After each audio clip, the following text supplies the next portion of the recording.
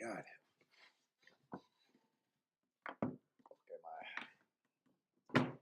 Hey, what's up, everybody? Welcome to the Shake Up. Now we're at our regular time on a Thursday. We got golf streaming. Let's see, golf streaming Fairgrounds today. Let me grab this. Dean's the first one here on the trifecta. What's up, Dean? Snooker's here. Let's get set up. I'm a little bit behind. What's up, Michael Lester? Michael Lester's at Kentucky Downs this morning. What am I looking for? I'm looking for the forms.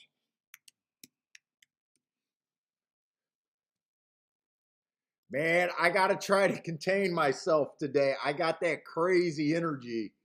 I want to go in that crazy mode. Go off and do, I want to go off and do some rants. Except when I do that, a lot of times I end up losing for the day, I noticed. Something set me off on Twitter, and I'm just dying to rant about it. But I'm going to try to stay away from doing it.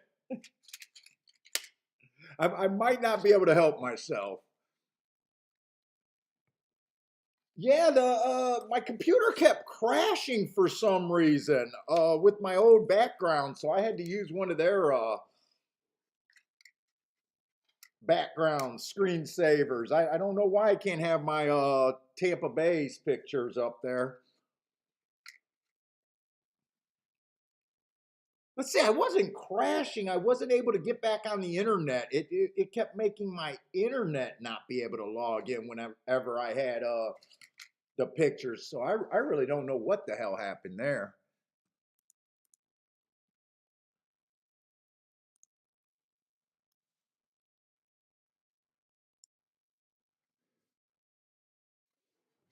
Joshua, I might have to save the I might just do a video on the rant. God, I want to go into it so bad, but I don't want to have a bad day. Joshua, I'll give you a clue. I'll tell you what it's about. Have you been seeing these suicide fucking tweets on Twitters about handicappers giving up horse racing? Acting like anyone cares. And people are picking it up like it's the proof that the sport is dying. See, I see everything differently. And what cracks me up is these letters keep coming out that people are done with the game, but they blame everything on the game. Short fields, drugs, jockeys, bad rides, this, that. They all like to put out their fucking handle. I do $300,000 a year, $1 million fucking dollars a year, this a year. And they all love to say how many years they play. Fucking your years you played this game don't matter. I got guys that are fucking showing a profit after 2 or 3 years in the fucking game that I know for a fact. So years don't matter. Your handle doesn't matter either. It just means you have more fucking disposable income. That's all your handle means.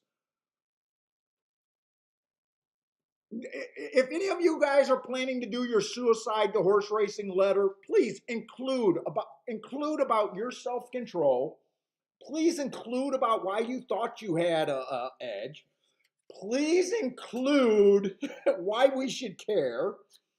And please include how you can look at a gambling game and automatically think you got an edge. Yes, most people are going to get ran out of this game. Yes, if it's a gambling game, very few people are going to win. Very few people are going to make a living.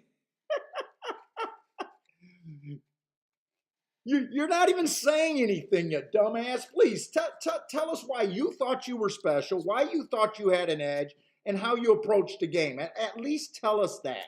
What factors you thought were important, I mean, do you try heroin and say, I don't have an addictive personality? Yeah, that's for me. Oh my God. I just believe the majority of humans are just stupid people. Hey, what's up? 313, what's up? But I am not going to try to get into a big rant. But if you guys are spotting these, I'm just going to call them the suicide letters. Saturday, I do not. What's up, Saturday? By the way, I did not want to come out like I'm yelling at you, Saturday. What's up, Saturday? No, I don't buy clocker reports. I don't like workouts. I don't like workouts. There's too much that can go on cheating the game with the workout. No one's checking to make sure they're the right horses. It's on the honor system. There is no schedule. There's a lot going on, and every owner I ever knew always told me there's a problem with workouts. So I want to discourage, look, anything you do in handicapping, if you're having success and you believe in it, and you're not lying to yourself, that's the big thing. If you're not lying to yourself and you're getting good plays with workouts, don't listen to some idiot that doesn't know how it's working for you. I just think it's a blind rabbit hole myself. So I think Saturday you said you were a new guy in the game. I really want to go down that rabbit hole. But if you're having success with it, I wouldn't tell you to change anything. I don't do this show to discourage guys doing stuff that's working for them. So you got to look at it like that.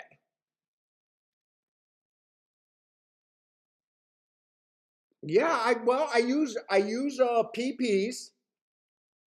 This is gonna sound funny, but I use my eyes. I pay really attention on watching replays. You see that I can't watch a race live, but I do watch replays after the race, after the show. Uh, I use a lot of charts. I take notes. Everything is based on my notes. I conduct myself not perfect at the racetrack because I'm also a little irritated. Like yesterday, I ended up having a small losing day. But after my second race, I was up $150. I could have stopped then. That's not usually like me, giving it back then a little bit more. And what's irked me is I did the same thing Saturday. I was up $350 after my first bet.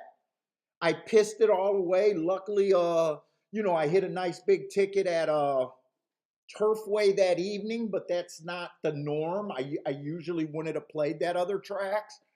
Uh, so what I'm getting at, it's how you conduct yourself. We're not perfect. No one's going to be perfect because we are flawed. We like to gamble. We're trying to get something for nothing. So I'm not happy that I had 2 out of my last 3 days. I was up. 150 is not a lot when you're gambling, but when you think about it, that's a lot of people's day's wage. You know what I'm saying? $150 does not suck when the racing day is over. So Bill says, I use my eyes, says the blind guy. Fair play, Bill. What's up, Joe? Yeah, snapping fingers. Yeah, you may give a angle on what is that? Woodbine? What is WO? Dude, this is a handicapping show more than it is a pick show. I know you guys, some of you newer people probably think it's a pick show. It's not about my picks. This is about handicapping. So, yes, I absolutely want to hear your handicapping things.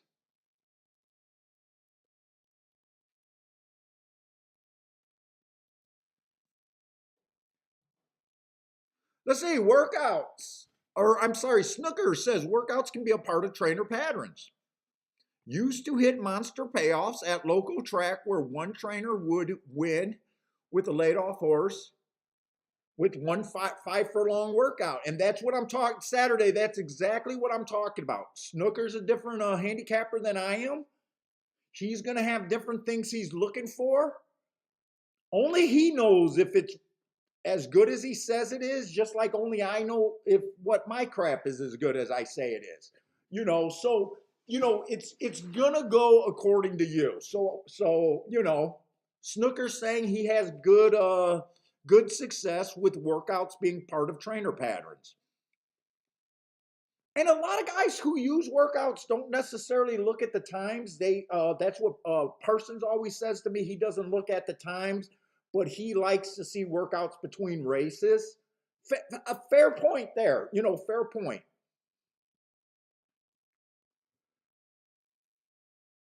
Snapping fingers. Workouts should be looked at with equipment changes.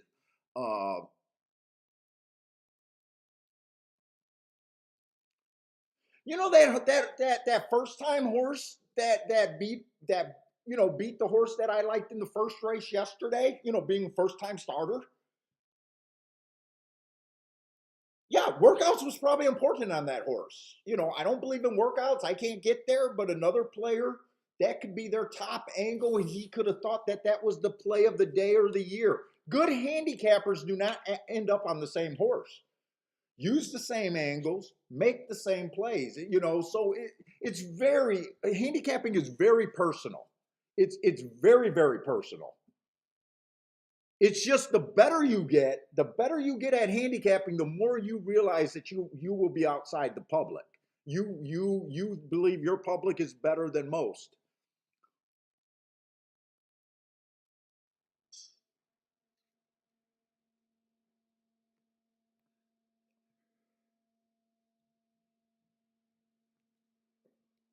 Let's see, we got 20 minutes for the first race.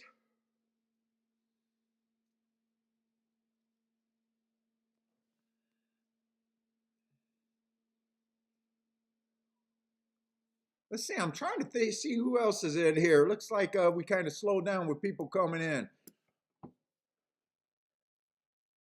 Let's see, we had very few dirt races over there at Gulfstream yesterday. I was surprised we didn't have a single sprint. I actually did the charts last night because I was kind of curious of where my day went wrong yesterday.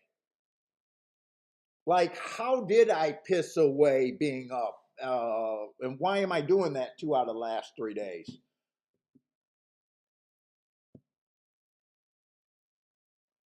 I was probably a little aggressive in the last race. I did play that exacta with that big chalk, the 3 horse with a couple inside horses. I ran first and third, so I understood that bet. I remember the race that I did hit. I would have bet that 5 horse at 5-1, but I think he was 7-2 in the gate and only went up to 5-1, so I really couldn't have added that extra bet. Like, if I would have even added an extra 20 on him, if I knew I was getting 5-1, that would have put me up $250, and I probably would have just sat on my hands unless they forced me. So a lot of what I'm getting about those suicide letters, I want to know how the person act. I don't care about his winners. I want to know why he thought he had an edge. Did he ever have an edge? Did he ever have winning years? But I'm laughing at it because that should be your default position when you go and look at most gambling games, casinos, gambling games, games of chance in general. Your default position should almost be, as a gambler, yeah, I'm probably going to lose this game. A lot of gamblers just play. They say, I don't care if I lose a few $100s a week and that, but if I can have a chance at one $5,000 day and get all the money at once, even though I'll be a loser at the end of the year, I'm really playing for that. I'm just playing for enjoyment.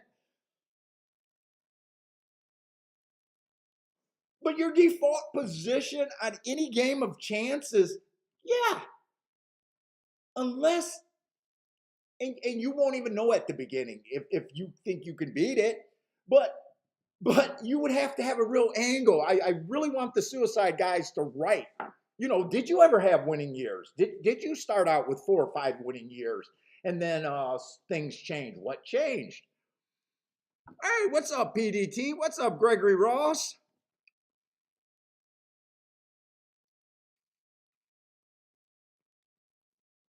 Are you one of those guys that get up and $150 not enough for you? Did you try to push every day? Are you an all or nothing player? Believe it or not, it's not how many horses you pick. It's more about you, about winning in the long run. It's more fucking about you than the horses you pick.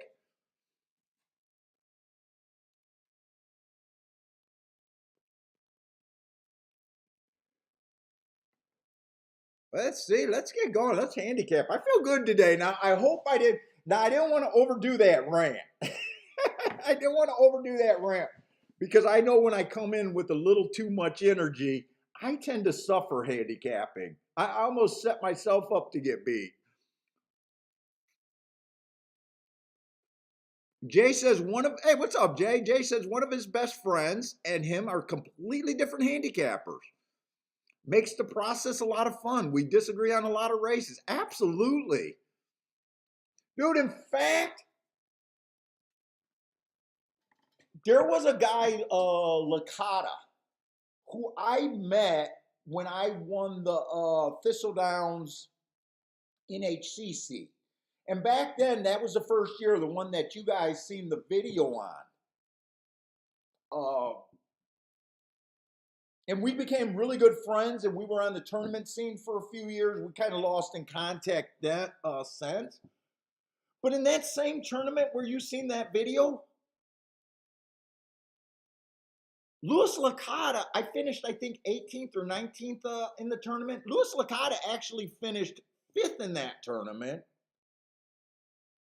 We made a few different decisions. We didn't handicap together that day, but we knew each other. And we became big friends after that. Dude, I absolutely hate his fucking handicapping. It's jockeys, it's trainers, it's switches. All the things that I hate. I respect the hell out of him as a handicapper. He's a handicapper. Uh, but if you ask me about what I think of his handicapping, I think it's trash. And he'll say the same thing about my handicapping. Trust me, he'll say the same thing about my handicapping.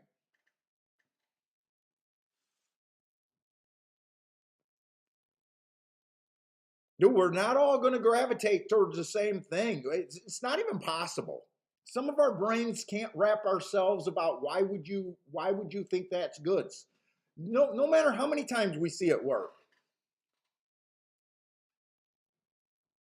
Yeah, snappy fingers. That's what I'm getting at. Like the last 2 days, that's an extra $500 in 2 days.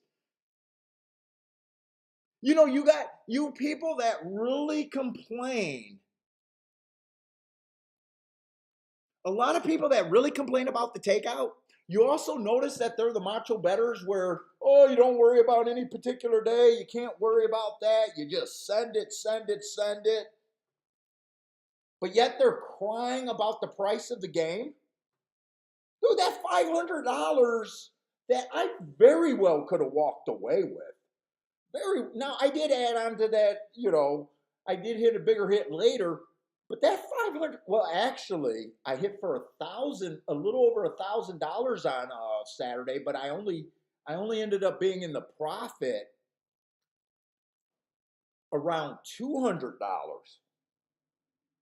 So it's not even the amount of money you cash. Now you might say, hey, Paul, you're on train of getting better rebates. I don't give a fuck about rebates.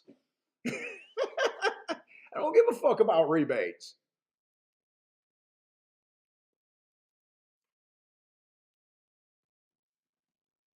But yeah, think about that. Like, those two small little hits. I mean, no one comes to a track saying, I hope to, well, some of you guys do. If I can make $150 a day, everything will be good.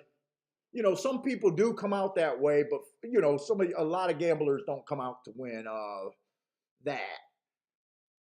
But those add up. They really do add up.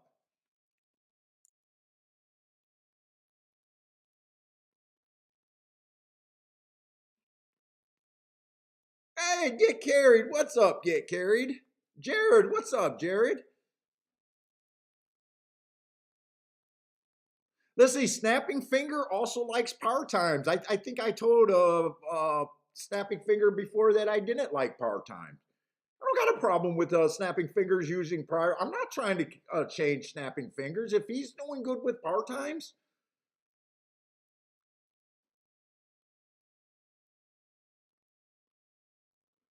well, all I ask for handicappers to do instead of just going along, just thinking you're good, take a real view on it and see what's working for you and gravitate towards that. Learn where your real edge at and why you hit tickets. That's all this show's about. I know it seems like it's about my style of handicapping and biases.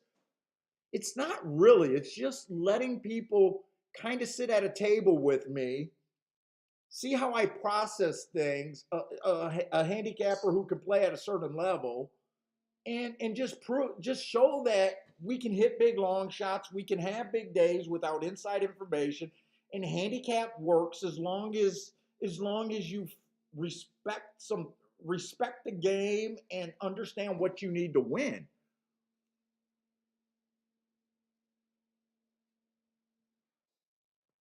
Let's see, Charles. What's up, Charles? Charles predict a big day at Gulfstream because I think that's because all the glory jocks are gone today.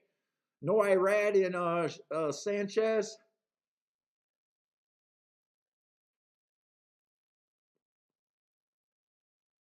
Jay's looking to play the carryover at the Turfway. Pick 5 tonight. Good luck, Jay. I hope, dude. I would love to see someone that's part of our chat room take down that.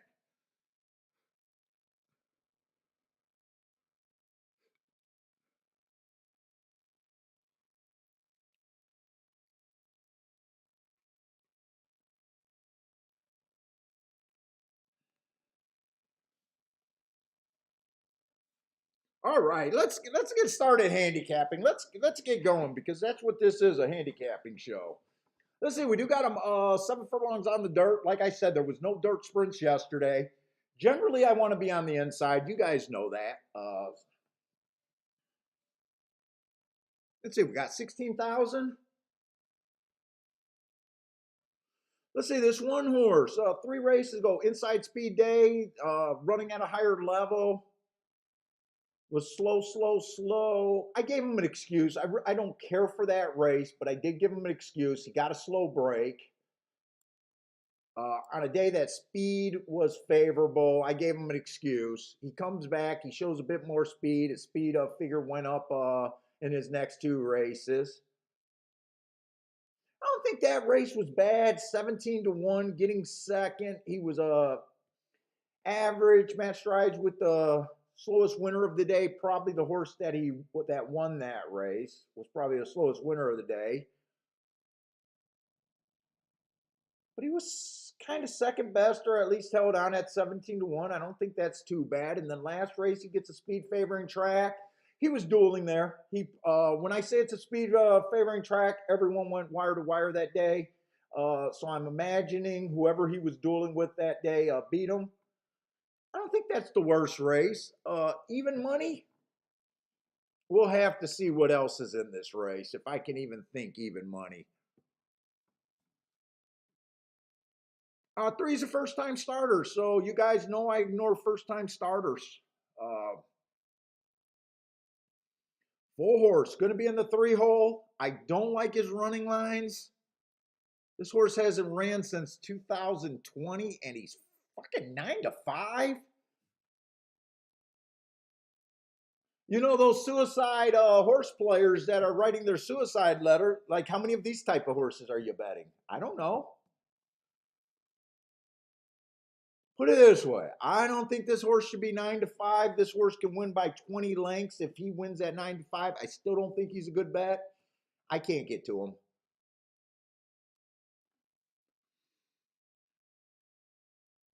The 5 horse was just average last race. I'm not going to the July 31st. That's quite a bit of a layoff. I really don't know what this horse is. I'm actually surprised that race came back as average that day. Because that's a pretty ugly running line. Let's see, 6 is out.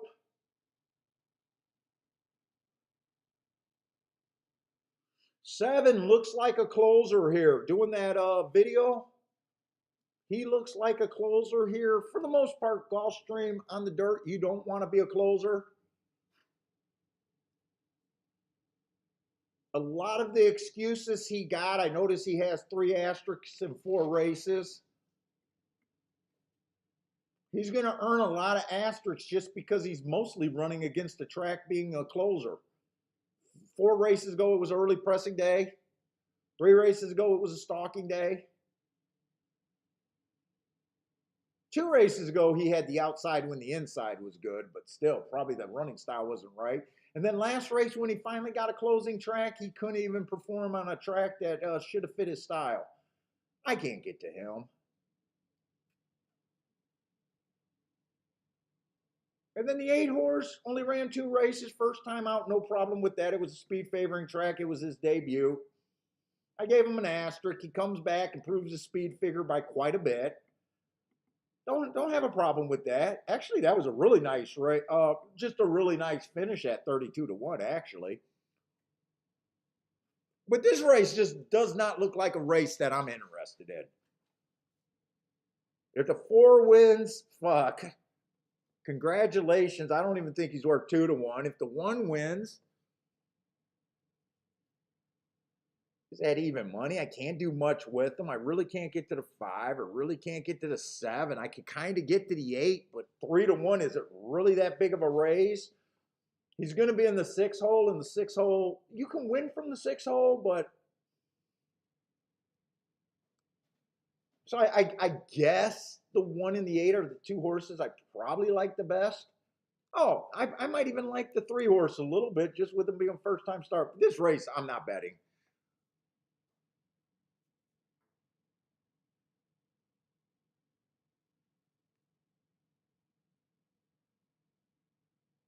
Let's see, Charles. Paula, you desire respect because you constantly play the same way or you sit out. If all the horse players, they would hit the race that sustained your wagering. You know what? Some of my biggest haters, they really don't have a problem with how I play and I conduct myself. I think they just don't like my face.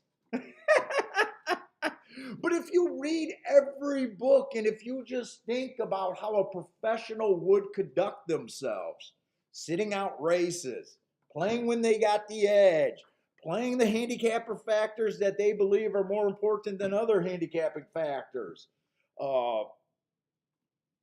knowing when not to push their bankroll, possibly taking off the top when you're up and not fucking up a good day, protecting your headspace, trying to recognize a losing streak before you get too deep into the losing streak.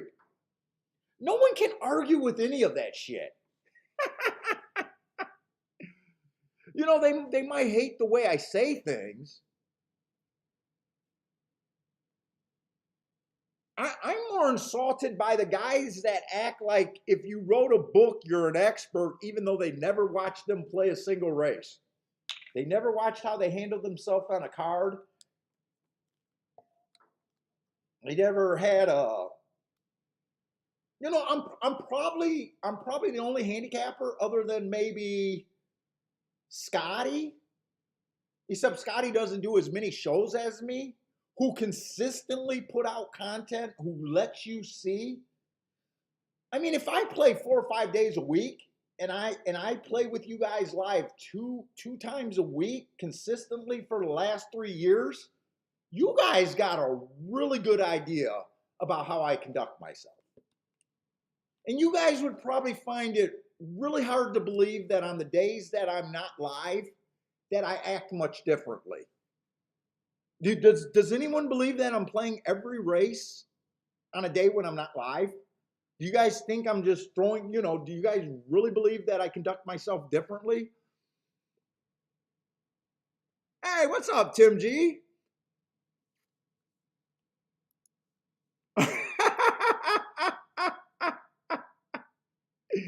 Grandma likes it when I call a horse, "You big beautiful motherfucker."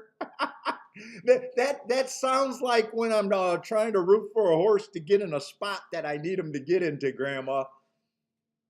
The last horse that I remember cheering like that for, I kept calling him a fat fucker, and he just missed by a K hair for a nice ticket. So maybe I got to go to big beautiful motherfucker more than.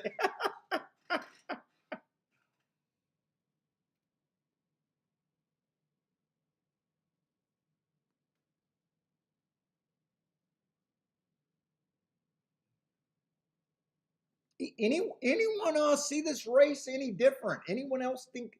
Does anyone else got to play here at Gulfstream?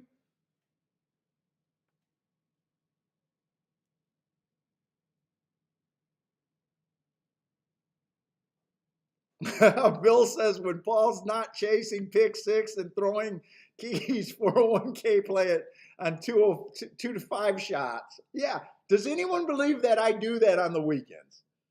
If I even came on the show, if I even came on the show and I hit a big pick six, I know I would have to show that ticket because I spent the last 3 years not playing those tickets in front of you. If I do hit a pick six tickets on the side, I'll show that ticket. I don't believe in showing too many tickets, but I will show something like that because it's so out of the ordinary for me to do.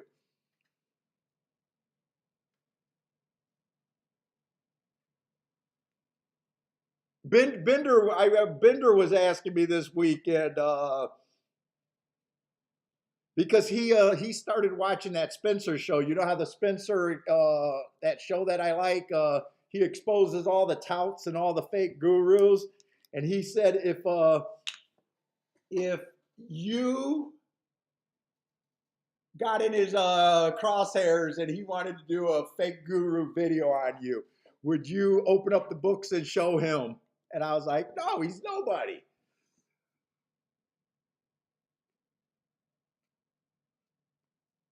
The only thing I would show him is exactly if he wanted to act like I was making money through my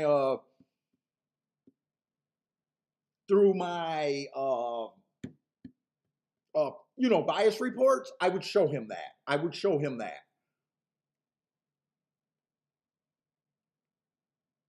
I would be like, you're absolutely wrong. Because usually he's exposing guys that they don't make money betting. They make money selling picks. I don't even come across that way.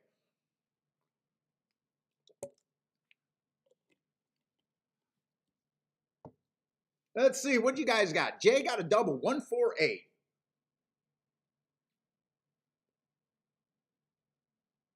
So I hope Jay's horse in the next race is where the value's coming from. Because he's using the three horses that are being okay. I'm not going to check the payouts, but he's singling a 10-1 in the next leg, so I could probably see where that ticket makes sense. I'm not going to check his payout. So good luck, Jay. Grandma says good luck, everyone.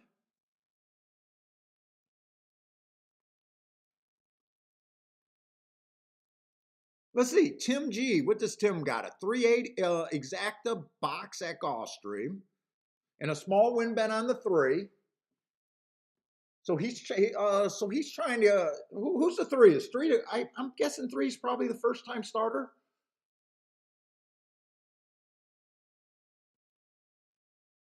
That's outside the box. That's outside the box. He's using the 8. And he has a horse that he's playing to win, and in the exacta box that will definitely offer some value.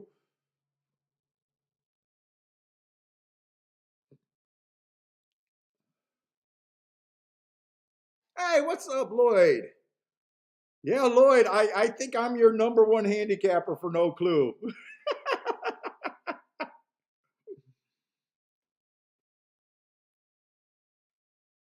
else is sneaking in here? I feel like a fun day today.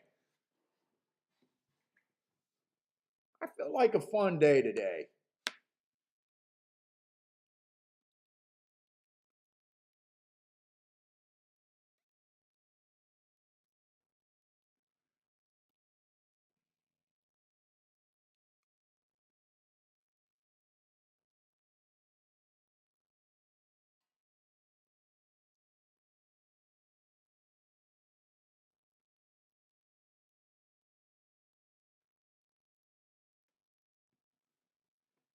Let's see. Can this 3 get out? It would be really nice to see the. I don't think.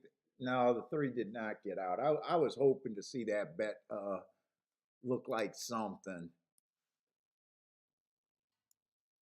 Right now, it's just the big 3. The ABC are all dueling for the lead right now. So four came out running after that big long layoff. 8's in pretty good position. So far, it looks like any of the horses can win. The 1, 4, or 8 can win this race. The pace doesn't look that fast to me. 23 flat.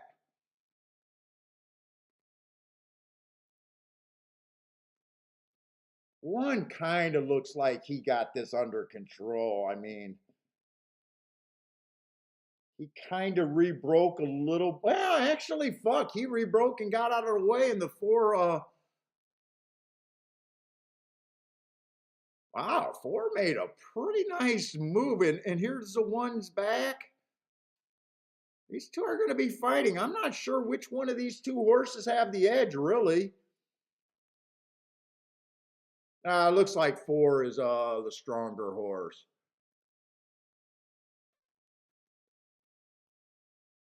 I think 3 rallied for 3rd. I think 3 might have got 3rd.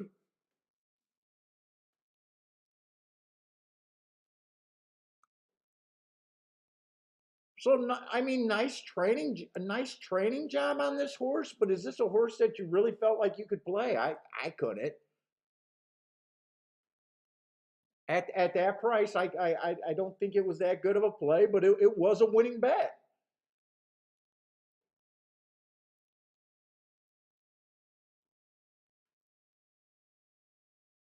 Yeah, definitely. Get Carried says better company. Yeah, he definitely ran in better company. In 2000, 2020, he definitely ran in better company. You got a coin flip on the health of the horse. That's what you got.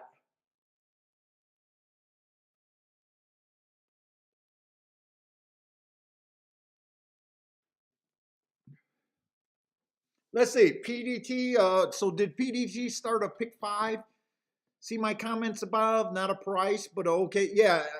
See, when you play a pick 5, when you play these pick 4s, pick 5s, you're border. You are playing a little bit different of a game than I am, right? When you play pick 4s, pick 5s, pick 6s,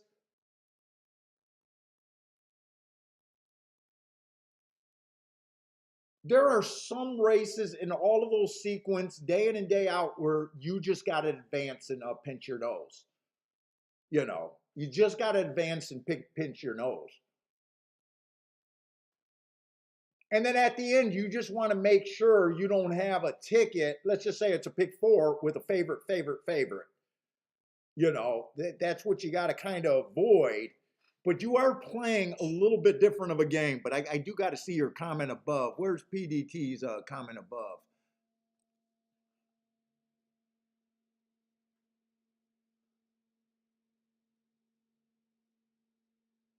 I don't see your comment above. You know what, PDT? I'm glad you put that in there.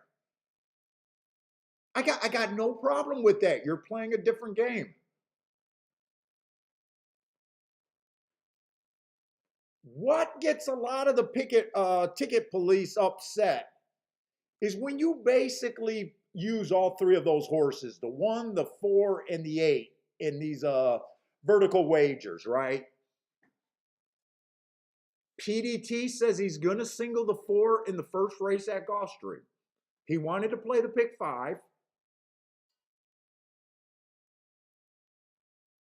He liked the workout and the big class drop.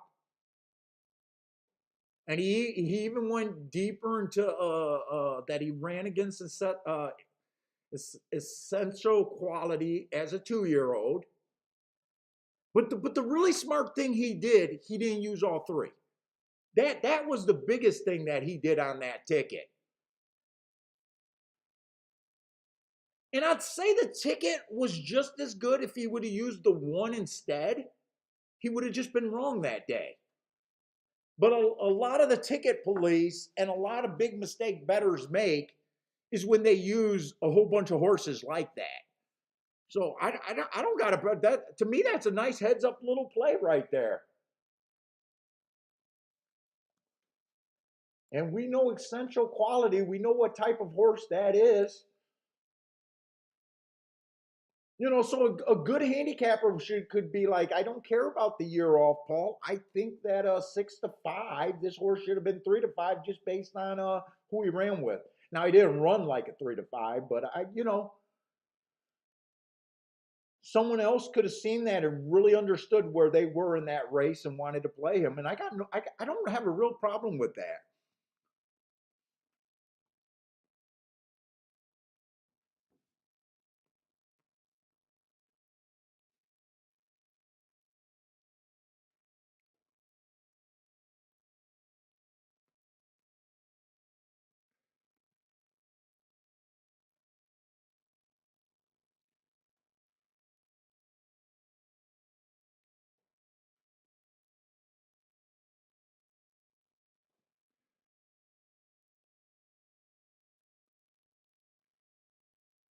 Oh my God, we got so much rain, and that sump pump just drives me nuts, just trickling.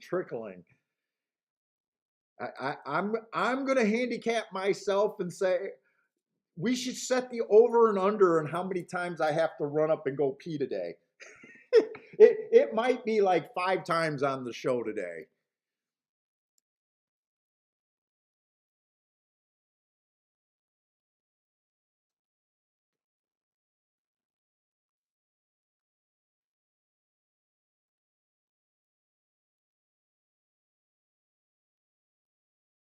Let's see. Snapping Fingers got a show bet. Was that show bets could be tough in a race like that? Let's see. What did he pay to show?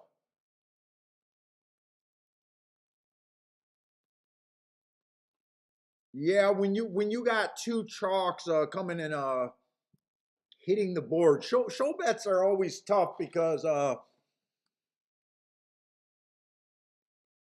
you really got to also determine if the low price or the horses that are taking a lot of money in the show pool are going to be there.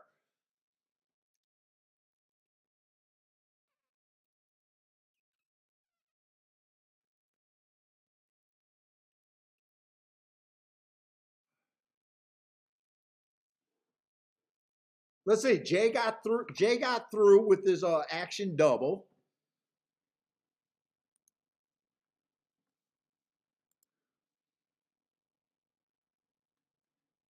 And Jay was singled in this race.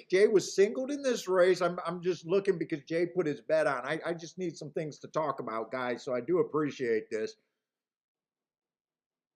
So he got a chalk home.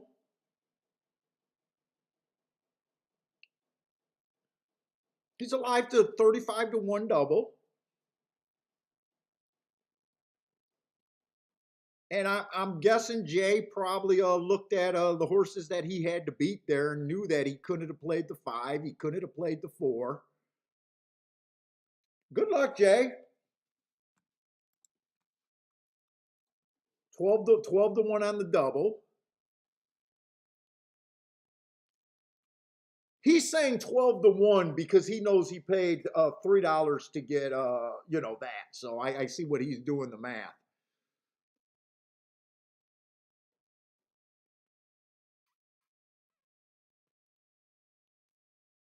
Snapping Fingers did a place and a show bet on that 3, so he saying that they broke even. It goes to your handle. You can collect your rebate.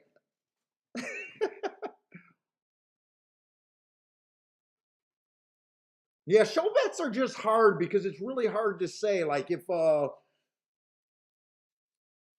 any horse, let's just say the 4 won, but the one didn't get second or third. You know, if any other horses, you probably would have got a pretty solid dump in that bump in that show price. I don't recommend show bets. That I don't really do show bets. I will say at times earlier in my horse playing time, I did try to do stuff with show bet parlays or betting big money on shows to win.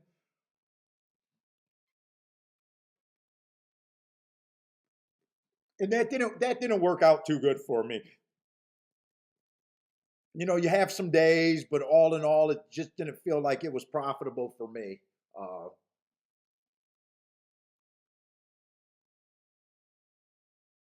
let's see, we got another dirt race. I didn't realize we had two dirt races back to back. Let me bring up Fairgrounds here. Still think we got quite a bit of time for Fairgrounds.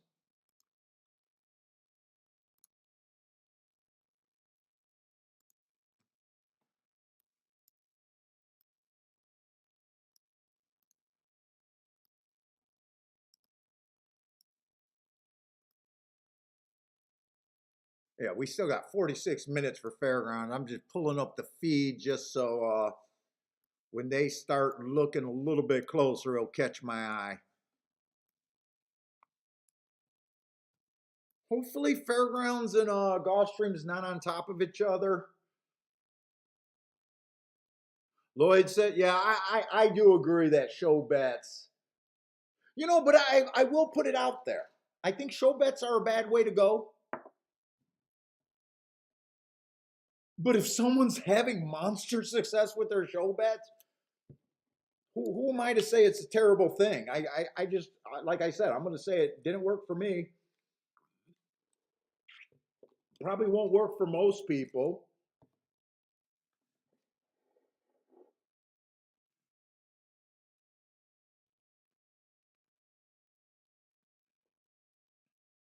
But like I always think that handicapping, I think no, I think a lot of people don't really. Let me see where I want to go with this. I think you need handicapping and betting. Handicapping is narrowing down to me the scenarios that you're interested in. And then betting is more an artistry thing almost kind of deal. Where a lot of handicappers, they just come up with their selections and that's it kind of deal. It's almost, I was thinking about doing a video. You know how I did the odds line video in your betting line? And I wanted to do a follow up video on that basically about how when you first start handicapping a race, right, as a handicapper and doing your own odds line, and let's just say you got a front speed horse, right? And let's just say you thought he had a 33% chance to win, you know, before the race, going in the race. And let's just say you're getting 4-1. So you think his fair value is 2-1. You're getting 4-1, so you made the bet to win, right?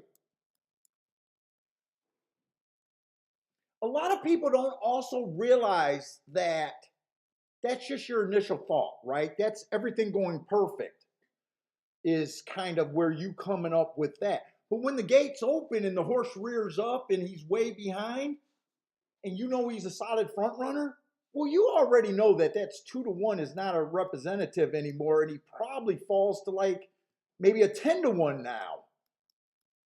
You know what I'm saying? Or he runs off and he goes an insane fraction and gets caught. You know that you did not get that pace. So when you're making these betting lines, it's just a guess kind of under let me get this. Hello? Yeah, hello? You, there is, that's not even a thing anymore. All right.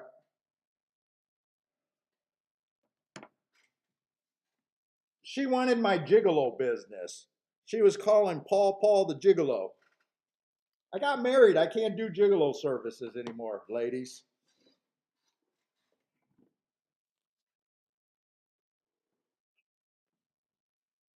But so when you're watching races and stuff, you got to also watch that. Like, did things change during the race? You can't do nothing about it then.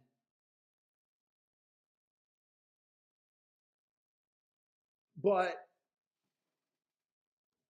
you know that the odds, the horse's chances are winning is based so much on trip and everything else once the race starts.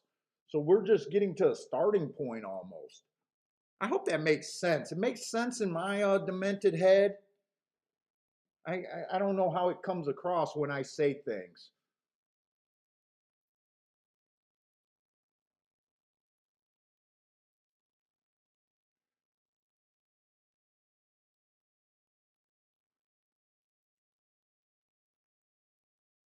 Let's see. Snapping wanted the yeah. A lot of times when you do place and show bets, that's what you're hoping for. You're hoping for the place money, and if you're hoping to protect yourself from losing,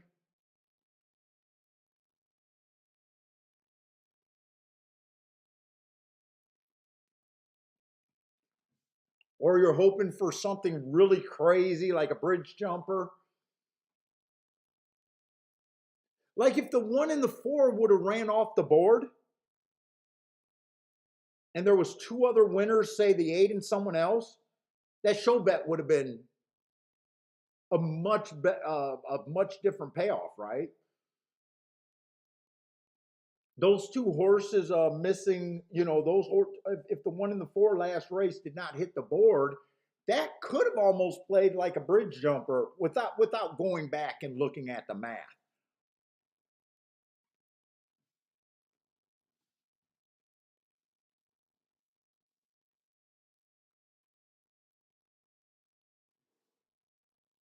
Let's see. So the first race, I mean, those were the two horses were bet. It was the one in the three post, you know, so it was kind of inside. In fact, the three got third, so it was all inside there. I don't know if I want to judge that, like, you know, did you declare it's an inside bias? But I wouldn't mind if we do have an inside bias on the dirt today. I wouldn't mind it. In fact, I would prefer it.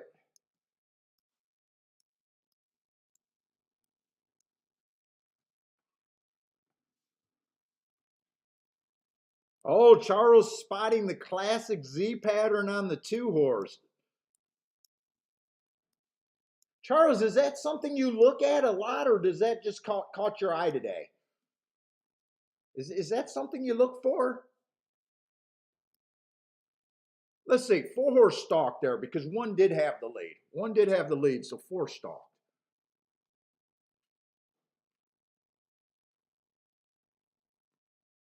Let's see. You're asking, does the six have the Z pattern?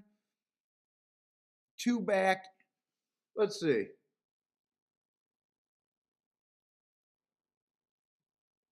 Am I in the right race? No, I'm in the wrong race.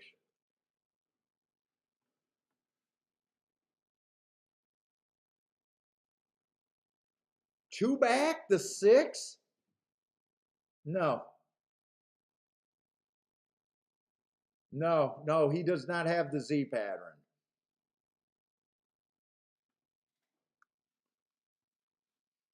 He just has a fade pattern. That would be a fade. He's just faded. I don't know what to call it. I'm just calling it a fade pattern.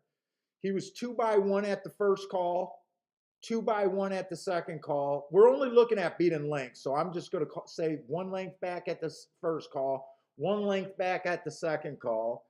He was 6 lengths back at the 5 furlong mark, and he would have been 9 lengths back at the finish.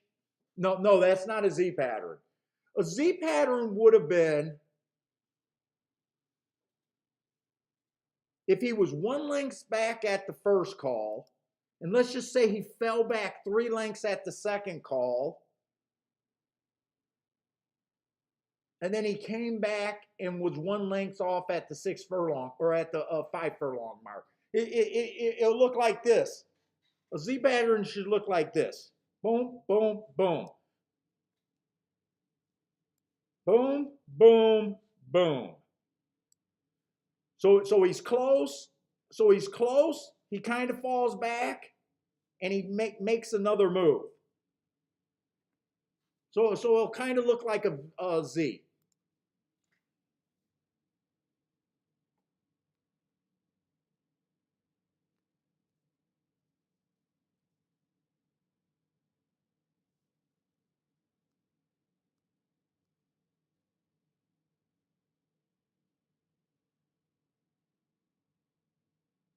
Uh, and you can say on this, who is that? Charles? On this one horse, 3 races back, borderline. 4 lengths back, 5 lengths back, 4 lengths back. I'd say that's borderline. I would want it to be a little bit more defined there. Let's just say this was 2 lengths back, 5 lengths back, then 2 lengths back. That would look more like it to me. I guess by strict definition, you might say that's one. But you got to remember, I've never talked to a chart caller. I don't know if it's just his vision and he's estimating, or do they stop the television, stop the tape, and do a little math thing to find beaten lengths. I don't even know if different chart callers do it differently. But this one right here almost looks like if he's estimating, just using his vision, I would just call that an even race myself. I don't know if there's a real formula of what chart callers do. I would be interested to know that by a chart caller, by the way.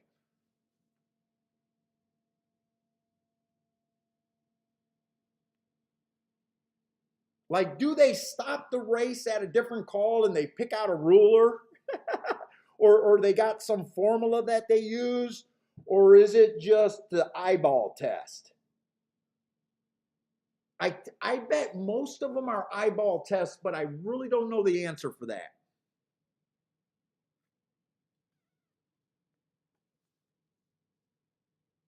That's why I say when some of these guys break down their running, the times down by feet per second, you ever see those guys in like the speed forums where they break down the times feet by seconds, or guys have real arguments?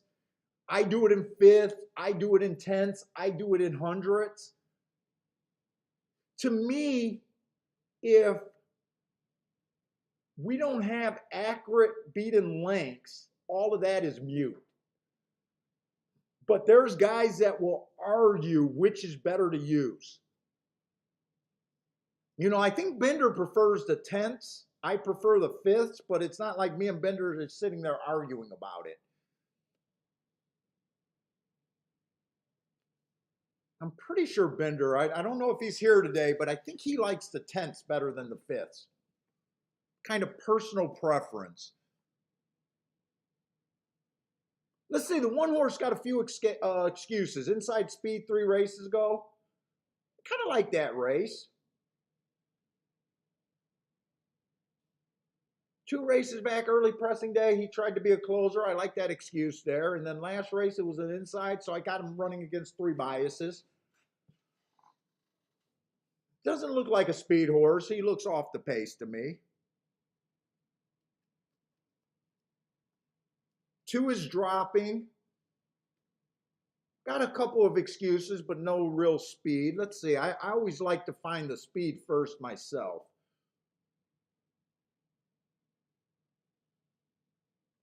I think 3 can have a little bit of speed. I like last race. Was trying a sprint. It was a speed favoring day, probably not quick enough. 2 races back was an okay win. The only time he's been at this level he won, that was 2 races ago. He might be the speed 10 to 1. Actually, 10 to 1 is a little interesting. I'm going to have to hurry up. Four's another horse that might have speed. Who are they betting? The five. Oh, the five. The five is making probably the biggest class drop. He earned a heart 3 races back. Hasn't won since then. Ran against 2 biases since then, actually. If I'm right about those biases, I think this 5 is going to be tough to beat. I love his race 3 and 4 races back. The problem with him is just even money. I think I would probably have fair value on him at even money, but I want to get overpaid. I think he deserves to be the chalk, and I even think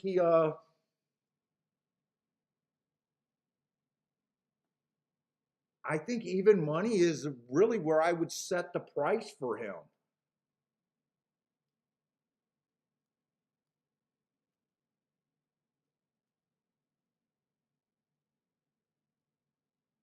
I like the 7 horse, but being in the 7 hole, I think is a little hard to overcome there. I don't think I have a bet here. I think 5's the horse to beat here.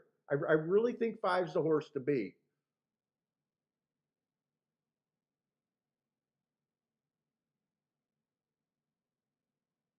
4's interesting. I think my contenders right here are pretty simple.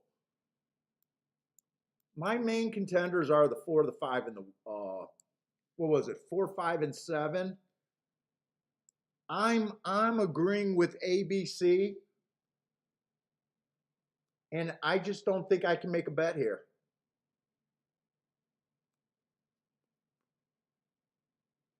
Yeah, I don't think I can make a bet here.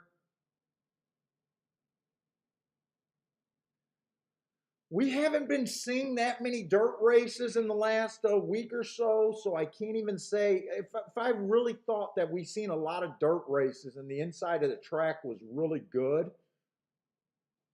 I would try to do something with the 1 through 3.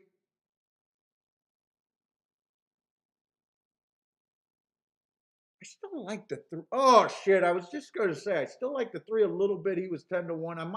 I was even thinking about doing a little bet on the 3 to win, $20 to win on the 3. But I really think this is going to be a tough race for him to win, and he didn't even get the lead. So, well, he doesn't need the lead. Actually, he doesn't need the lead, but he's getting the farthest outside trip. I'm really going to have to go back and watch this rake because I'm a little wondering why the 5 is so far back. You know what? He doesn't need the lead every race. Actually, he doesn't need the lead.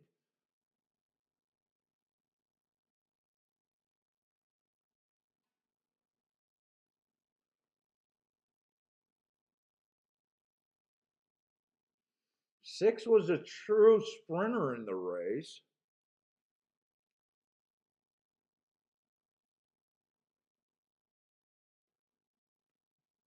Oh, the 4 was Rain. I like that horse. 4 is one of those horses that I like. And he went up in odds. Actually, he went up in odds pretty good. I think he was 3 to 1 or 7 to 2 going into the gate. Who was it? Jay, your 6 horse ran very good. Your 6 horse ran very good. I wasn't that big of a believer on him, but he ran a pretty good race. He ran a very good race, actually. He outbroke the 5 horse.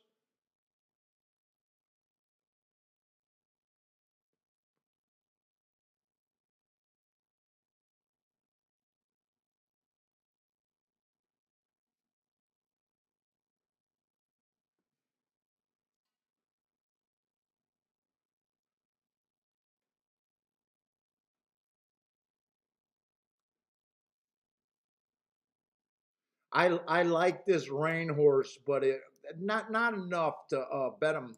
Like I said, I think he was 3-1 in the gate. I think he was almost like that 5 horse yesterday. 5 horse, I couldn't put that winning ticket on him, but I liked him.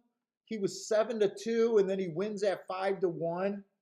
But I think he went up in the gate where, as we're always like thinking that the odds are going to drop. I'm always thinking that the odds are going to drop. That ends up going to be a very nice exacta, by the way. Let's see. Those are just my contenders. So let me put a C there. Those were my contenders. But let me just write a no bet so I know that I didn't bet that race. Because I like to keep my notes pretty much intact when I go back to review. I like to kind of know what I was thinking. In fact, I should put CON. T. E-N. That'll be my E, that'll be my N. Yeah, 9-2 ended up being a nice price on that horse. I'm wondering if I knew I was gonna get 9-2. I wonder if I would have bet him. I'm pretty sure he was 3-1 going into the gate. 3-1. I know I wasn't gonna bet him because if I would have, I would have.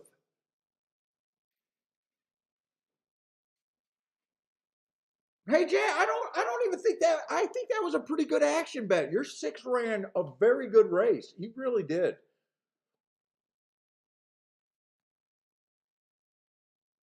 And you had some upside with the price there.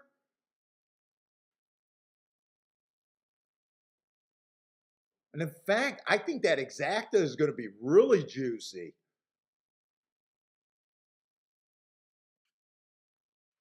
I'm wishing I could have got to that exacta, but I don't really feel like I could have. I really thought the 5 horse was the one to beat. I really thought the 5 was the one to beat there. And he did go down to 3-5.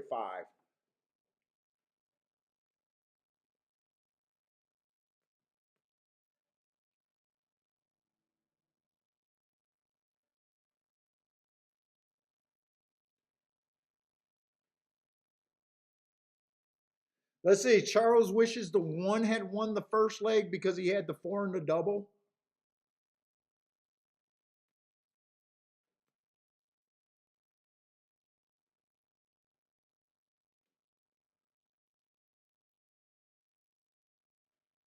Let's say Lloyd. What? Wait. What's the question? Are chats are distable? Yeah, I think they. I think once I turn off the software, I don't think you guys can chat. I think the only time you guys can stick around and still use the chat room after the show is when I forget to close it out completely.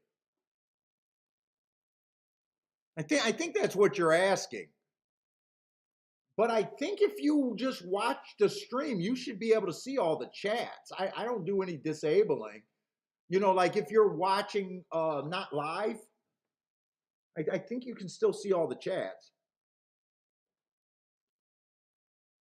I'm not really sure what you're asking there, but hey, what's up, Joe? Joe's here. Pino's back. What's up, Pino? In is in the house again. I didn't see when In entered the room. I like his In is in the house. Let's share some winners.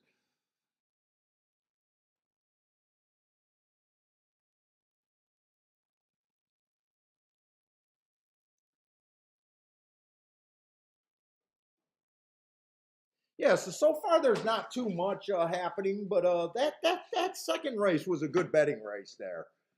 They beat the 3-5. What did that exacta pay? No one hit that exacta?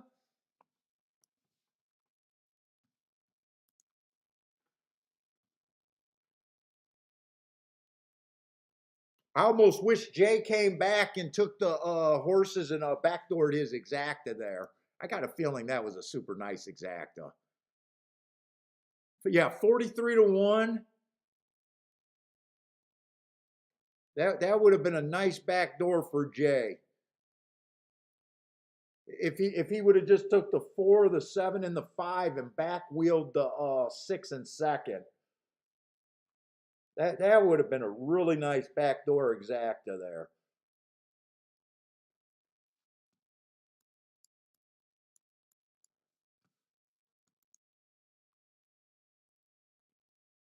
Jay, are you wondering why you didn't do that? That would have been a nice backdoor right there. Dude, I think it's good to go back and look where your opinion was and see what you could have done. I do that every day.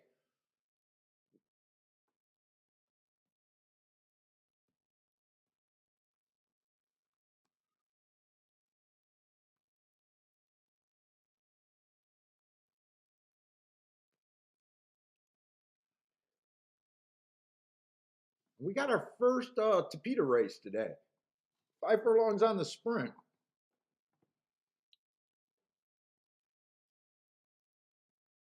Let's see. Hopefully, not too many. Okay, not too many first-time starters. That's what I did yesterday. I went back and thought, wow, I should have really played that 5 horse to win. Like I said, if I would have done that, and then I thought, wow, if you remember that double I hit, I was only 2x2. I was kind of disappointed with myself. I only did that one for $10.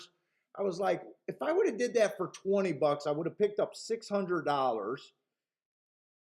At that time, I would have been up $450, and right there, I would have been basically in the thing. I would have been, my mindset for the rest of the day would have been, they would have had to force me to bet.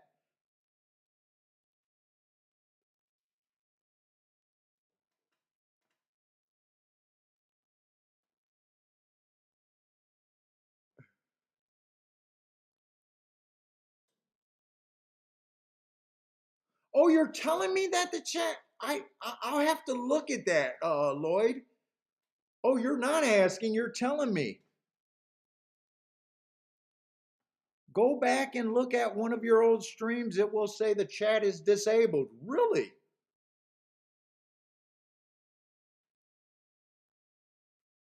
Because I don't disable comments and I don't disable the chat. I'll have to go back and see why. Maybe something's changed. I don't know why.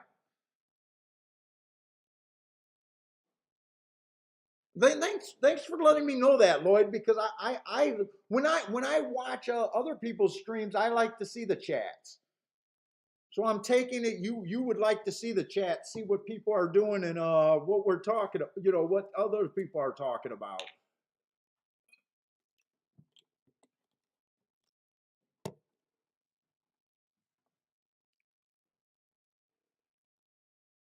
Maiden claiming 12-5.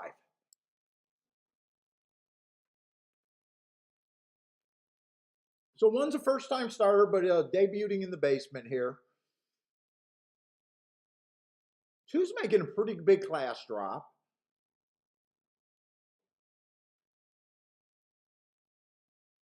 Most of her races has been at a route. Oh, coming from Fairgrounds. So let's see, 3 races ago on her only sprint. It was an early pressing day. She had the wrong running style. I don't think that was a terrible race. She comes back 2 races ago. Inside of the track was good. It was early pressing day, wrong running style, and bad part of the track. I think I can forgive her for that race. And last race was a speed favoring track. This horse should have got an asterisk there.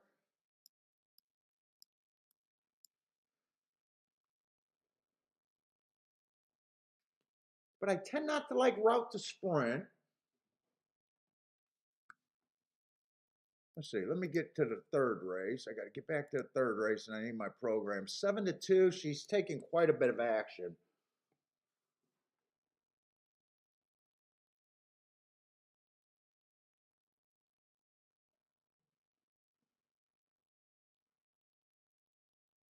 let's see, the 3 horse I could possibly be interested in. 4 races go, speed favoring track, didn't get the lead. I like that asterisk, comes back.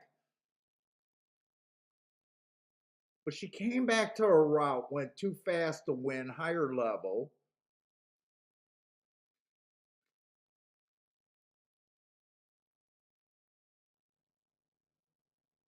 Came back to sprint 2 races ago, match strides with the slowest winner of the day. Probably couldn't cut into that pace. Now that race you can look at 2 different ways. It was the slowest pace of the day. If she was trying to go to the lead, you would probably say that she shouldn't have got tired and that's a bad race. If you think she was a stalker, which she probably was, you could say that was probably a pace that she couldn't cut into. Like, you can look at that race 2 different ways with the same information. I'm going to look at it like she was a stalker and couldn't cut into that pace, so I like that race. But if she was trying to get the lead, that's a bad race. We're looking at the same information, and depending on how you interpret it, you can have completely different feelings about that race. And then last race I did like, it was on the Topeda. She was going fastest winner of the day on the Topeda route, which is not really kind. Now she's 5-2. Does 5-2 sound right? I might have to do betting lines here.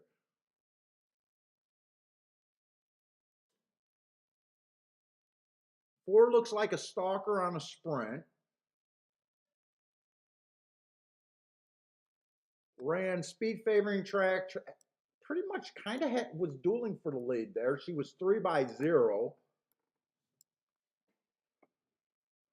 So not really an excuse.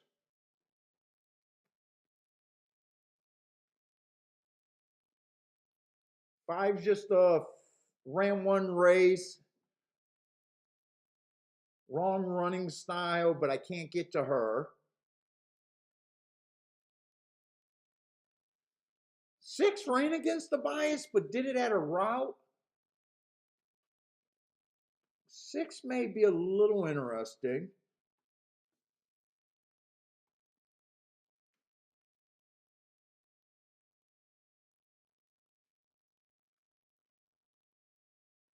I'm having a hard time.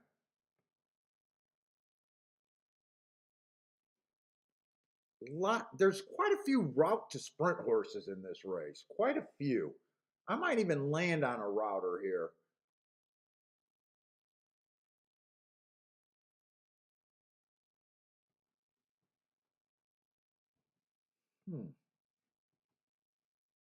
We got 9 horses. I think this race is worth digging into. I think this race, I'm kind of interested in this race.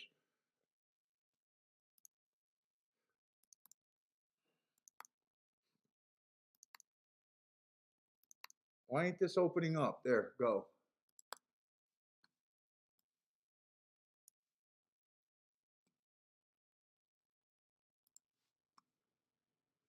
I think I'm going to play with this race.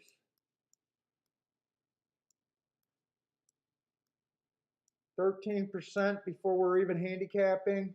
Next race is going to be a turf sprint. I think I want to work with this race. I might want to play a double here.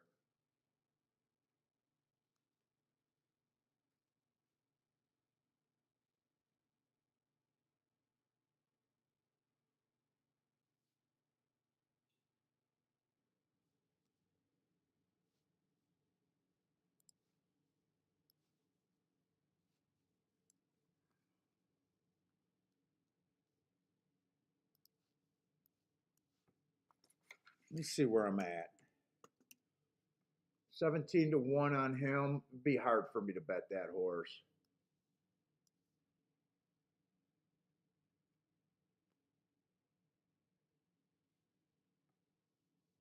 I'm going to be hard on the 1 just because he's starting at the bottom. Really hard for me to do first-time starters.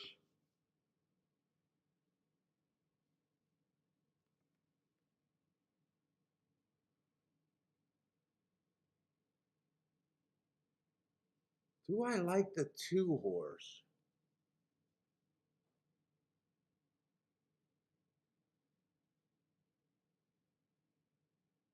Kind of a tough race here.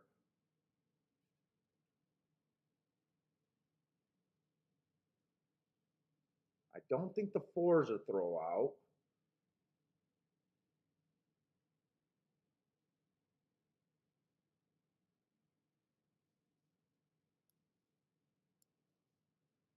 Steadied early. I want to watch that replay on the 6. Because I kind of wanted to throw him out until I seen the steady early.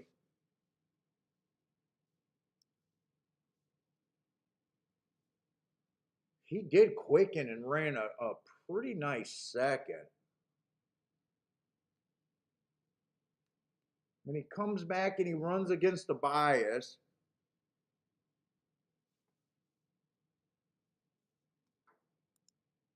Let's see, steadied early. I got to pay attention early.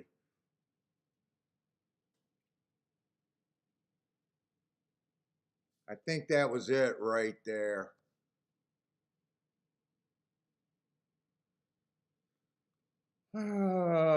He's definitely going to quicken. He has to quicken because he closed. I don't really know what to do with him.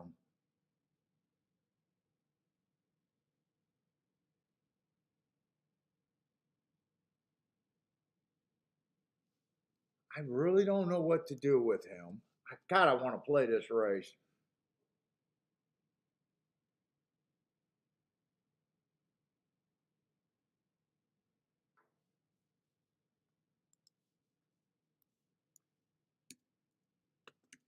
I'm going to go 10-1 on him.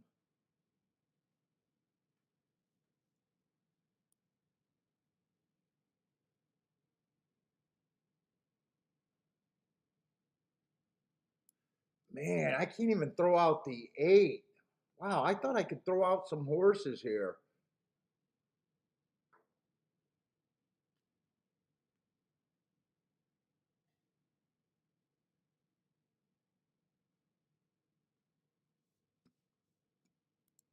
Well, I thought this would be a little bit easier than this. Let's see, I'm down to 5 minutes.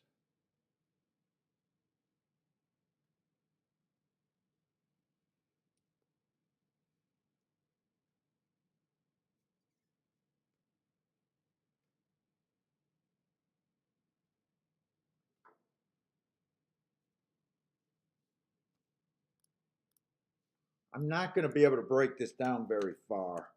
And I'm not even sure how convinced I am that I'm even seeing, but this race looks like a race that I like to be involved in.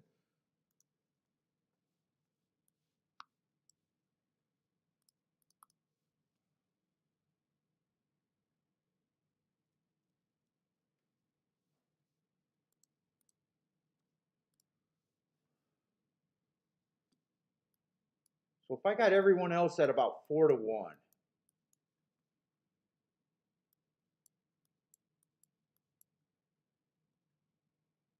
think that's about as far as I can break this race down.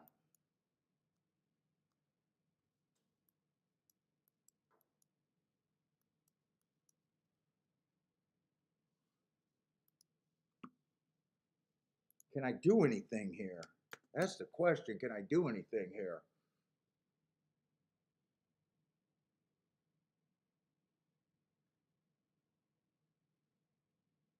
In a way, I think the 3 should get a few more points. I think I got the 3 at about 5-2 in my head.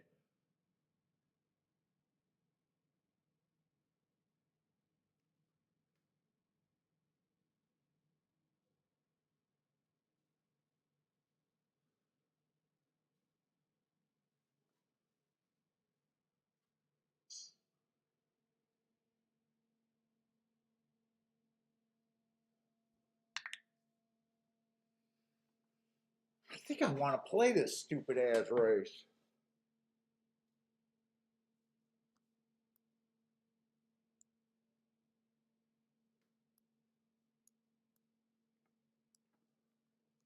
God, this is a risky. I want to use the 6.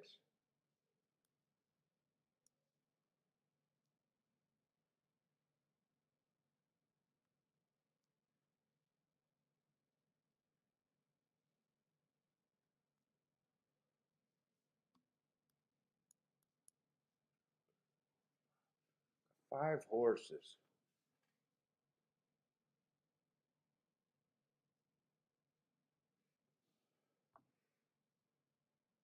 Do I want to go with the safest horse I like? I think the safest play is the 3. To me, the safest play is the 3.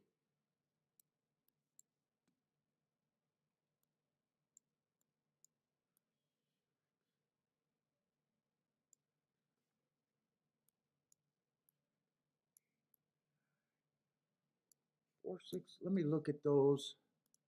I think I'm going to play this. I don't know if this is a good play right now, but let me see. 3-2, they're hammering, so I'm glad that they're hammering that. That's 13 to 1.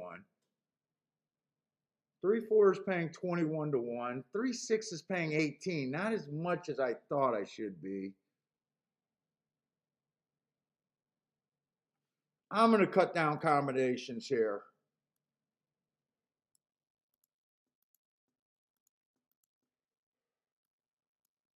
That's all I'm doing with the 3.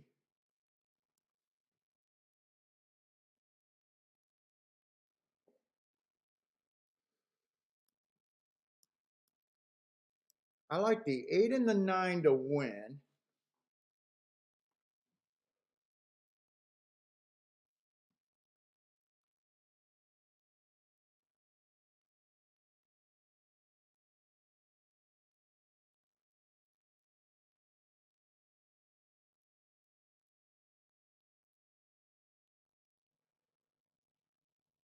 Dude, I think I feel like gambling here.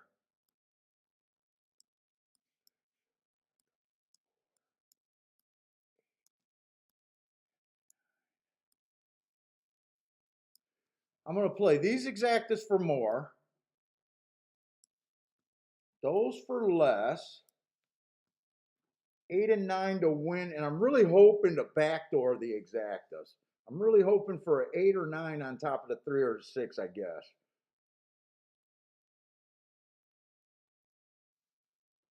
Let's see, if I do those for 5, that's 30 bucks total. If I do that for 10, that's 40. If I do the win ticket, this is gonna be a play bet, but it's gonna be kind of expensive. I think that's what I want to do though. I think I want to do that. I'm gonna do that.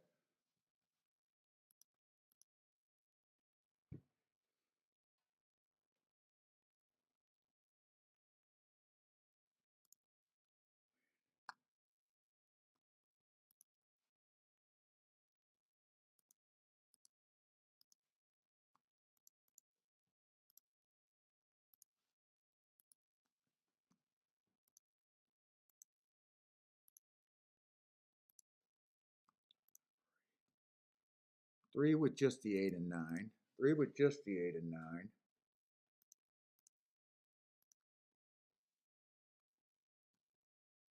And then 6 with just the 4, 8, and 9.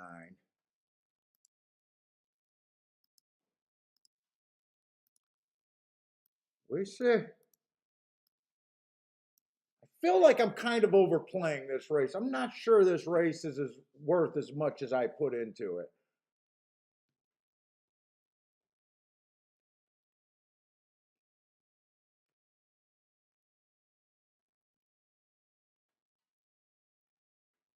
Think if I well, if the 8 wins, it's going to be a good ticket.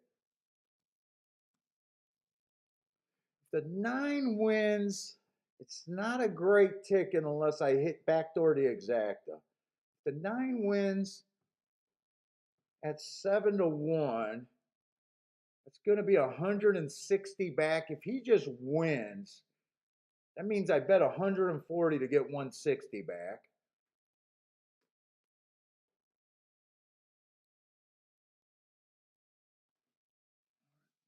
me make sure I got enough money with the 6.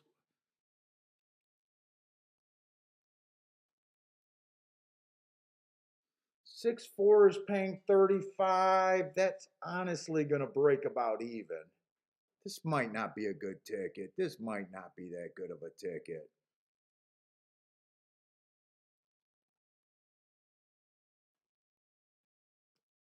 I might have spread myself too thin there. I might have spread myself too thin.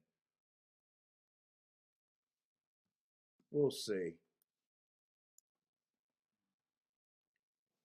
I might have spread myself too thin.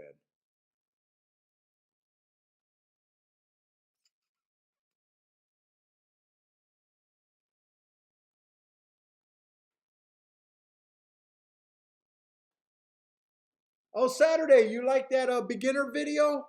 I am going to do more. In fact, I was going to do a couple videos yesterday, and I decided to do the live stream.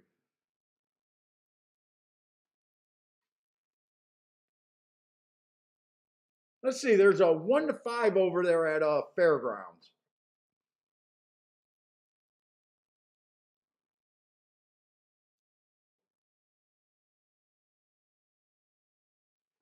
He's been running good, but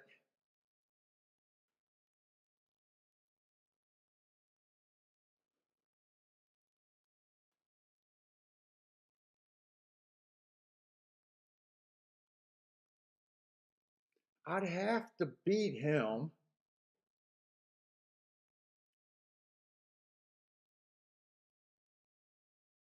He's been quitting pretty bad.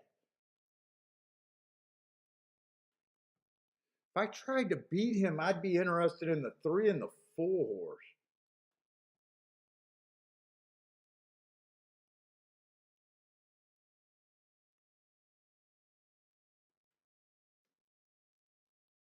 Two does look pretty good. I think I'm going to sit out that first race at Fairground.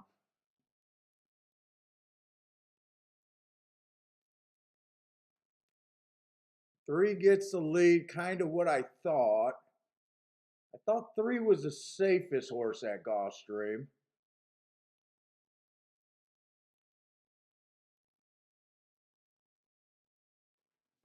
I'm going to have to watch this Gulfstream race.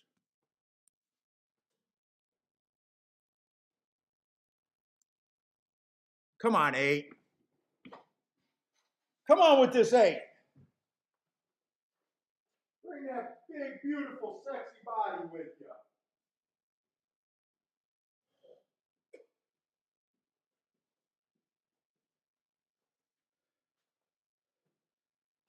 Gotta watch this damn cord. Come on, 8. Come on, 8. No, come on, 8. Ah, shit. I knew that was a good race.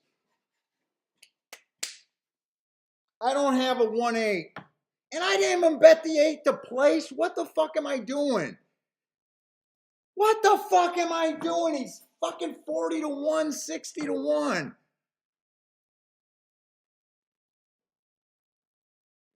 What the fuck am I doing? Did someone hit this 8?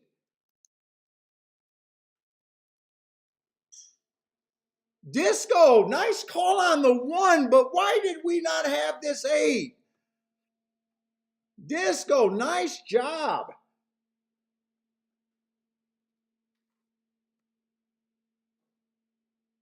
Let's fucking go, Disco. Nice job, man. I got no one to blame but myself. I'm supposed to have a place bet on that 8. And really, I could have played the 8 all 8.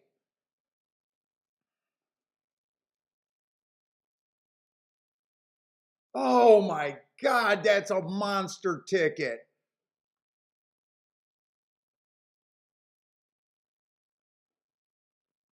Get it, Disco.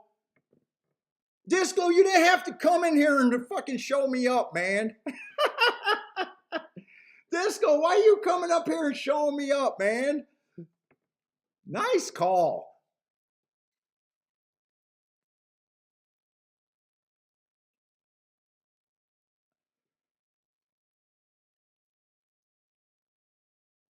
Justin, nice bet, Justin. Justin, nice bet. Win, place, and show on the 8.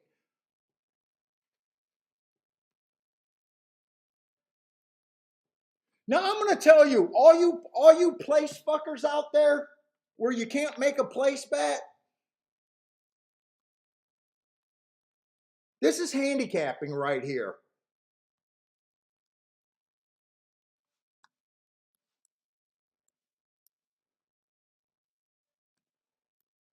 Four to one. 4 to 1. I'm supposed to run this horse up and down the board. 4 to 1 getting 60 to 1. Whoop, wrong horse. I'm sorry. 4 to 1 getting 60 to 1. I need to get kicked in the nuts.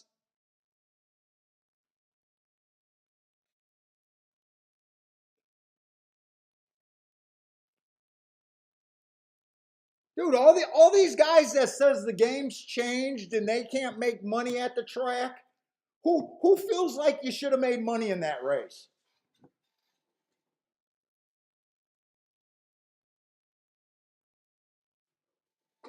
I need my fucking head examined.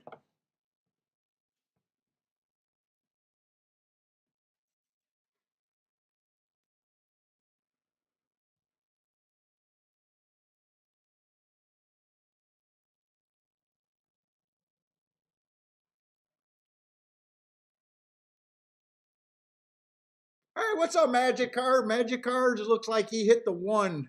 Disco saved him. Dude, that's a wet dream exacta right there. You play that exacta for $10, you're looking at probably at least a Rolex day or half a Rolex day. By the way, Fairgrounds did come in 2-3, but I don't think that exacta was playable. 3 was like 16 to 1, but I don't, with the 2 winning that race.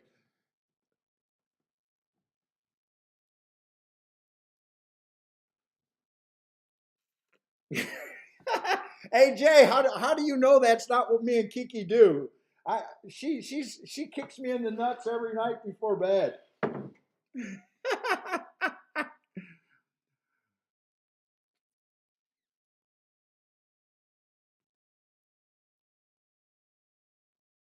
Saturday, no, I don't live near Fairground. Or I'm sorry, I don't live near Gulfstream. Gulfstream, I have an edge. Gulfstream,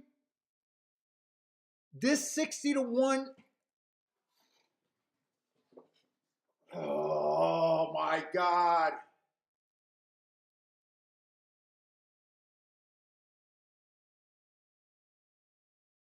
I'm ready to cancel the show. This horse paid $64 to place.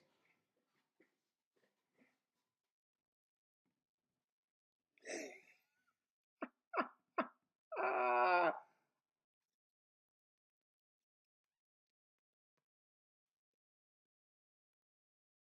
I'm disgusted with myself. I am disgusted. I am disgusted right now.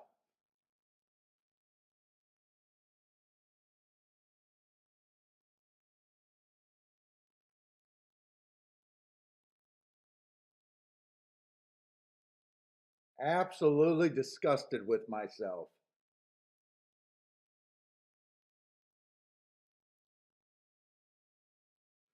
It is what it is. By the way, nice call, Disco. Very nice call. Oh, so what I was going to talk to you see on Twitter when guys say you never do a place bet.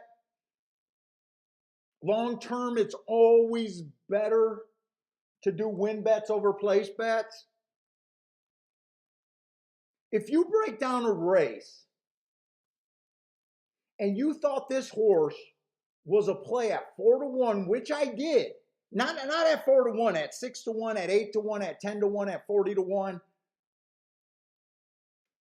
I thought fair value on him was him paying $10 to win. Paying $64 to place, yes, you can make a place bets in rare occasions. That's the artistry of betting right there. And I'm going to beat myself up right now because this is my first bet of the day. This is my first bet of the day. I could have slipped in an extra $20 on the 8-horse to place even, and I would have been looking at $640 right now. Again, leaving money on the table. Instead, I'm donating. Oh my God, I'm so mad. I'm so mad right now at myself. And it's not horse racing. I'm not mad of the drugs. I'm not mad of the stiffing. I'm not mad of if there was a bad ride on a horse there. This was an opportunity that I feel like I should have been able to cash here. It just is.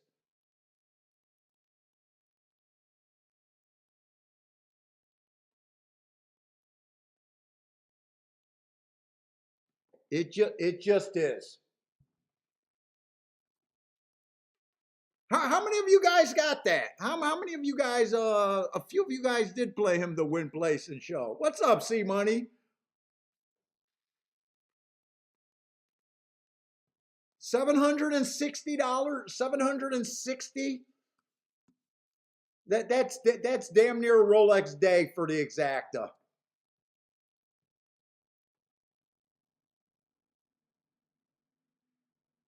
Dude, believe it or not, I'm tiff at myself, but at the same time, I'm proud of a tough race breakdown right there.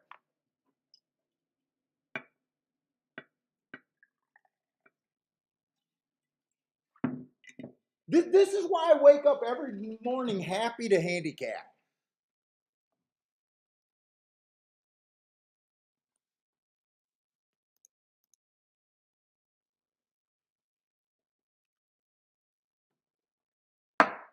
That needed a little bit of a shot right there. Woo!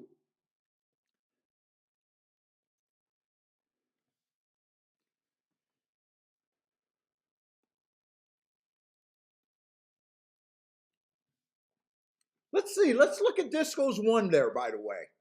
Let's look at Disco's one.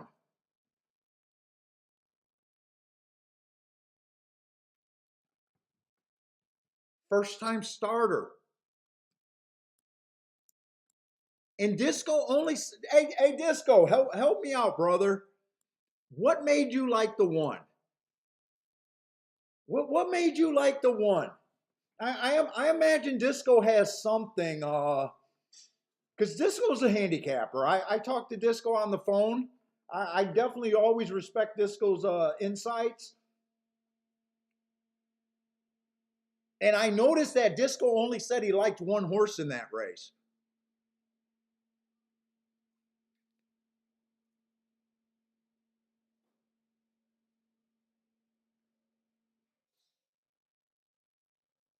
Disco says one wasn't losing that race, rail or wide. I'm curious to know what Disco's angle was on that horse. Sharp handicapping. Sharp handicapping.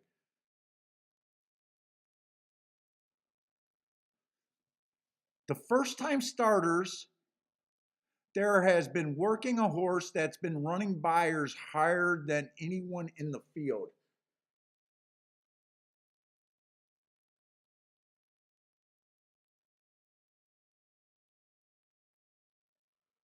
You know what? And now that I'm looking at it, I did not miss anything. I don't play first time starters. So in a way, I'm even more proud of my handicapping there, actually. Hey, Disco, how do you know he's been working? How do you get that? He's been working.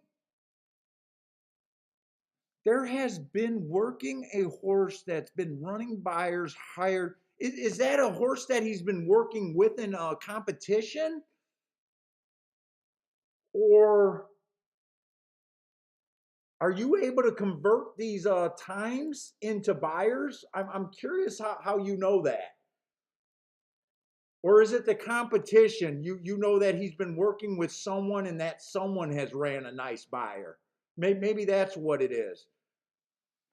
I know it's hard to communicate in the chat room. Disco says buy the workout reports. Okay, touche. You got me there. So it was a workout report. So Saturday, that workout report that that Disco bought worked in that situation beautifully.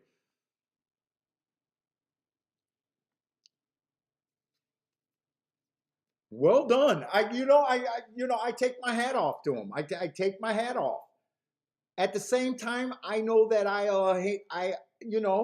without the first time starter, I would have had the winner. Well done. Well done. Okay, his morning workout ran faster than anyone in the field. His morning workmate. Gotcha. So Disco's doing some extra work there. Nice job, and it paid off. I hope you killed that, Disco. I know Disco put some money in on his bets too. Disco, you got any doubles or anything going with them, or was that just a win bet?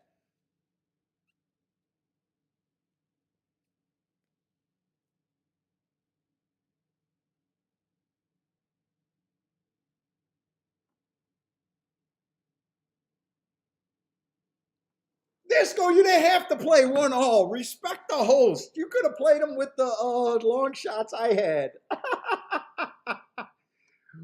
Oh my God, I wish we were talking on the phone there. Oh my God, beautiful handicapping, beautiful handicapping. Fucking respect all the way around.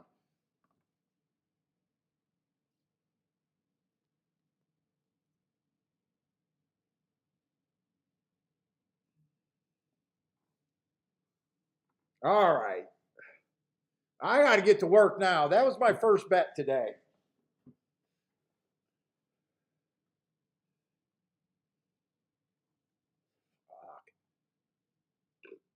Ooh.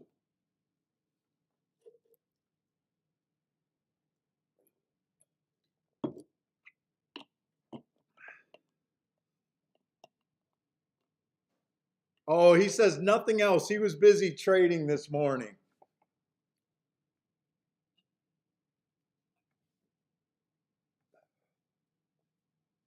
All right, let's get to work. So we do have a turf sprint race. We want to be on the leader within 3 lengths of the call at the first race. And I'm curious if Gulfstream and Fairgrounds just want to run at the same time.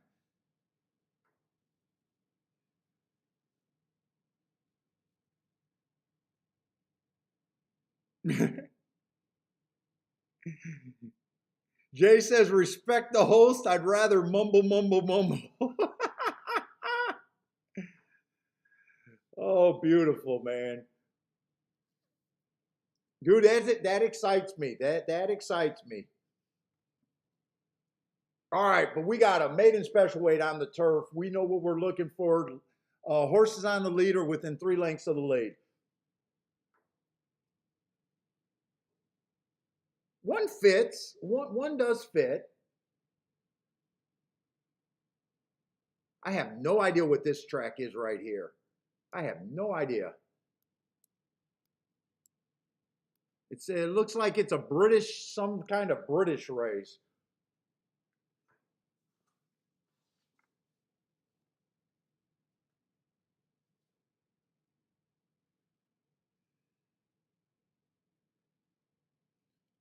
Let's see. I think the one fits, and I might be a little interested in him. Let's just see what we got here.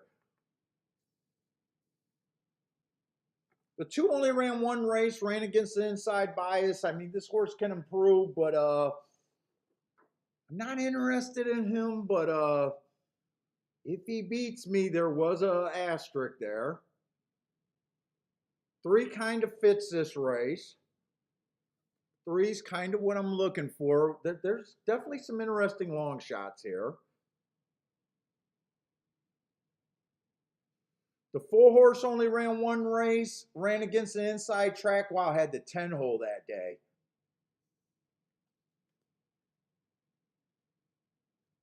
He's 3-5. Nothing's wrong with that race. I just don't like the price.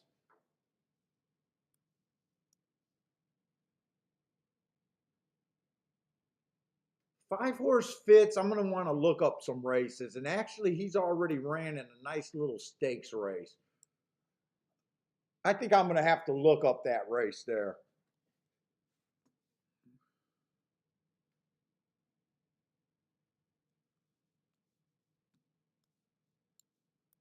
Oh my God. How can I bet so poorly some days? So poorly.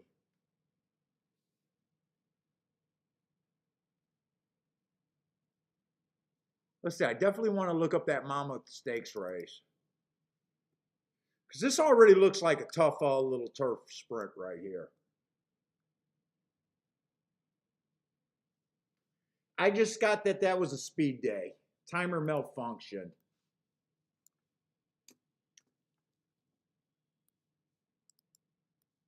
No. No, no, no.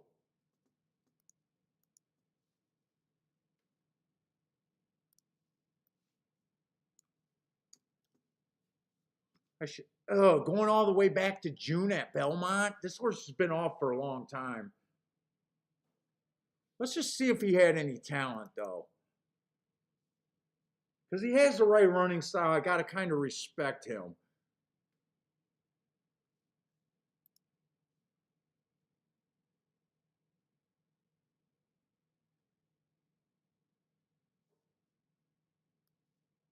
Fucking one race sample there. Yeah, I can't look up anymore. I don't know what to make of him.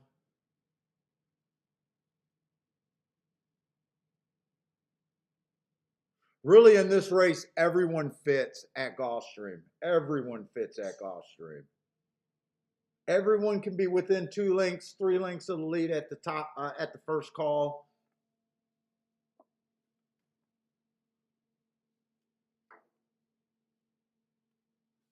Everyone has a bunch of excuses. Everyone has juicy marks. The 7 looks really juicy.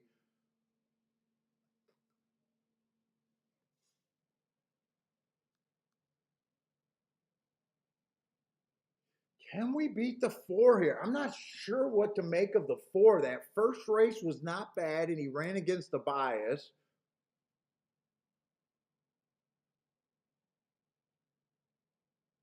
I'm interested in the 1 at a price. I'm interested in the 3 at a price. Fuck, I can even get to the 6 and the 7 at a price.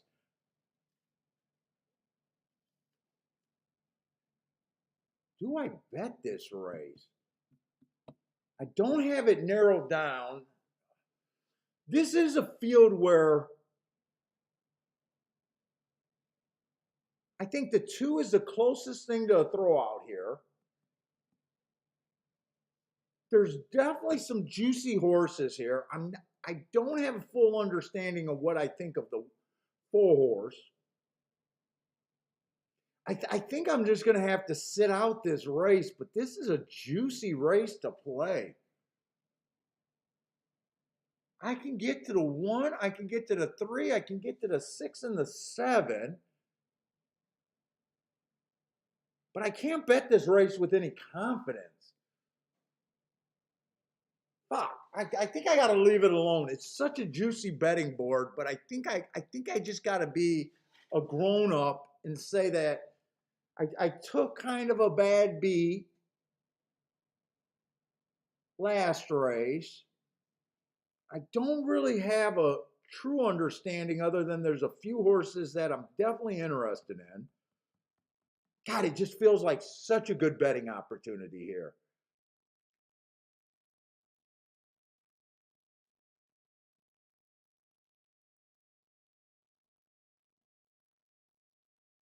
I really don't want to give this race up.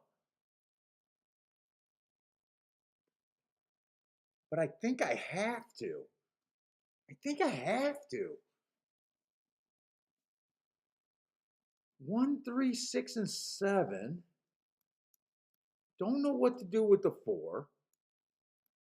There's also the, yeah, I think I got to give this race up. I think I got to give this race up.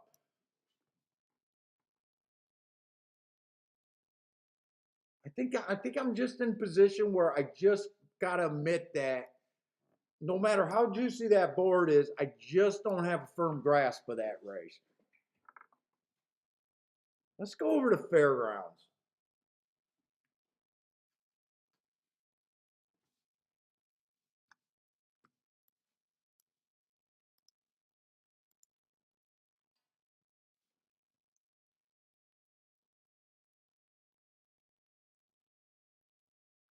Looking at the wrong race at Fairgrounds. Okay, that's the Fairgrounds race. We got 6 furlongs claiming 5,000 on the dirt. Nice big field there. Actually, Fairgrounds does not look like a bad betting board either.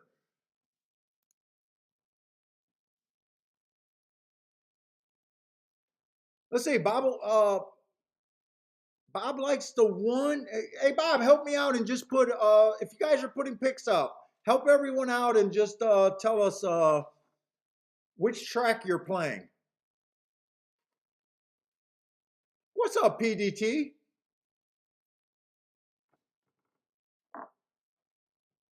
PDT is pointing out that the 4 at, I think Gulfstream is one of those group-owned horses and they crushed the prices there.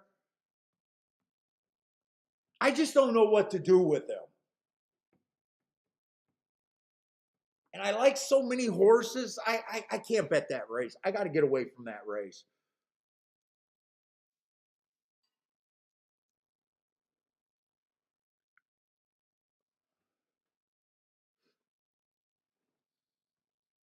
And the Fairgrounds race does not look bad.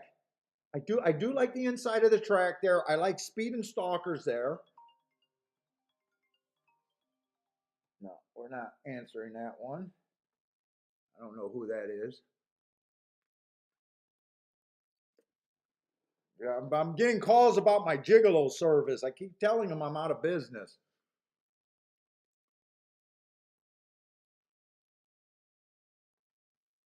Let's see, the 3 does not have any speed. 3 does not have any speed at Fairgrounds. Got a couple of excuses, but actually last race was pretty good on a speed favoring track. It made a nice close there. Oh my God, I'm gonna be.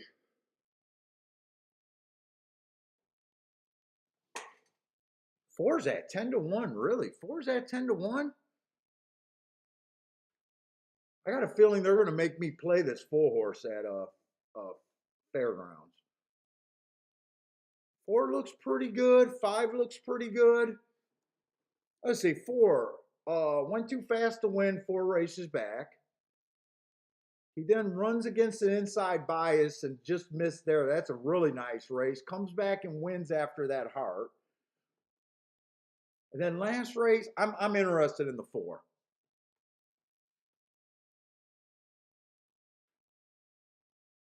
5's another quick horse, looks pretty good.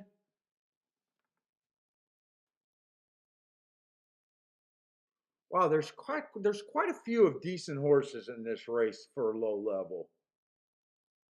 I think this is a pretty good betting race.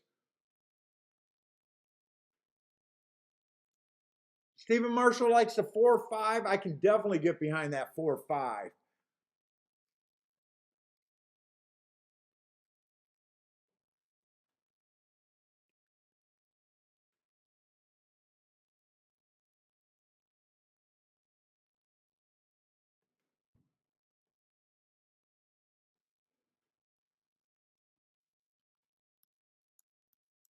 I think I'm doing the 4 to win.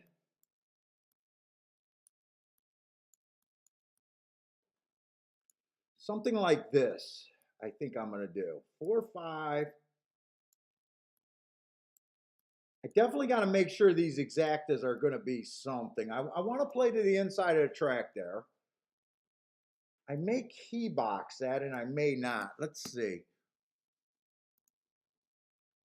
4, I definitely want to put a win bet on.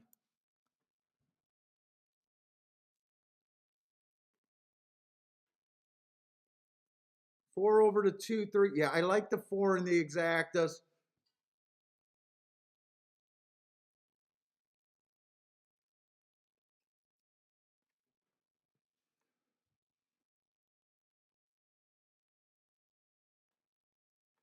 Do I want to key box both of them?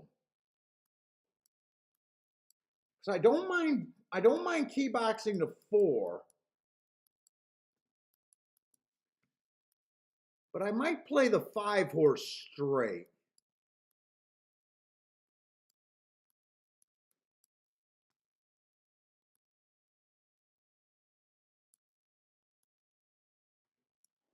I might key box the 4. Yeah, I think I'm going to do it that way and play the 5 just straight. So I got a 5-4. I hit a 5-4 again there. That's the way I want to play it.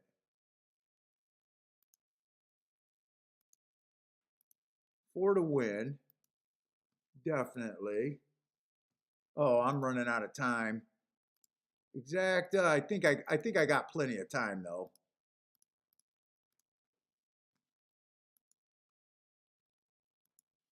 All right. Then I want to play the 5 straight.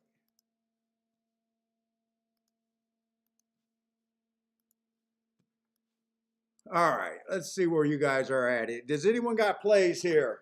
Charles with a small boom over there at Oaklawn.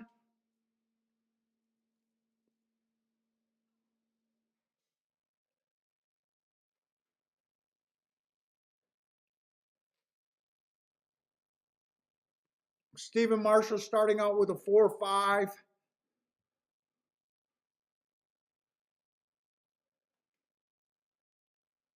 Bob likes the 1 at Gulfstream at 6-1. I think I like the 1, the 3, the 6, and the 7 over there at Gulfstream. Let's see. Lloyd's using the 8 over there at Fairgrounds. Ah, shit. Well, oh wait, no. The Chicklet guy can't see. 4 got the lead, but 5's right there, and the 2's surprisingly close. I thought the 2 was going to be farther off the pace. Come on, any way I can get a 4-2? Actually, this ticket, I wrote the wrong number, but that's supposed to be the 2.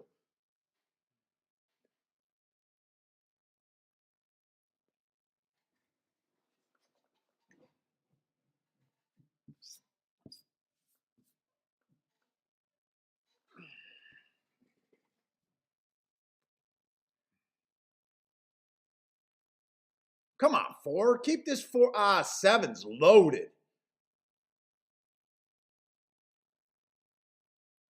4's done. Come on, 4. Keep it together for me. He's trying.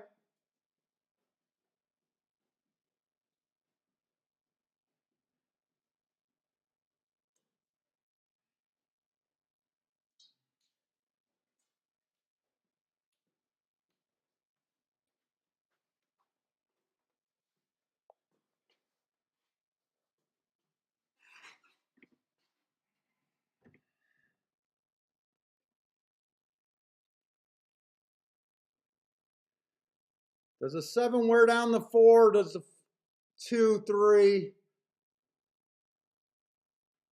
That inside of the track is so good over there.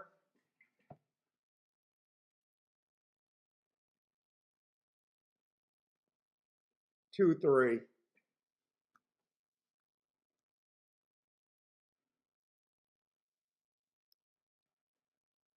2, 3.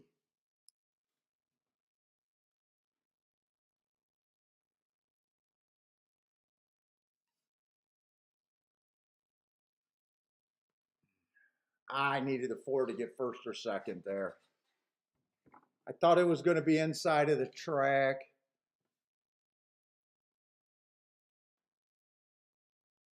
Four ran good. 4 killed the 5.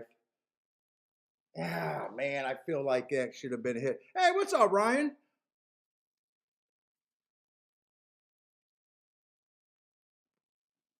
2, 3.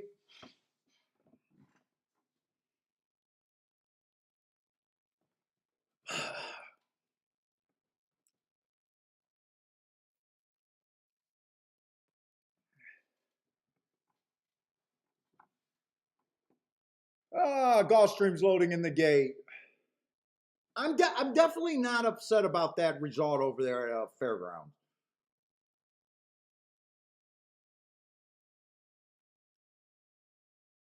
Ford ran good enough.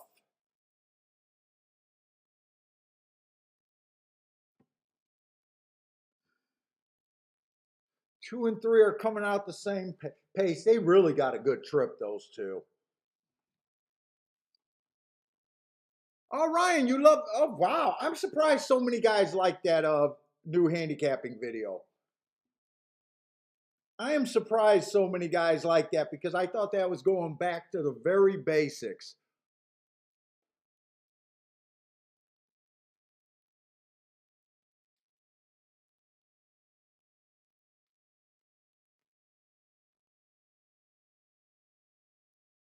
Come on, 7. Keep going.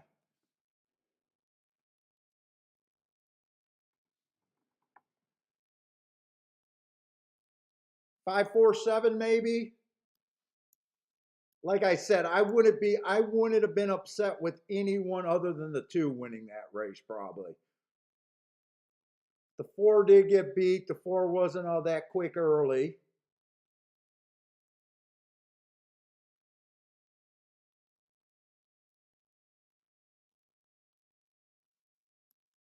I had a no bet there.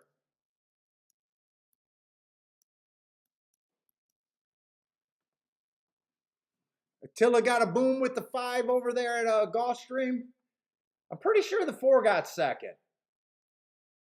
Yeah, I think 4 got second there. 1 got fourth.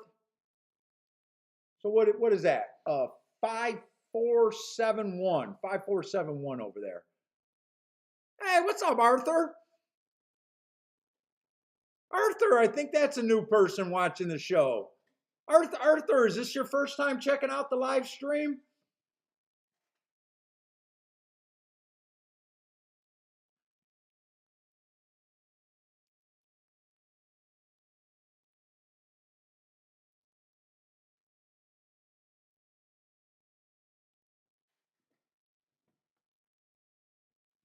Jay says, there we go. So I'm taking it Jay hit something there.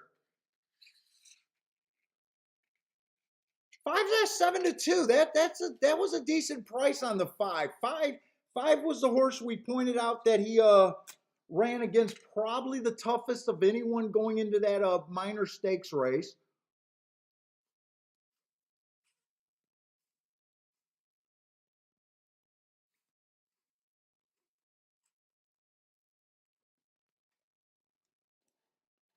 Grandma's our great ambassador in the chat. She always greets all the new people.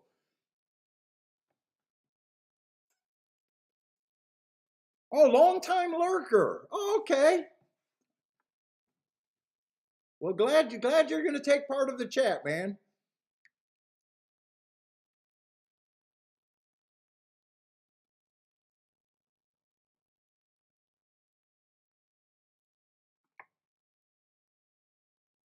Ryan says, I think it's a tool in a process of a great one of the most solid handicap. Thank you, Ryan. Thank you, Ryan. Dude, I made that video and I wanted to start from the beginning because so many people has made how to read the racing form video. And if you dude, I'm fucking been playing 30 years and I can't watch those videos. I don't think you need to take a new person and give them so much stuff.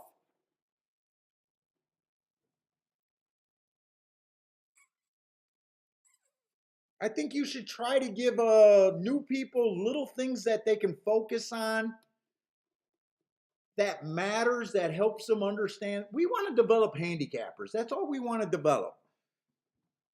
We want to turn the casuals or the newbies into fucking handicapper. Horse racing thinks that they gotta just generate to new people.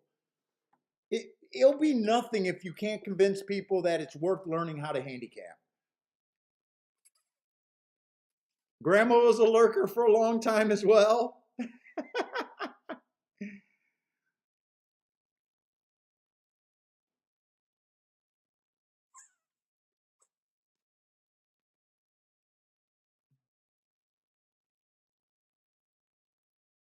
Yeah, Grandma, I'm gonna try to do the handicapping series, and I'm gonna try to label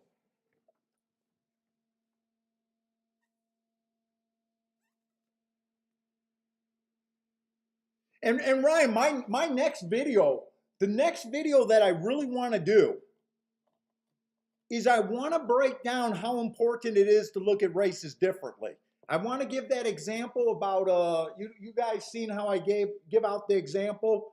I say you guys are going to hit 30% winners, which is good. All the books say that a real handicapper has to hit 30% winners, but I'm going to do the example where you hit them all at 2-1 and you're still a loser.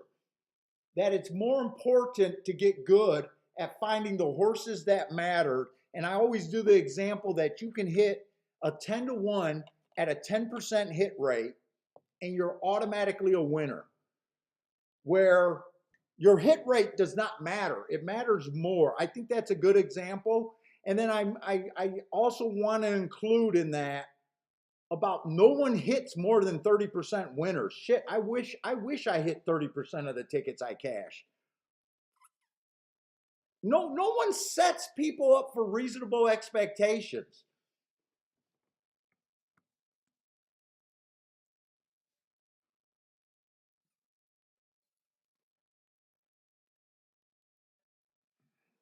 And I think that's really important.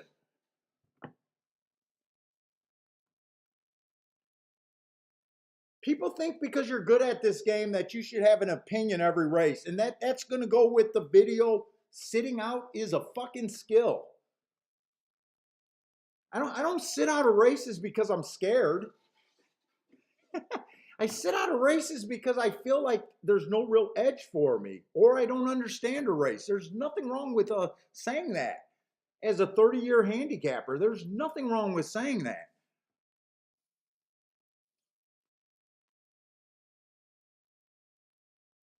Jay, why do I say you have to hit 30%? I didn't come up with that number. I think on a lot of the old books they used to just put out that number. Which I don't even know where they get that number from. Because I don't think they're interviewing a bunch of horse players and saying what you have to hit. I think that number is just grabbed out of the fucking air.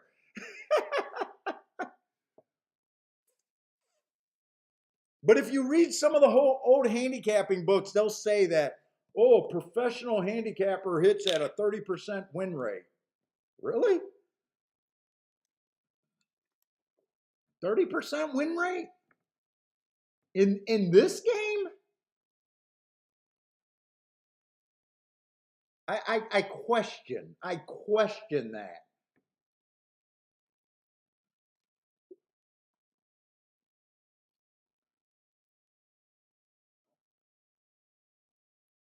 Yeah, Jay, did they interview a bunch of winning handicappers?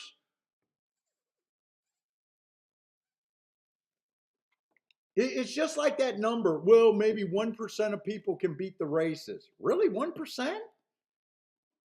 If there's a million handicappers, that means there's 10,000 winners out there.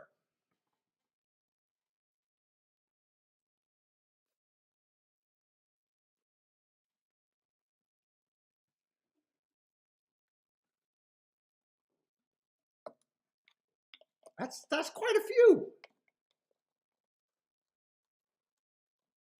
All I know is that the racetrack returns 70 or 75% of the money every day.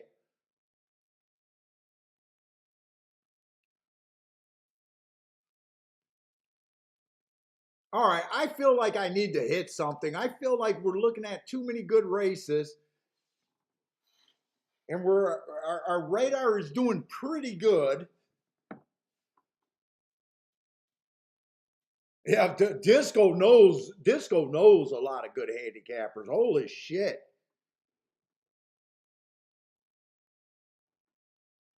Disco's the only guy that I talk to, and he tells me about these other handicappers, and he's the only guy that gets me thinking that my view is completely wrong. He's talking about guys that make hundreds of thousands to $1 million a year handicapping, and I believe they're out there. I know they got to be out there. I wish I knew them directly and could really talk to them. But he's the only guy that makes me feel like, Paul, you're such a small fish.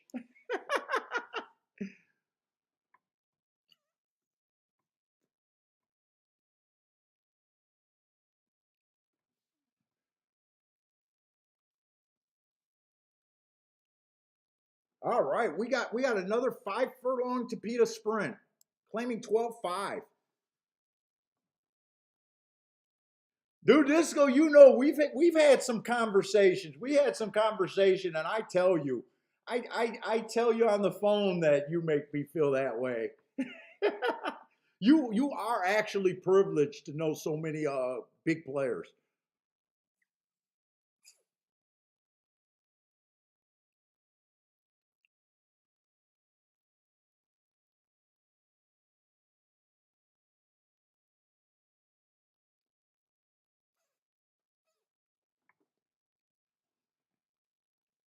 Grandma says 100 grand is her goal. She got off to a nice start.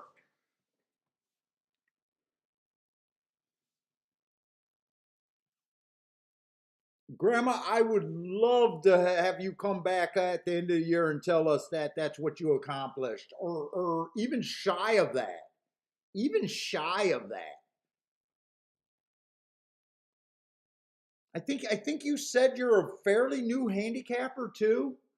I think you said you're a fairly new handicapper. Definitely doing some impressive stuff.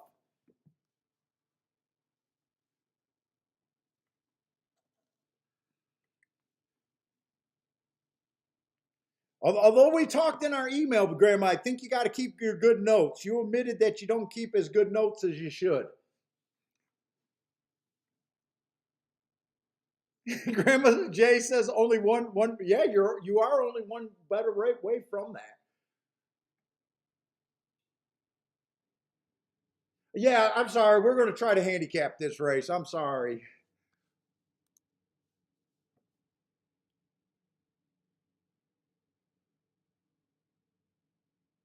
All right, so this is a Topeta Sprint, 5 furlongs. This one horse, 4 races ago, early pressing day. That's what he was. I just got him his average, slow. Kind of looks like he chased one of the slower paces of the day that race. 3 races back, kind of the same thing. This horse looks like he needs some help with the pace, though. I think both of those were sneaky good races, by the way. He did come back to win 2 races ago, being the slowest winner of the day. And last race, he was farther back on a early pressing day. Kind of wonder why he was so far back. Maybe it was the first time against winners there. I don't love him or hate him yet at this point. He's just in the race, and not sure if he's a throwout or not. Let's see, two's coming from Woodbine, and Woodbine ships pretty good to Gulfstream. Woodbine ships winners to Gulfstream. Woodbine horses are definitely live. He's ran a couple route races, but he's also ran some decent sprint races and proved that he can get the lead on the sprint.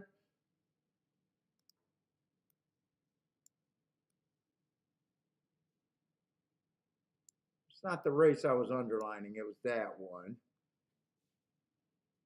I'm not really sure if he's more of a router or a sprinter.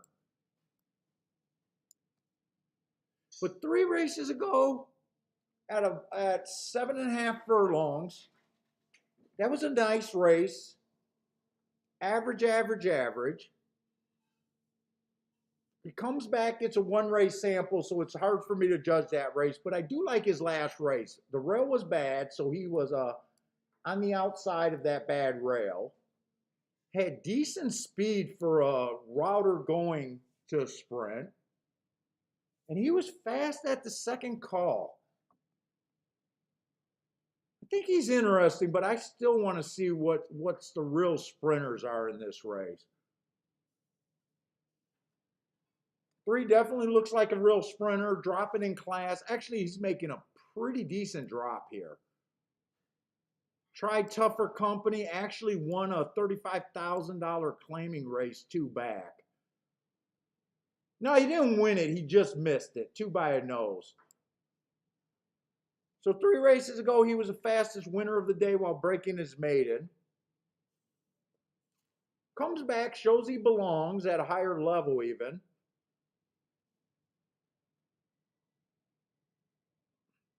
Kind of stalked into the slowest pace of the day right there.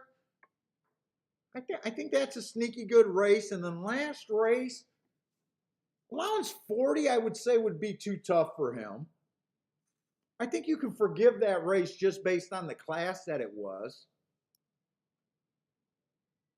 But that was a 1 race sample. Other than that, I really don't have an excuse there or anything. But I think he's playable just off of the races 2 and 3 back. Even money does not sound right to me. Even money right now just sounds a little too low. 4's mostly a sprinter stretching out. I'm going to be hard on him.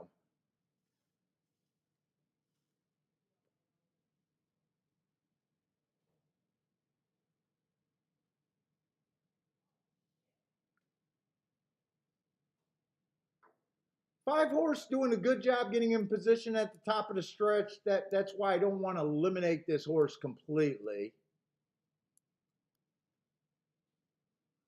But I don't love or hate this horse. I don't love or hate him. No one's really jumping off at the page screaming, bet me. Wow, we got some nice odds in this race.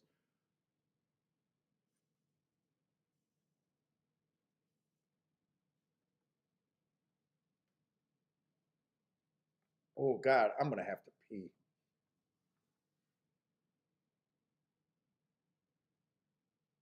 Six horse, I love that race. 2 races back. I hate the speed figure. But that was against Better. He earned a heart. He might be the quickest horse early. 6 is the first horse that's like saying that there might be something here worth playing. 7's a horse. Penn National. Oh my God. That's not supposed to be a thing. I don't like the 7.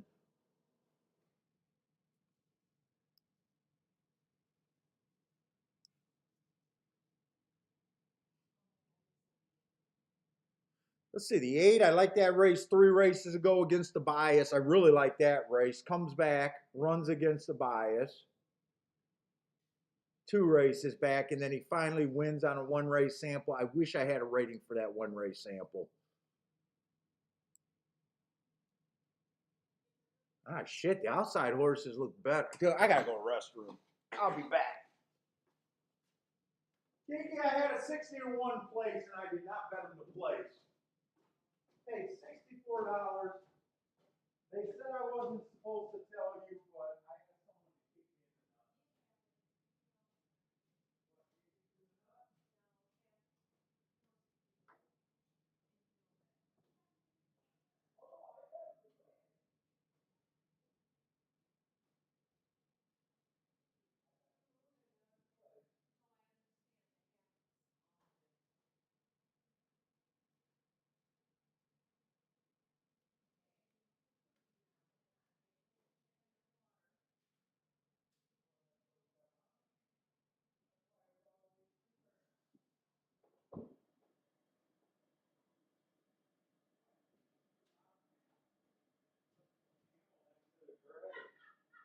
You got a gray kitchen and you're wearing gray camel pants?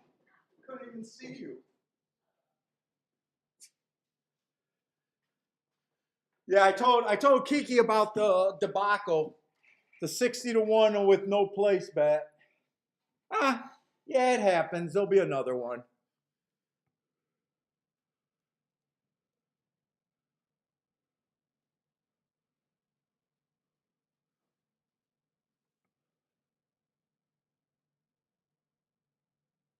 Wow, they're giving us some tough questions over there at Gulfstream today.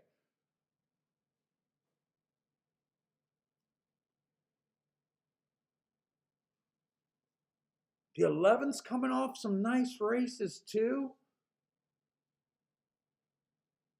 He looks like he has to come off the pace as a sprinter though.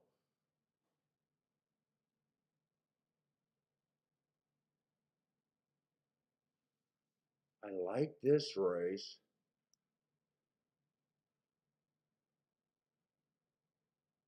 Man, I'm kind of lost in this race.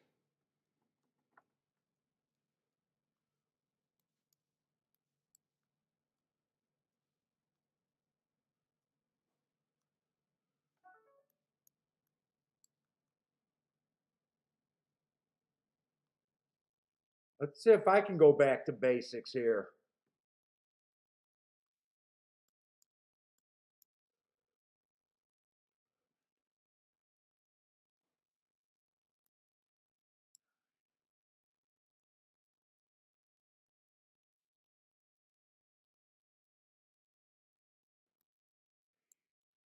I think quite a few horses can go to lead, I think. This could be a faster than average pace.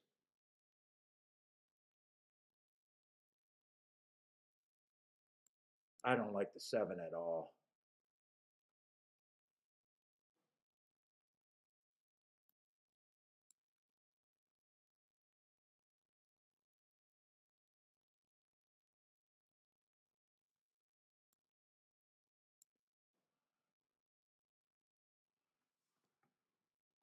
This is such a good betting race, right?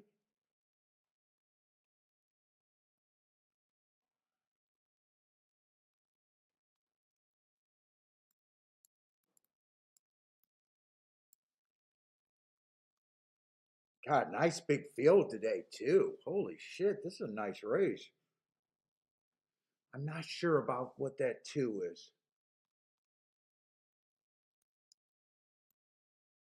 Let's say I got a lot of horses that I think can go to lead. A lot of horses I think can go to lead. Is anyone in really bad form? Is anyone like questionable form wise?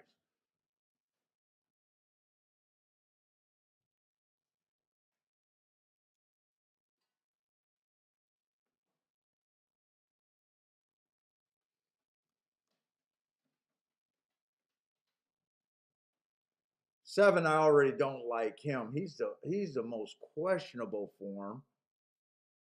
I do feel like I'm reaching for the 6, but at 40-1, I make these reaches. 6 is questionable form.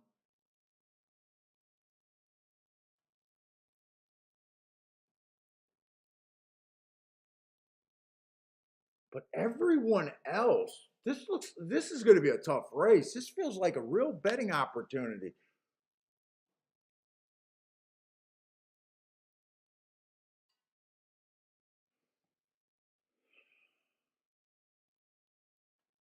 This is just a 12-5 claimer. Non-winners of 2 lifetime.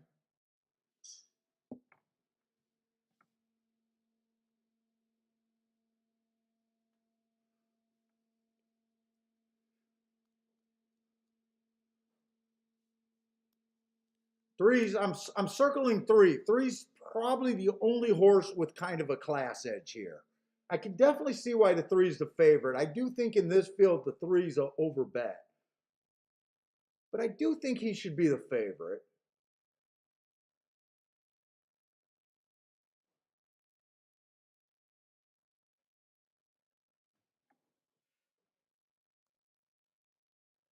I almost feel like this could be a fast pace. If you're going race flow, which will help the 3. Now, some of these horses, the 2, the 6, the 8, and the 9 can stalk and go to the lead. I don't believe we're going to have 5 horses across.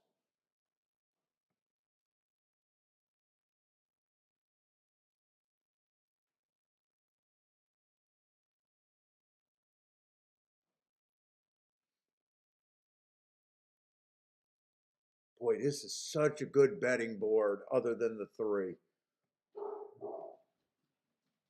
Let me look at Fairgrounds because I am having I want a layup. I want something easier.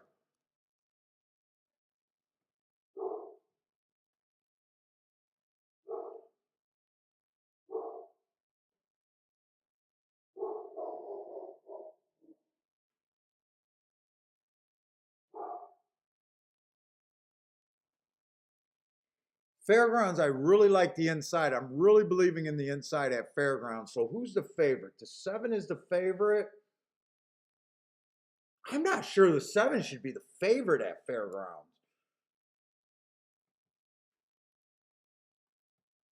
And 9, I can't get to the 9 on the outside with me believing on the inside.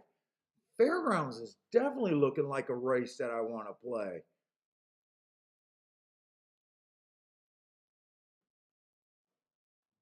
Six looks interesting there to me. I want to kind of be 1, 2, 3 with the 6.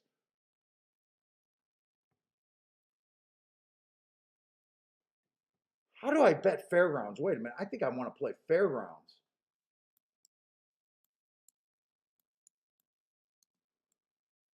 Those are the horses I want to use. Let's see. I already got Fairgrounds set up on the betting thing. I definitely want to try to beat this 7 horse. 7 did get a slow break last race, but he's also in the 7 hole, so I do think 7 can improve.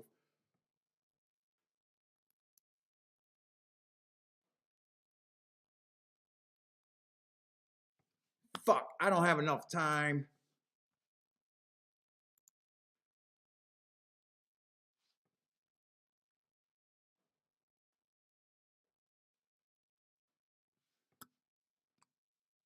Fairgrounds, all right now, I'm scrambling. I'm betting the 6 horse to win.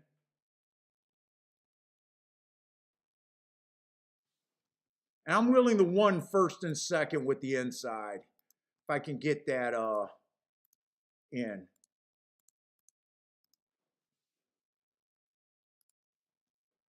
And you know what? I want to do an exacta box also.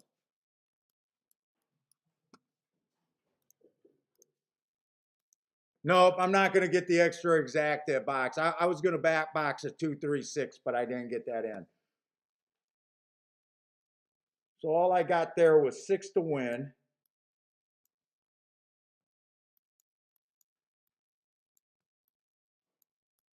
That's all I was able to get in there.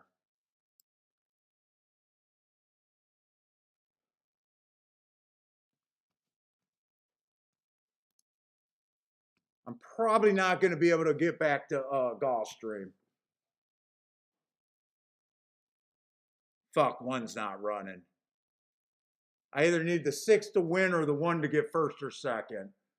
And right now, I don't think 1's running, and I don't think 6 is running. I wanted a box of 2, 3, 6 exacta. I think that might be the exacta. God damn it.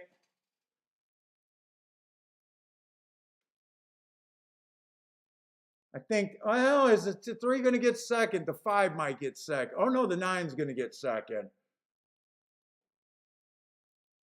God, I wish I had a couple more minutes. I scrambled there. I really believe in the inside of the track there.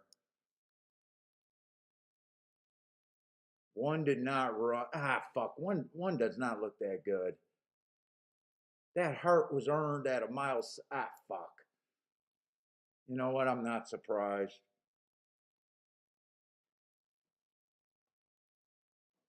Did 2 go off at 9 to 2 or 4 to 1? Oh, 5 to 2. Okay, 5 to 2.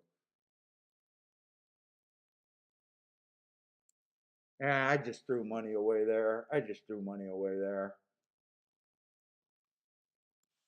Gulfstream, I'm just going to watch to see how this race pans out. I think this is going to be a fast pace, fast pace, actually. I do think the one got all the advantages, but I can't get to him.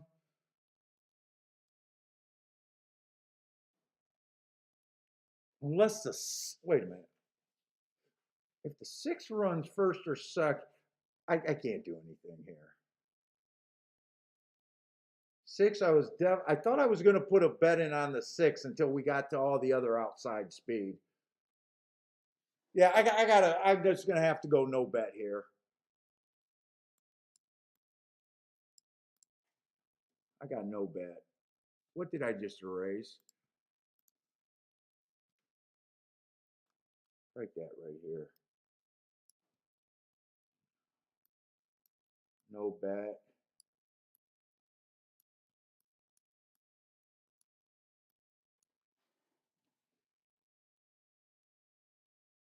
I was hoping 6 would get an easy lead here. He couldn't. Well, I knew he wasn't going to get an easy lead. I guess I'm saying I was hoping he'd get a lead.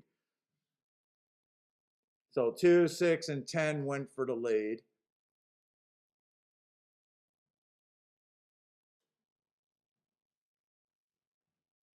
Whoop! I lost my video. 21 and 3. I was right about the. Come on, 6. Keep running. No, 6 can't get second.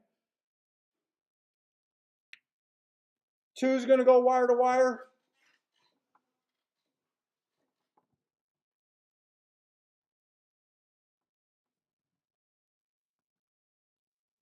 And they went fast. How did that one? How did Disco's 1 win on the Topeda?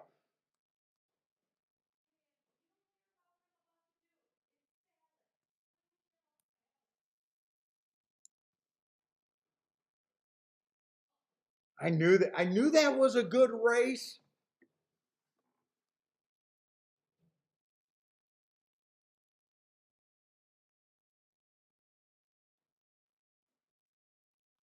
Comes in 2-9. Both of those horses were on the radar, but I couldn't really make heads or tails of that race.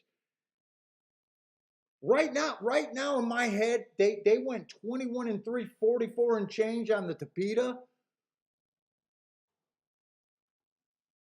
I hope there's some more Topeda sprints today. I usually don't say that, but right now I'm hoping there's a couple more Topeda sprints today. And of course, there's not going to be. No, of course, there won't be another Topeda sprint. Fuck. I would have liked to see one more Topeda sprint today.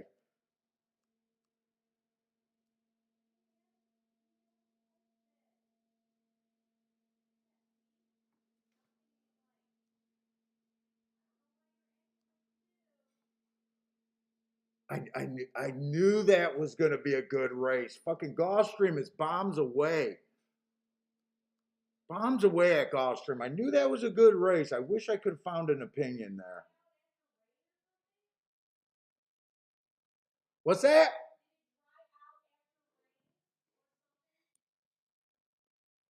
Some people are saying because of all the good jockeys are gone right now, that some guys were predicting that long shots today.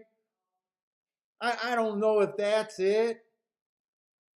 I'm almost wondering if the Topeda sprint races were we only had 2 of them, but one was won by the one at 23-1 and the other one was won by a 9-1 on the inside. But I do want to see, I don't remember how that one, did that one come off the pace or was he up there? I just wish there was another Topeda sprint race today. I really do. Because I think I would play towards the inside of the track.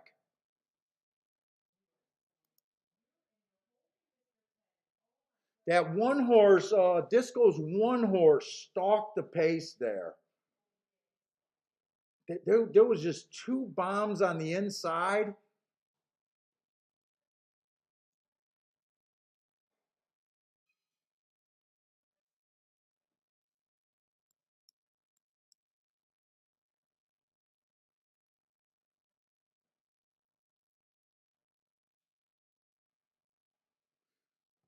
Let's see. Which horse am I missing today?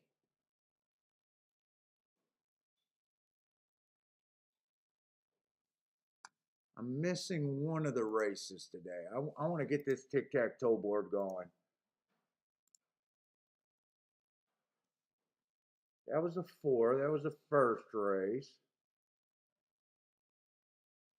That was the second race, the 4-4 double. That was the 1.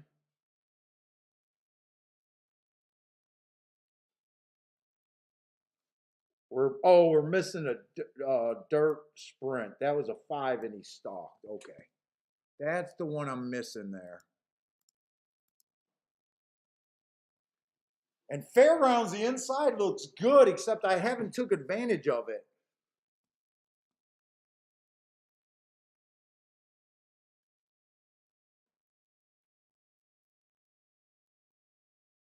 Hey, what's up, Attila?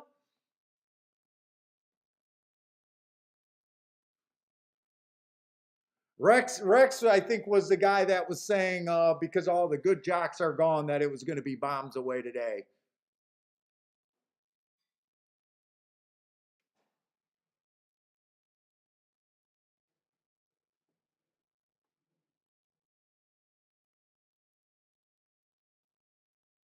Let's see. Disco had that 2-horse over there? That's right. That was the Disco. You're on fire today.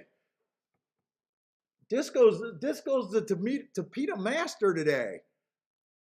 He hit both of those, the 23-1 and the 10-1. That's right. He did love that horse.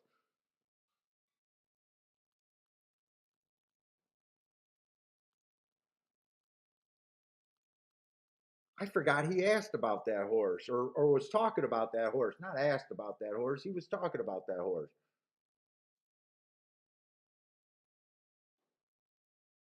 He's definitely coming off a nice last race.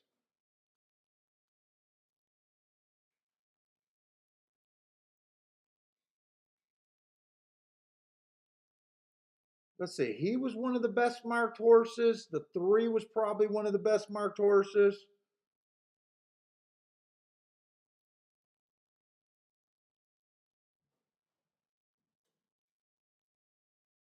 The 6 was, but I knew I was reaching too far for the 6. I just thought he had a front speed.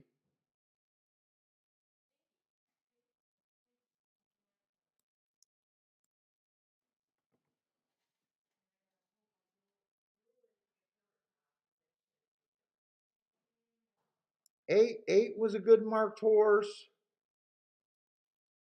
9 was a good marked horse. There was a lot of good marked horses that race. I'm trying to red board because I didn't really fill my opinion. 11 was a good marked horse, but I knew those were at a route. 9 got second, right? 9 got second. 5 wasn't a throwout because I remember talking about him off the pace, getting in position really good. These Gulfstream races has been good today. I hope we keep seeing these prices.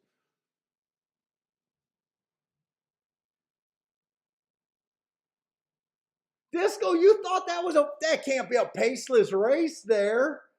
That horse ran off his freaking rocker.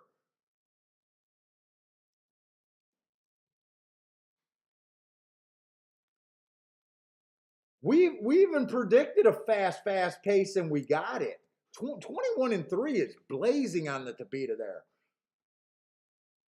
He was just the boss. He was just the fucking boss. Oh, that was a Woodbine horse too. That was a Woodbine. You got to watch out for these Woodbine horses coming to Gulfstream. They are chewing up Gulfstream. They've been winning a lot recently. There hasn't been any, but they're definitely live. I remember saying how live the Woodbine shippers were.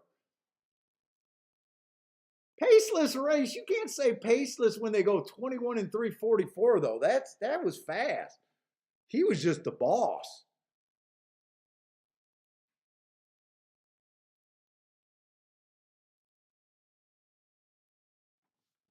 I'm even watching that replay again. He was just the boss.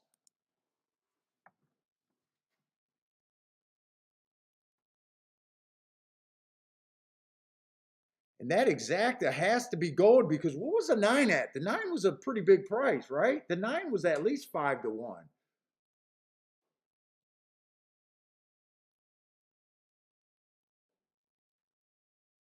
Yeah, 21 and 3, 44 and 4. Yeah, he went solid. 9's 8 to 1. Oh yeah, that's a freaking nice. Did anyone hit? I think Joshua might have hit that exacta.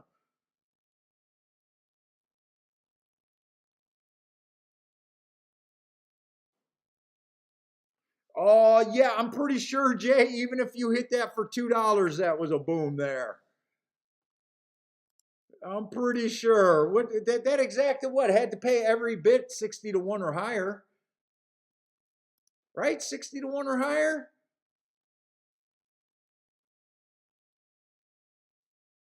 69 to 1. Yeah, fuck yeah, you're allowed to boom on that. I don't care that you got it for $2.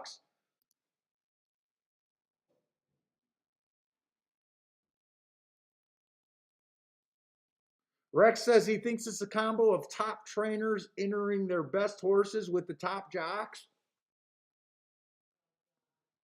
Dude, I don't know. I mean, you made the call that it was going to be a big day today.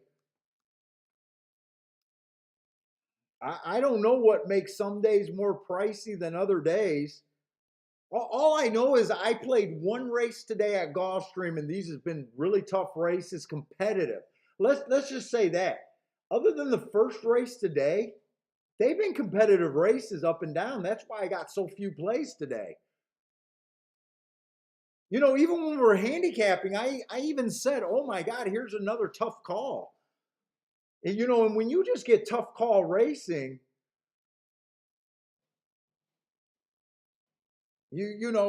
hopefully that just means the races are competitive, they're tough, and long shots can happen. You can get to a lot of horses in a race like that makes sense.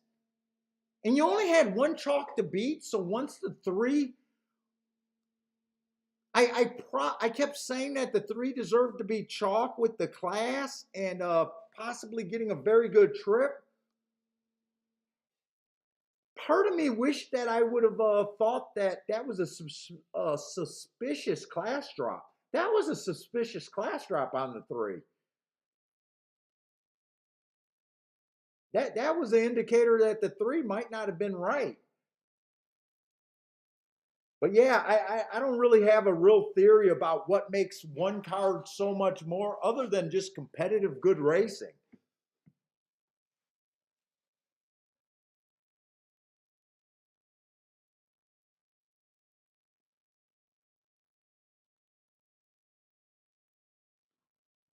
And Grandma says there's no tough racing for Disco. Fuck, not today.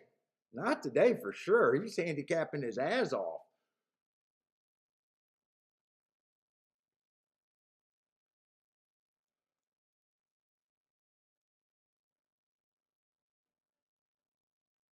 All right, we do have a turf sprint over here at Gulfstream.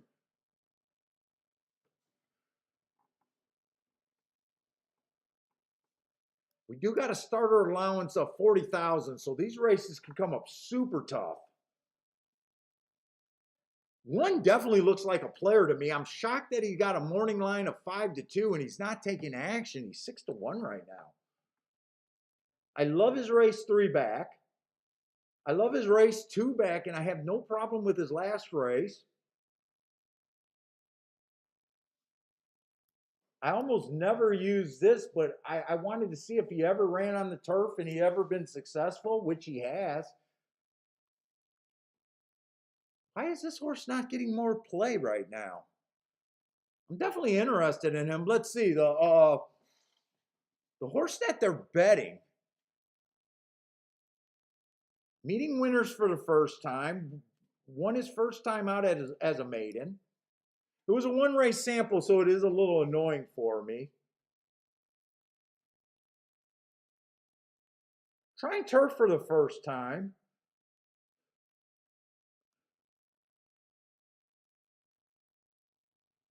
Like right here, I'm looking at the first three horses right now, and I'm already like, the one fits. The three fits this race. The two fits this race.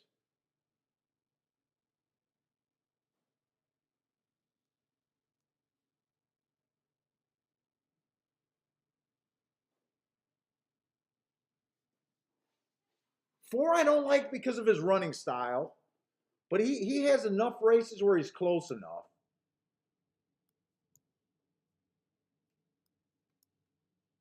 So I'm like back and forth on his running style. I see this race right here where he closes. I don't like that race, even though he won there. I see these races where he's not fast enough. See this race where I don't trust him.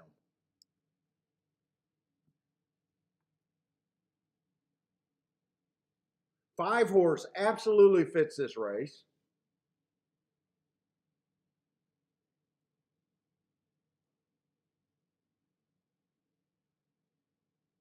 And even the seven's not a throwout. Even the seven fits this race.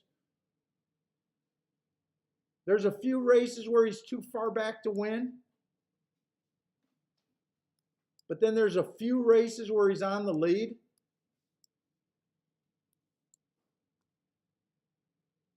I don't think he's a throwout. These are just tough racing today.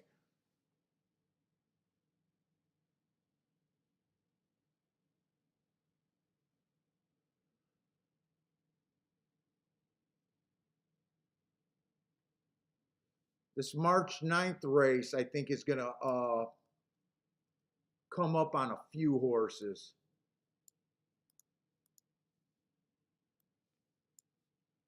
March 9th. Anyone else out of that race?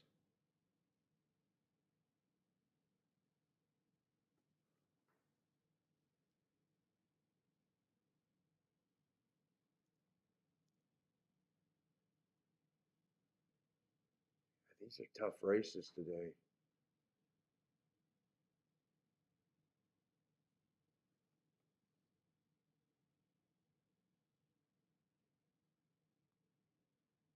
Tough racing today. I'm definitely interested in the one. I'm interested in the one. I don't know what to do with the five. Or I'm sorry, I don't know what to do with the two. I'm interested in the five, but not at 2-1.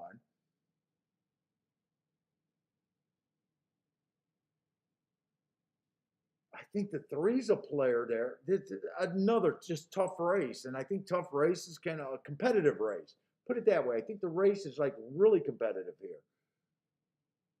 The one, I just think they're going to come back. I don't think we're going to get 6-1, and right now he's 9-2.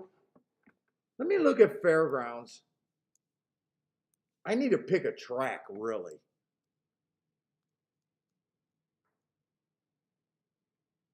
Fairgrounds, I like what I'm doing. I didn't like that last bet. I still believe in the inside of the track there.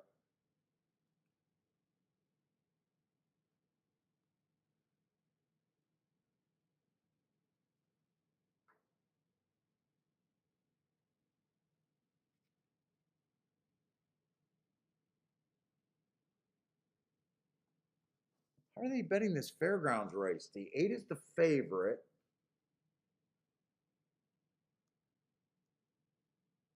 This is a 5.5 furlong race. Why is there so many routers in this damn race? There's so many routers at Fairgrounds.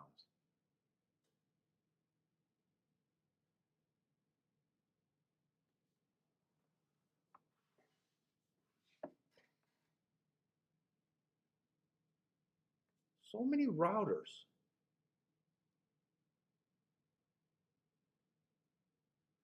The 5 has speed, but does the 5 have speed at a 5 furlongs, 5.5 furlongs? I don't know. He's marked up beautifully, but to me, I want to try to beat him.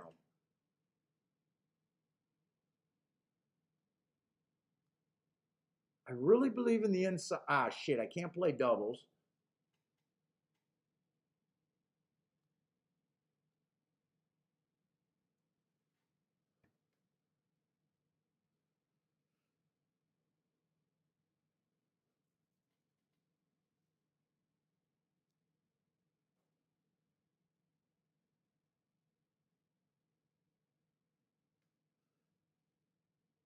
Fairgrounds, I want to try to beat the 8 and I want to try to beat the 5.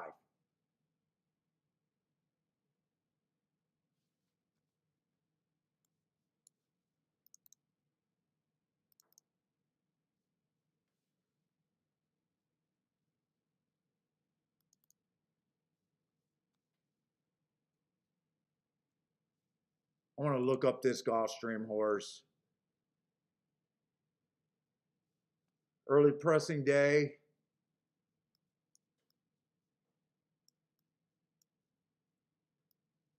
Got him as average, slow.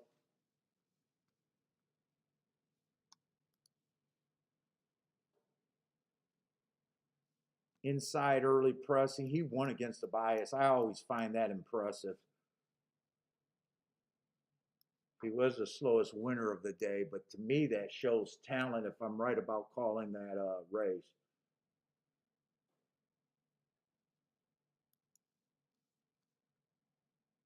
I really believe in the rail, though. I really believe in the inside. What do I want to do there? I think I want to play this race.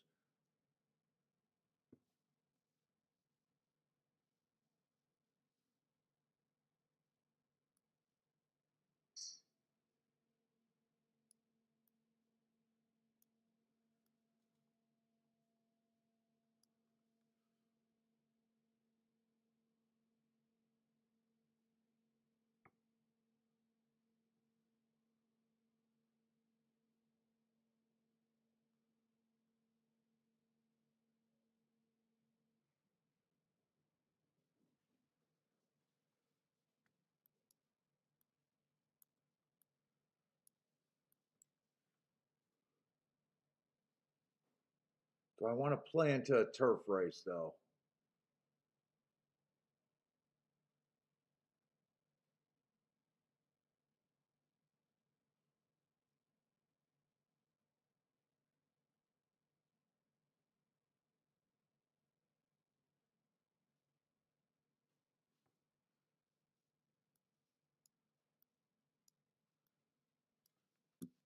I want to look at both. Okay, Gulfstream, I got time. Gulfstream, they're not even on the track.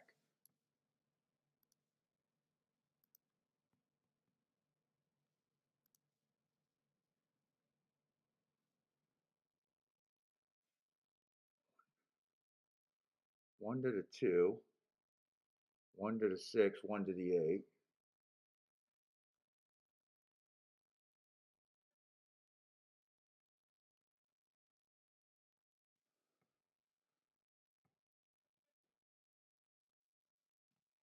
I think I'm playing this Fairgrounds race, and I think I'm being pretty aggressive here.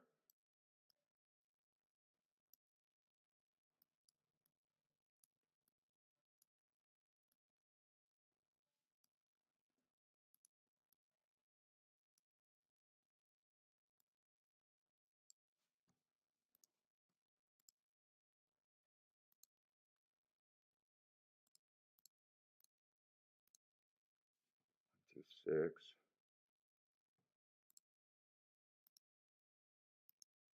Who is this 5 next race? Who's the 5 next race? Why do I got him scratched? Wait a minute, am I in the right race?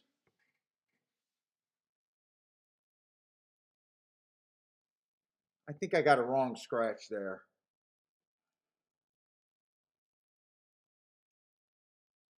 I don't think this horse is scratched.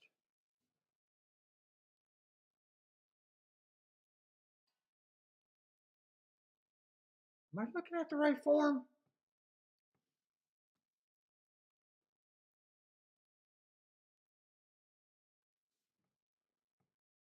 I'm looking at the right form.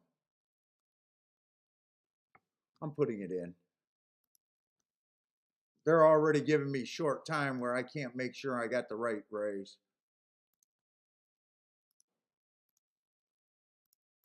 1, 2, 3.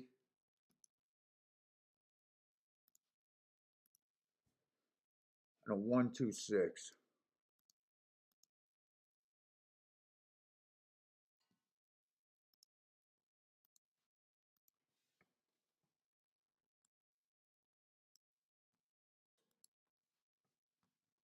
And I really got to know about that horse. Yeah, he's scratched. Oh, wait a minute. Was I looking at exacta payoffs? Maybe I was looking at exacta payoffs. He is scratched. Fuck. Now I'm confusing myself. Mark with an E is scratched.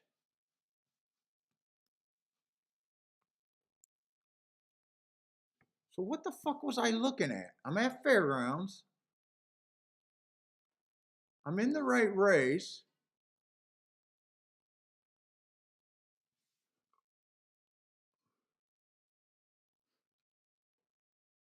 I'm looking at exactas when I was looking at the doubles. That's what I was doing. Shit, I'm not sure those doubles are good now. Those doubles are not as good as I thought. 1 to the 2 is only paying 19. 1 to the 6 is still good. 1 to the 8 is still good. Okay. 1 to the 6 is bad. Or I'm sorry, 1 to the 2 is bad. 2 to the 2 is bad. 2 to the 6 is good. Fuck. 2 to the 8 is good. So my exactas, I was looking at the wrong exactas. Oh, I'm not sure I like these tickets.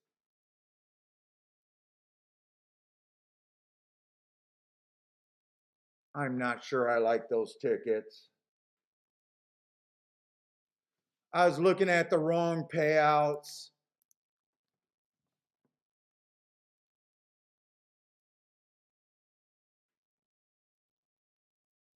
Come on, can we keep a 1-3 going?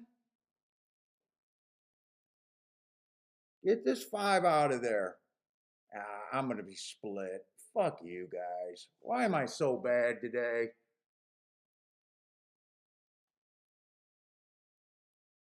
Come on, 2. Load this 2 up.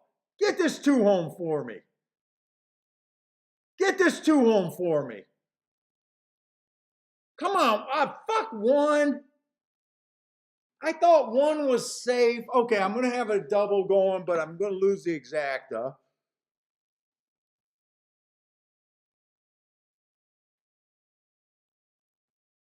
Five split me there.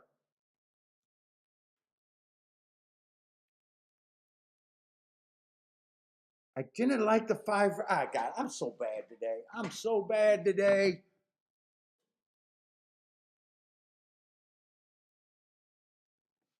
What was that 2-1? I would have had that twice. 2-1 was paying 16 bucks. I only had them both for 5 bucks. I need the double. I would have ended up with a $10 exacta. $10 exacta. I hate it when I make that mistake. If I would have looked at those exacta payouts, I might not have played the exacta. We'll see. I'm at least alive over there, but I don't know. This one is 4-1 over here at Gulfstream. I feel like I went to shit.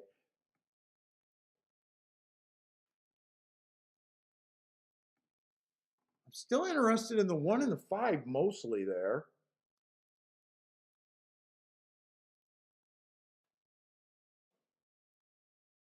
Still don't know what to do with the 5. Or I'm sorry, still don't know what to do with the 2. 2's the big question mark there. I'm mostly interested in the 1-3-5 there. 1-3-5.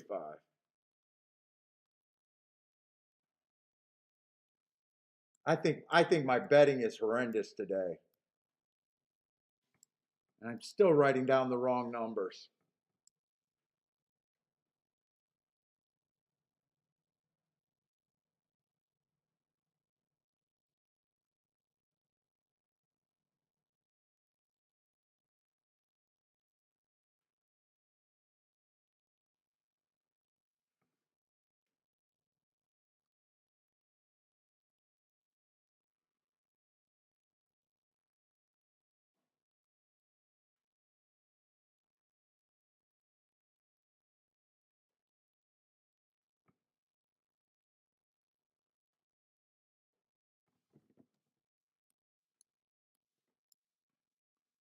Let's see, I gotta go to Gulfstream.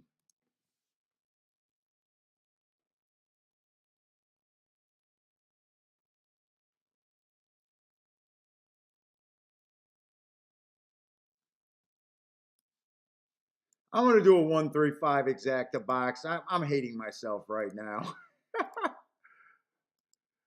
Box 135.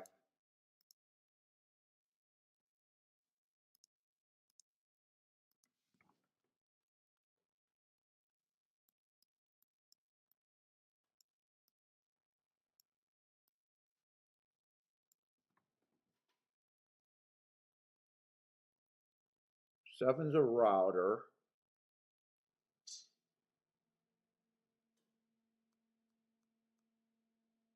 No, it's this race. Seven's a stalker. I think I could have bet this race better too. I think I'm rage betting right now. I think I'm rage betting.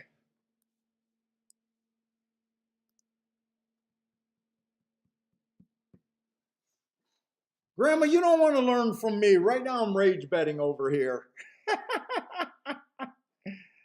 I made some big blunders betting today.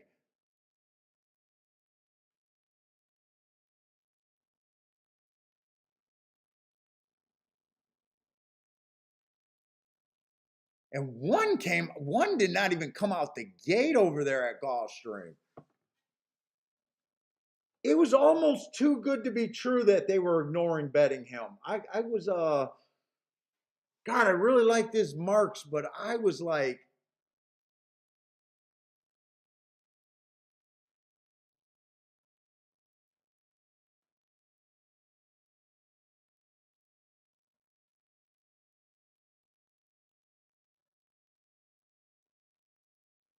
two's did two win that? Two might have came off the pace and won that. That bet I'm pissed at myself. I think the two horse won that race. That's my second best at bet. That's my second bet at Gulfstream today, but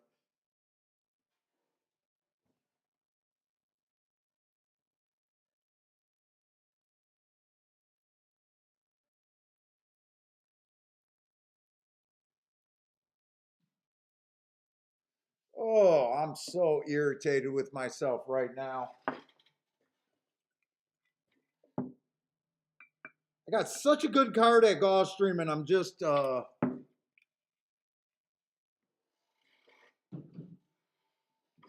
came in 2-5. I should have sat out that race. I should have sat out that race. I did not know what to do with the two. I thought he'd be coming off the pace, which he did.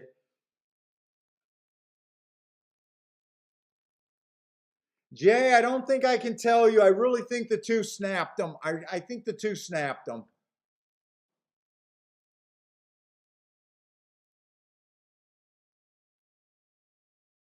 Unless you get a good head bob.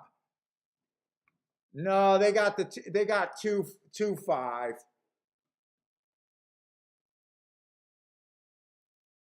Disco is just hot as hell at Gulfstream today. And Disco, you normally don't even play Gulfstream.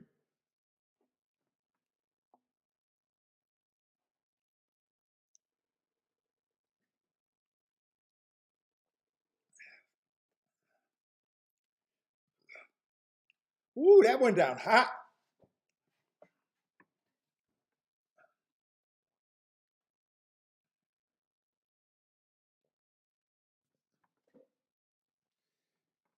There's no way that fraction could be right at Gulfstream, can there? 23-3 at the first call on the turf? There's no way that could be right today.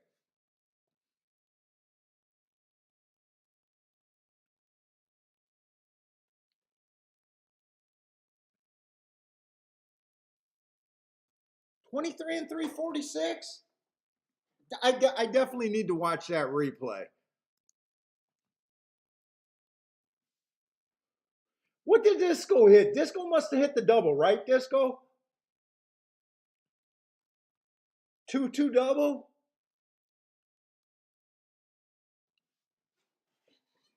Because Disco did say he was playing the double, or he wanted to at least look at the double. Jay, I'm with you on that. I'm with you on the cuss words right now. That's how I feel right now.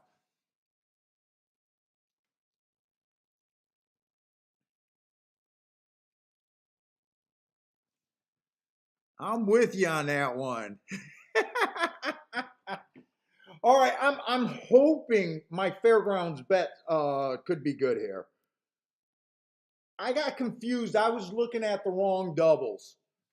I'm pretty sure my double to the 2 is going to be basically a break even, but I'm hoping the 6 and the 8 are still a good option, and I'm going to slow down. I'm definitely ready to slow down right now. I just feel like I'm pissing money away right now. Let's see. Yeah, the 2's paying 15 to 1. Ugh. And it was a $9 punch, so that's definitely not a bet that I like. You know, $9 punch right there to get 15 back. Although if I win it, I'll be able to play for my double and the exactas. I will be able to do that, but that's basically going to be a break-even proposition, or I guess nickeling and diming a couple bucks. But you know what? I'm happy with the 6 payoff. I'm happy with the $39 on the 39 to 1 on the 6. And I'm happy with the 57 on the 8. I actually got a few outs here. I'm in poker. I'm waiting for the river right here. That's what we're at. I'm at the poker table. But I definitely I got 2 outs. Not super happy about that, but at least I know why I made the mistake. I was looking at the exacta payouts and not the doubles at that time.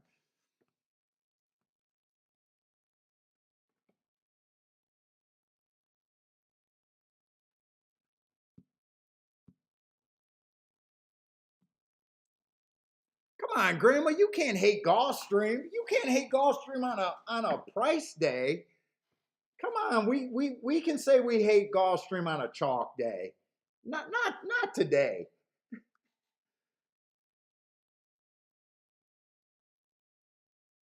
I mean, with everything on my with everything that went bad on my plate today,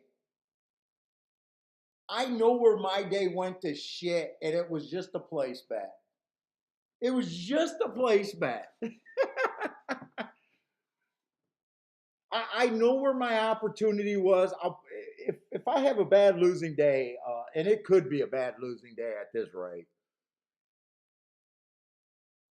If you notice, I already took 2 shots today too. So I'm feeling it right now. I'm feeling it with you guys right now.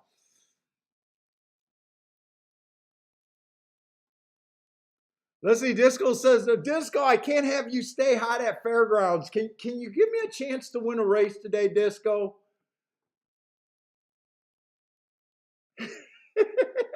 I'm begging Disco to give me a chance.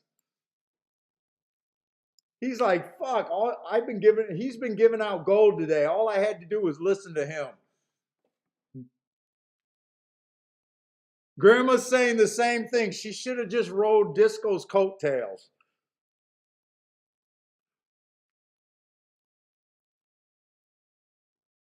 Dude, I wish I would have recognized where I was with that 8 horse. I really wish I would have recognized with that 8 horse.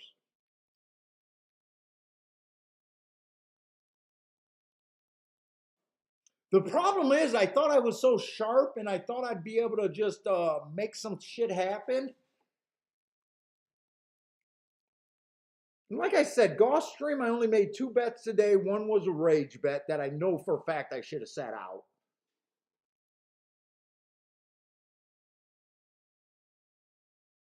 Maybe I'm over believing in that rail at Fairgrounds, but it does seem like the inside. I ran first and third on a couple exactas, so I don't think I'm that bad. But but the money's definitely adding up. I'm on a pretty bad slide right now.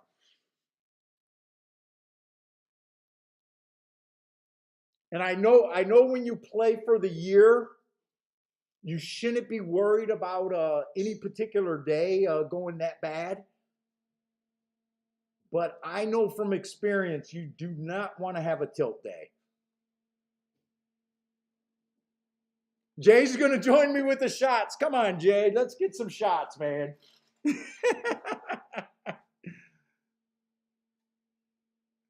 This is a life we chose, or this is at least the life I chose. So I'm not going to complain. I'm playing a game.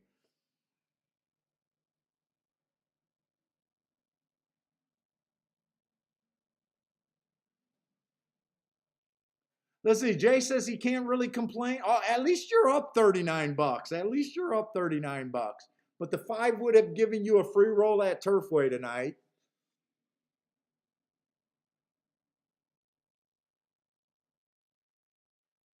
Charles calling an inside bias over there at dude. Hey Ryan, we might have a meltdown day. It's been a while since I had a true meltdown day on the show.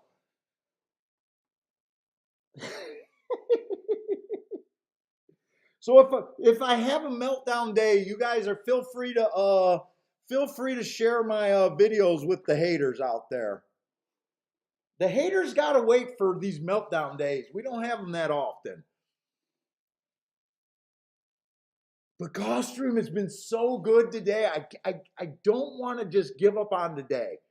I feel like this is still a day that I want to play myself out of a bad position. It might not be the right call, but I do feel like we've seen enough competitive racing today to still feel like something special could happen. I try to keep the positive look going. And let me see, I'm just erasing this 135 because it's just on the wrong race.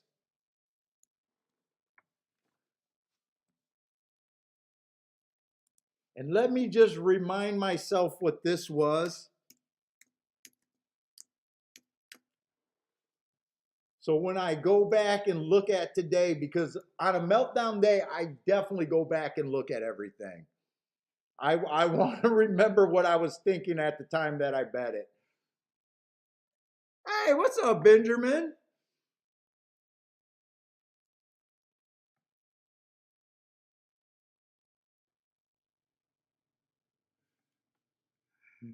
Snooker said okay to have a meltdown day as long.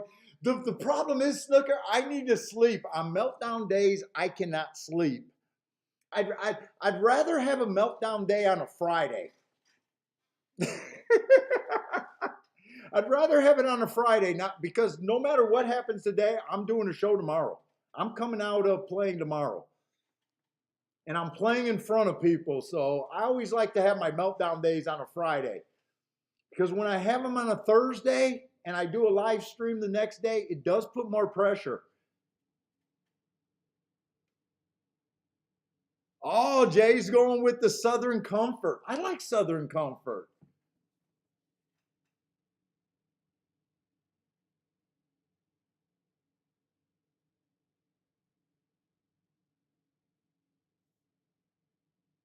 And what did that exacta play over there at a fairground? I'm a little tiff that the 5-horse beat me last race for second at the fairgrounds. I didn't like him to win. I loved his marks.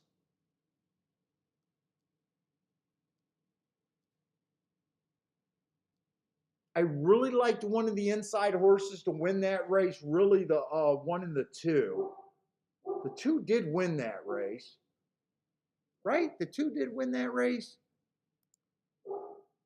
I needed the 1 for second. What did that 2.5 pay? That 2.5 probably didn't pay enough for me to wow, that paid $25. Oh my God. How did that pay $25? For a dollar. For a dollar. I don't think it's the handicapping today. I think it's my betting today. Let's see. Let's just talk about this Fairgrounds race. It is our first turf race. I'm alive to 3 horses here. We got a maiden claiming 50,000 on the turf. Let me just make sure that that turf on the bias reports is still backing up.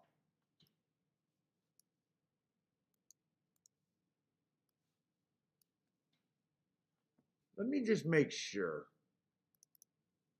Because for the most part of the year, I thought that turf was playing just like Tampa Bay.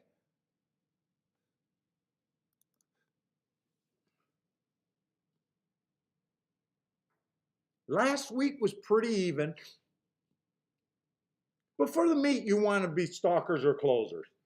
They're stalking 37%. They're closing 37%. They're wiring 25. 25% wire to wire is not a speed favoring track, but it's not impossible. For a while, it was almost impossible. It was like 9 or 12% for most of the meet. So speed has been doing a little bit better recently.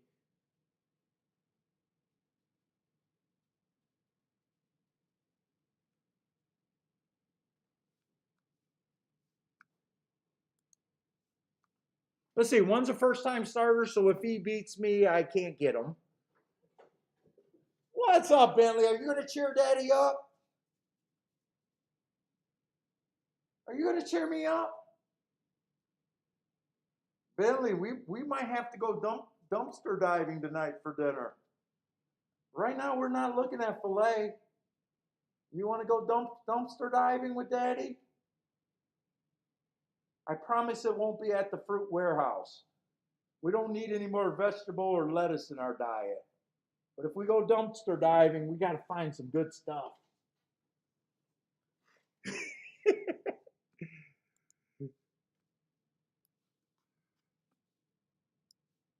Mom, it doesn't affect. Mom eats no matter what. Me and Bentley are the two that suffers when Daddy handicaps poorly.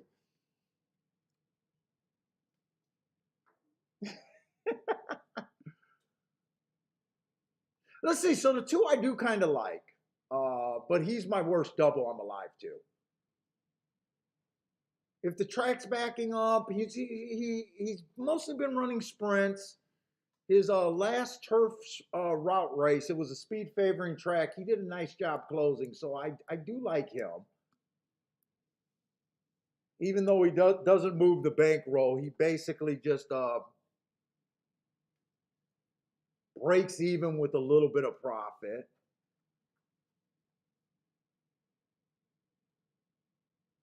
Three Horse only ran one race. He ran on that same, is that the same, that was the same speed favoring day where the two ran better.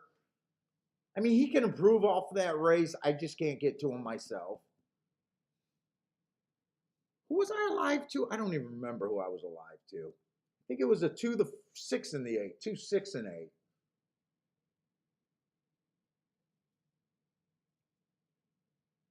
Four might have the right running style. Four's kind of a tough read for me there. Hasn't tried the turf yet.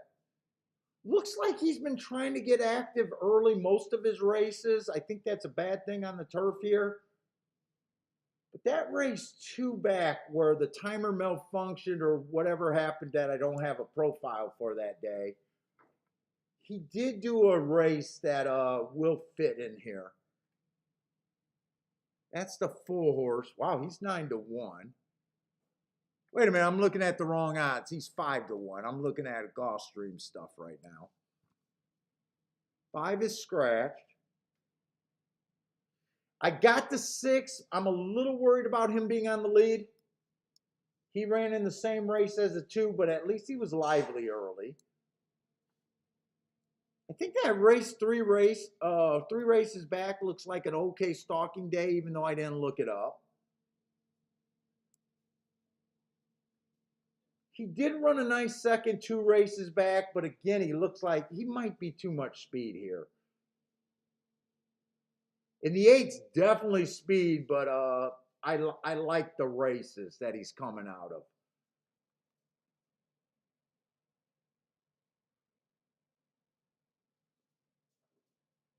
And the 9 horse kind of fits here. I'm not going to do anything right now. I just want to get this Fairgrounds race over with.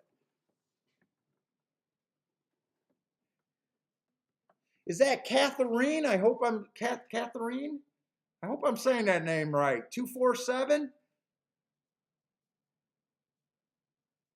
Definitely looks like a new person. How's it going? What's up, Boulder? Oh, Boulder, you were just at Gulfstream Park? Just walked in the door from Gulfstream Park in Florida. It was beautiful 80s. Oh, you were on a plane. You were coming home. It sounds like you were coming home from Gulfstream Park and you just arrived in New Jersey to your perfect 45-degree weather and fog.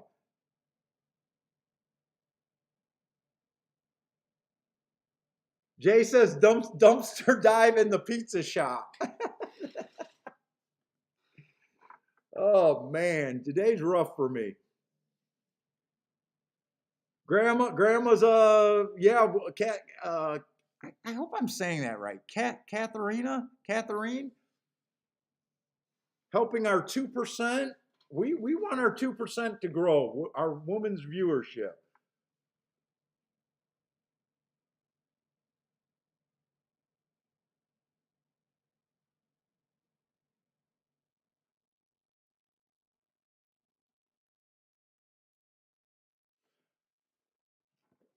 Boulder, we had a real shot at that third race exacta. I liked the 60-1, but I did not play him to place, and Disco Partner gave out the winner at 23-1. And then I went in a tailspin after that race. Horse paid $64 to place. Just slap me.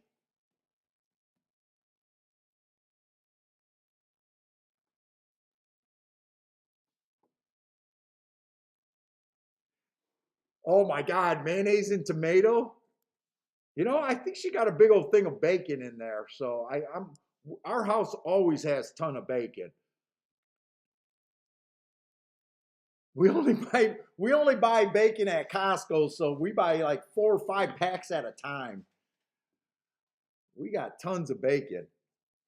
Let's say Fairgrounds loading in the gate, and we got another dirt race over there at Gulfstream Park.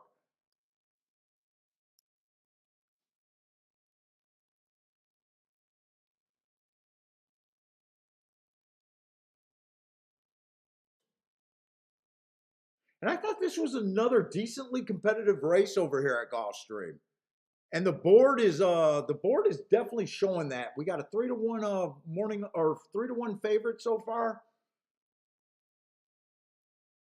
I can't say that I really believe it's been inside on the dirt today. I'm scrolling back just to see what's been happening. We've had 2 dirt races, the 4-1 both of them. They were both kind of well bet there though. 4 in the first race was a big favorite. The 4 in the second race was a horse that we liked, but he drifted up in odds and could have been played, but not at the time when I was looking at him. So the dirt races made sense today. Let's see, Fairgrounds off. I'm going to have to watch this Fairgrounds. My 8-horse got the lead. 8-horse is actually the best ticket I got right here. 8-horse actually moves me from the shit house to the penthouse right away. The problem is I just don't think speed's holding. But I would love to be wrong about that right now. 24-3, that's solid over there at Fairgrounds on the turf. They run some crazy slow fractions there. That actually seems a bit fast to me. Two looks lively, but he's about 3-4 lengths back. And my 6-horse doesn't look like he's all that interested yet. I got a 50-4 at the second call, so that's helping my 8. Getting me a little bit excited where I got to walk. Bentley, come on, get me to the penthouse right now. Give me it in a penthouse. You want filet tonight? You want filet tonight? Let's get this 8 home. Let's get this 8 home for filet.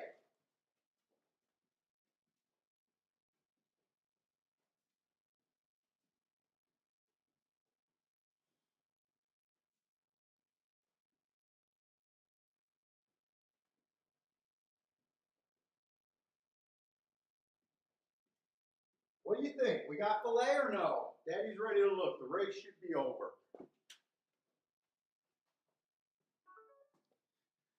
I don't know. It could have been the 2 or the 8.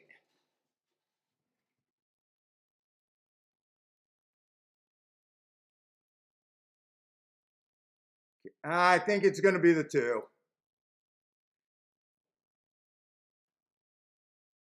Can it be the 6? Actually, the 6 is a good ticket.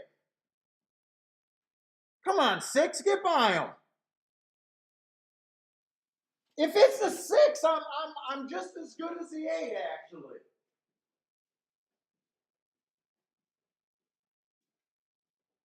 Well, we got a winner. We cashed our first ticket today, Bentley. All right, I'll take the 6. 6 was my second best ticket.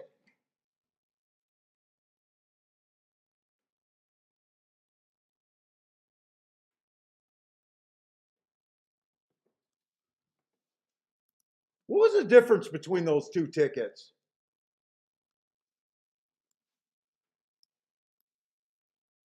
Bentley, I think you're going to get filet tonight. I think you're going to get filet tonight.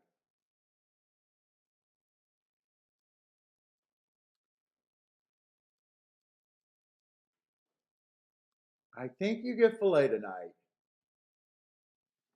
$39, 39 to 1 double. 8 would have been better, but 39 is definitely better than a 15 to 1 double.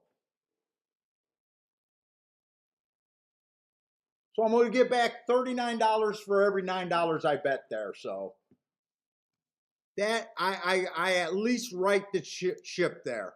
Yeah, they got the 6. 628. 628 is what they got up. So as long as there's no objections, I think we're good. Speed did not hold up, but 8 gave the best try he could. I don't mind playing that ticket.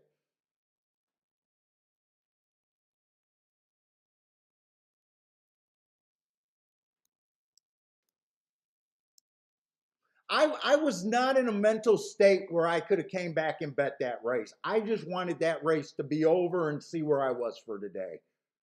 In hindsight, you know, you wish you would have came back with the 6 and the 8 with the you know, betting those 3 horses again in the exacta box, or if you couldn't do a box, maybe a key. But I honestly was not in that space. I just wanted to cash the double and move on there. So right there, I'm happy.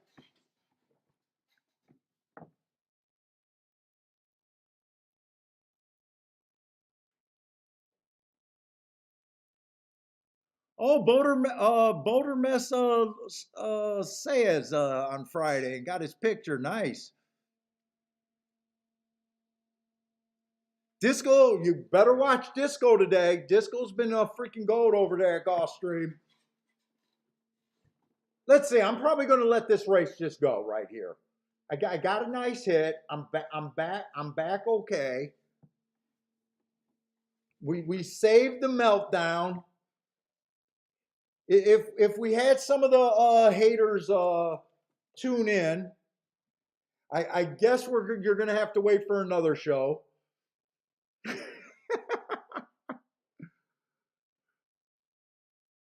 But let's see. So I'm going to just quickly look at this race. I know it's unfair that I don't want to go into handicapping when I had a ticket going like that and on short time, but I thought this was a competitive race. I want the inside to be so good at Gulfstream. I'm just not sure it's there right now.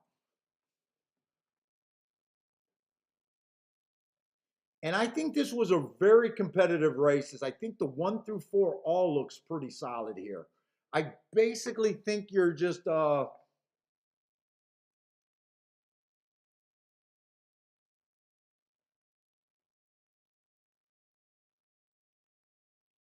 think you're just I think that's where I would want to be here.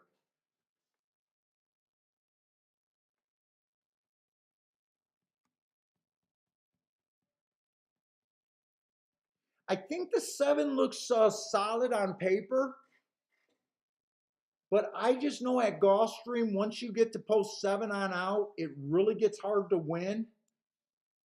I'm saying I would kind of be against him just based on that. I think he got nice running lines, but I wouldn't take 5-2 in the 7 hole.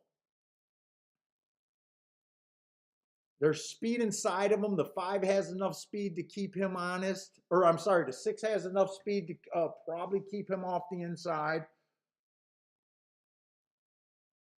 5 looks like he's going to break slow here. 5 looks like he should be able to break slow and get to the inside. 4 also has enough speed to keep the 6 and the 7 on the outside.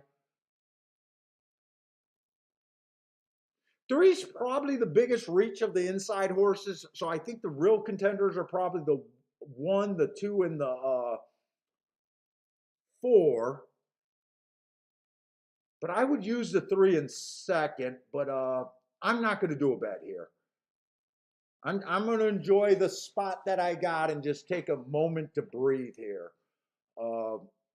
1 ran on a bad rail last race, so I think there's some upside there, and he ran a really nice race on an early pressing day where he was a closer. So I do think that's a nice race. But he is stretching out for the first time. I don't mind horses stretching out, but there is that to worry about if he can handle the distance. The 2 is also stretching out, but he looks like he'll be the front end horse between those 2. I think 3 wants to lead. That's the horse that I think you're stretching the most for on the inside. But I'd like that race 2 races back where he went too fast to win. He could be getting a bump from that, but if he doesn't, he does look overmatched. You know what? This feels like this could be a pretty solid pace, actually, with the 2, the 3, and the 4 probably trying to go to the lead. But other than that, I'm just going to watch and enjoy this race right here.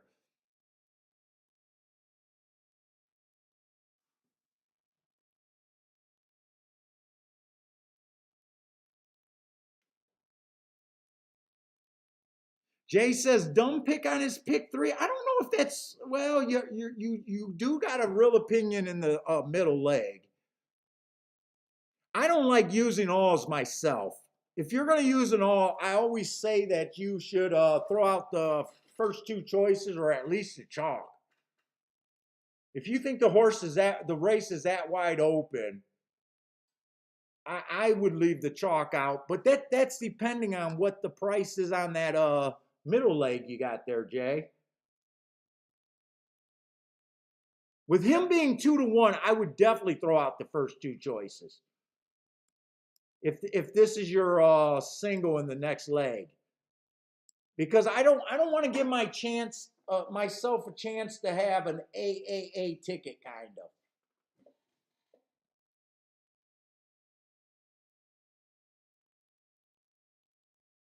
But I thought this was a good spot to try to, well, actually 7's getting a really nice trip. Actually, I thought the 7 was farther back. 7 is really getting a nice trip, so leaving him off the ticket would have been a disaster. The inside didn't hold up, but 7 did get a perfect trip kind of there.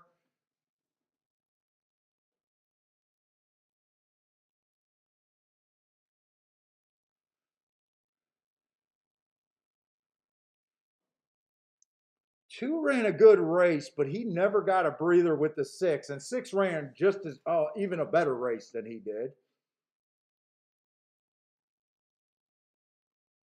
But to me, not having a bet there was definitely to me the right move.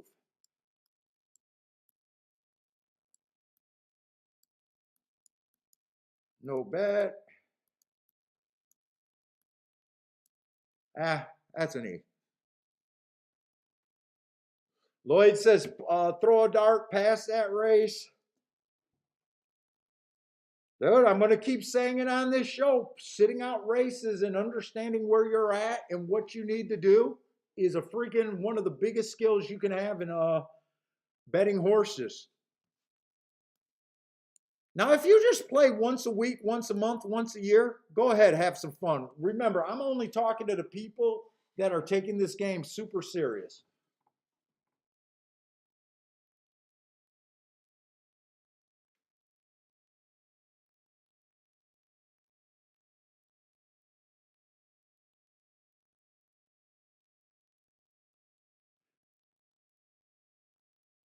Joshua went all in on the 7.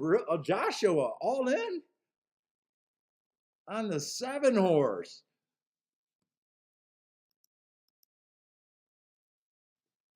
Jared's done with Gulfstream.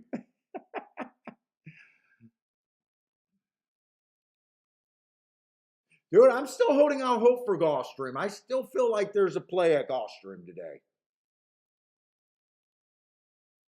I wish there was another Topeda Sprint. Let's see, we only got 2 more races at Gulfstream.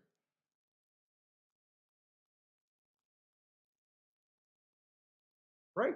No, wait a minute. Do we only got one or 2 more races? They only got 8 races today? Oh, no, they got 9 races. We got 2 more races at Gulfstream.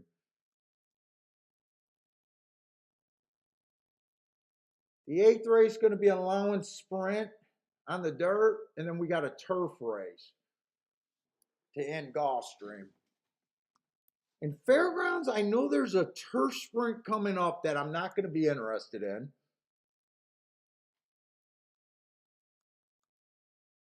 Let's see, where are they at Fairgrounds?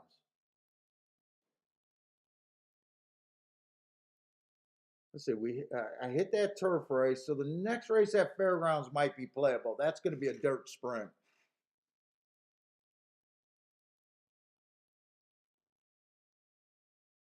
Oh, Snooker. Snooker's been sitting on his hands all day, waiting for the next race at Gulfstream. So this is your play then, Snooker. We're gonna have to pay attention to what if you put a play up in the chat because you said you've been sitting waiting for this race.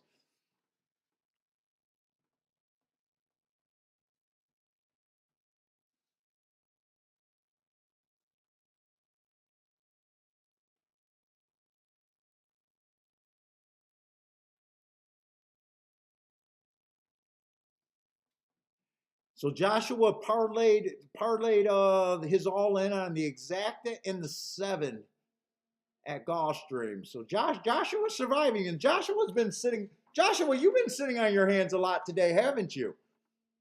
Joshua definitely stay. We've noticed Joshua changed his style and play, sitting out more. He said he's seen something and he's trying to capitalize on it. So I respect that 100%.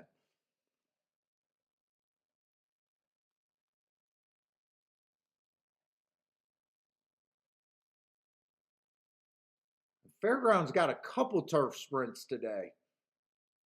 The 9th race, well, I don't think we're even going to be live for the 9th race. That gets to be a little late. Although I can tell Mama that Bentley and I don't have to go dumpster diving tonight.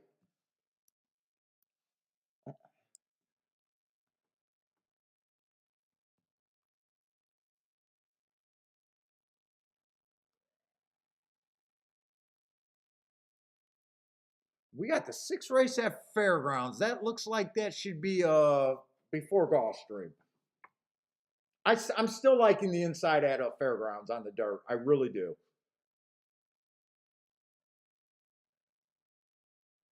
They might force me to play this race.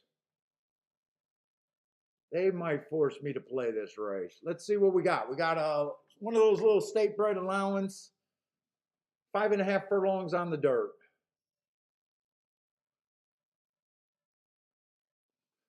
And you know what? Let me just check that tic-tac-toe board on the dirt today. I mean, I keep saying that I feel like there's an inside bias there, but I do like when we write it down just to make sure we're really think we're saying what we're saying. I don't always do the tic-tac-toe board for the second track. Let's just get those in here.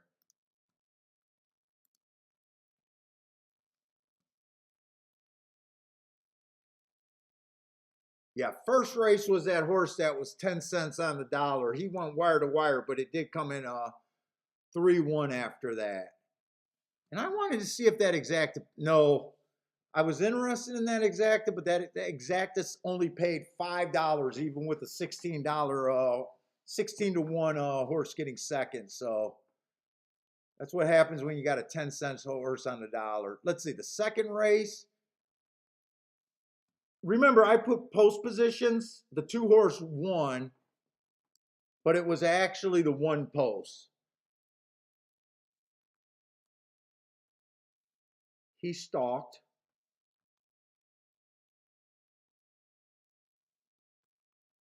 Third race, the 2-horse went wire to wire, so I'm believing that I'm right about what I'm seeing.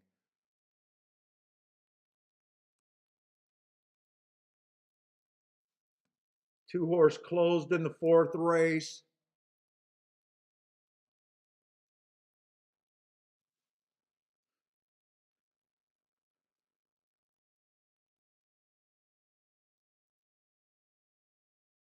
Fifth race, the 2-horse won. That was a horse that I started the double with. I just don't remember. I don't remember if he went wire to wire or he came off the pace. I'm going to put him as stalking because I'm not sure. But right now, it really does look like it's been an inside bias over there at Fairgrounds. Is Stephen Marshall here today? Stephen, are you here today? I'm wondering if you're looking at this, wondering because I haven't seen any booms from you. I thought I seen you here earlier today. And I'm sitting here wondering how we weren't all over that all day today. I know I got split on a couple exactas. I'm wondering if that's kind of the same thing. And I knew we both liked that 4 and a 5 in an earlier race. That probably explains that. But dude, that looks like an inside bias right there.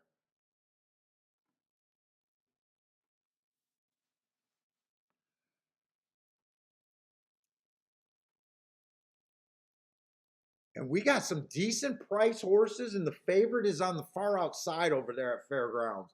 I love it when I think there's an inside bias and the favorite is on the far outside. I was hoping that I wouldn't have such good marks on them.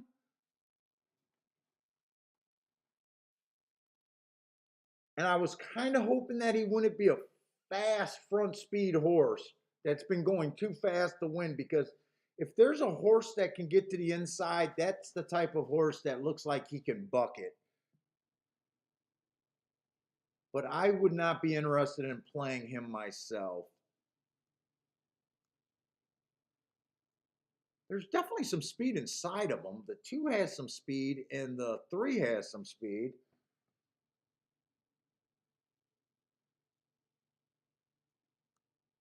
Got a few horses that I don't have marks on. It's been all inside. They have closed. Let's see. They closed 1 race and they stalked 2 and they wired 2. So running styles have been kind of fair today there. Running styles have been kind of fair. Bailey, wake up, man. Why are you going to sleep? You got to be excited. We're going to get good food tonight.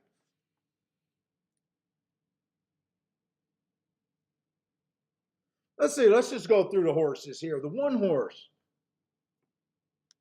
looks like he can be a stalker at the best. I got But his last 3 races, he's been running like a closer. I do have an excuse for him 2 races back. He was in the 5-hole when I thought the inside was good. So I do got him running against the bias. That was a decent race. He got in position. If I'm right about the bias, he got in position. He kept running. I think that's a good race right there. The very next race, it was a speed favoring track. I gave him an asterisk. He also hopped at the start, losing all chance to even get a good run. He's interesting. Has the inside. The inside's been winning. In fact, nothing's won outside of the 2-hole today. 2's definitely interesting. 4 races ago, he went too fast to win. He comes back. 3 races ago, goes too fast to win. I know this horse got speed. 3 races ago, he ran on an inside bias where he had the 5-hole, so I gave him an excuse. I like that race. And then he finally comes back to win after being able to excuse a bunch of races.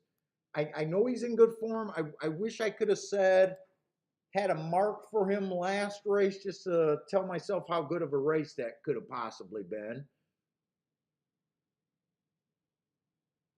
God, he's 16-1. It's so tempting right now.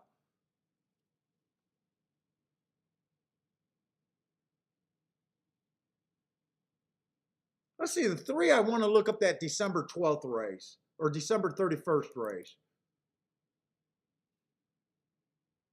Because this horse did run a sprint race or a route race 2 races back. He went fast for the first 2 calls, fell apart.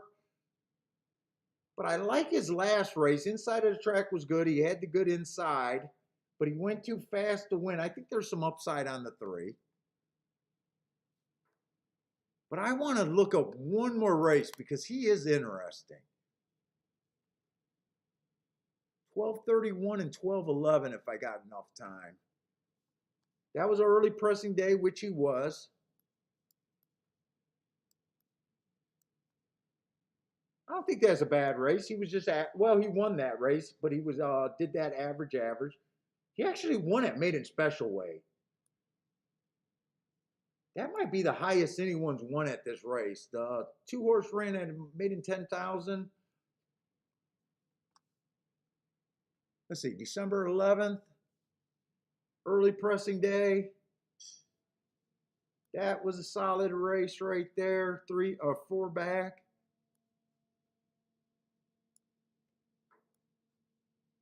He's in good form. And that mile race, it was a stakes race. There's definitely upside in that 3. 4, I don't like him, hate him. He looks like a horse that could get a second, possibly win on the right trip.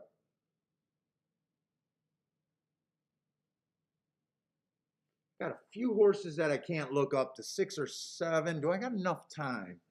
I don't know if I want to dedicate that much time, but 8 horse is the horse to beat here.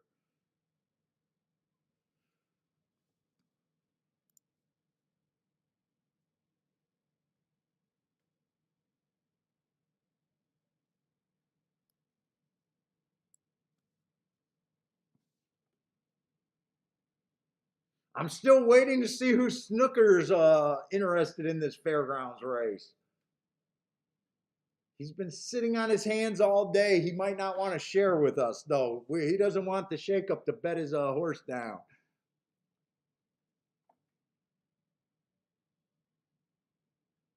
Let's see. Jay says there's a lot of speed in this race. He kind of thinks that it might set up for the 1 and the 4. If you could get to the 1 horse, I think that's a good bet right there.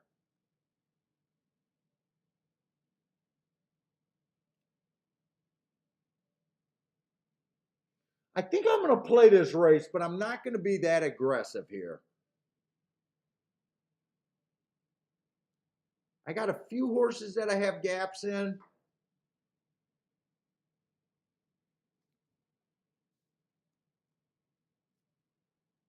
There is a scenario where they can come off the pace. I do agree with that. There's a lot of speed here. I'm hoping the 8 cannot get over to the rail.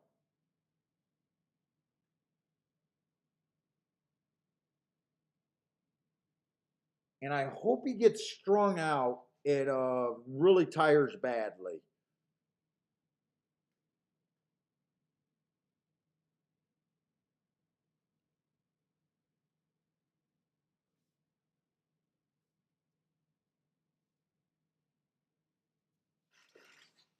I think I'm going to play this race in a play bet here.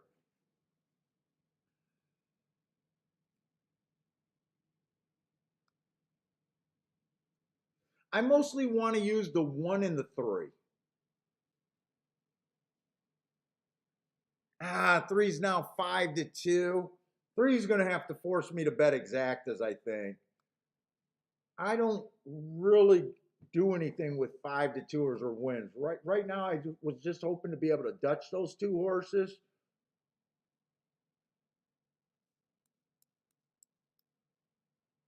Let's see. I don't think this race is worth more than 40 bucks for me. I don't think this race is worth 40 bucks at the most.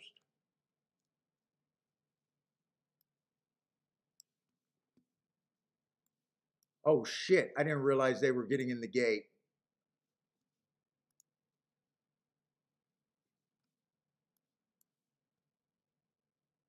Let's see, 3-1's paying 17, 3-2's paying. I don't think I want to play the exactas with the 3. 3-8's only paying 16.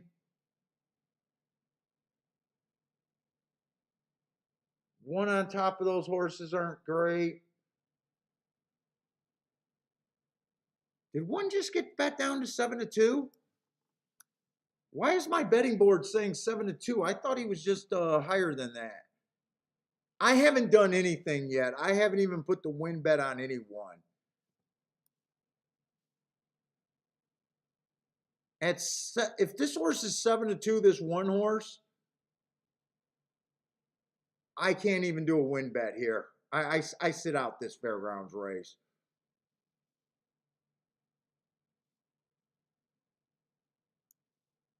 You know what? Am I in the wrong? Oh, why is my Fairgrounds in the wrong race? My Fairgrounds is in the wrong race. I couldn't have put a bet in anyways. My screen did not advance. He's 6-1. Okay, that makes more sense.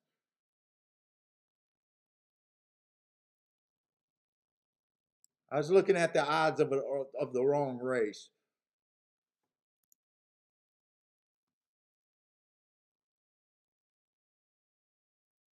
Oh, Snooker likes the 8 horse here, huh? The 8 horse has wait a minute. 8 horse has second-itis.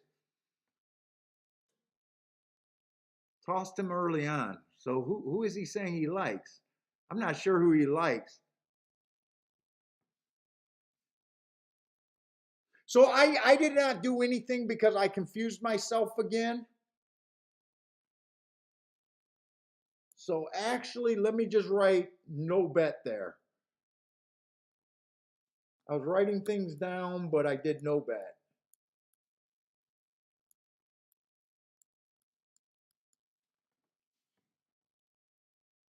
And 8 horse was the fastest early, and he got to the rail.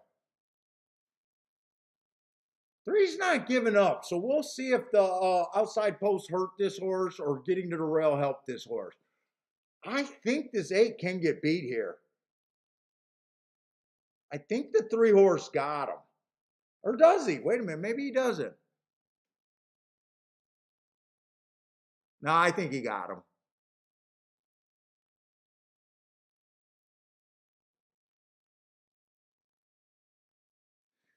And the exactas I was trying to get the price on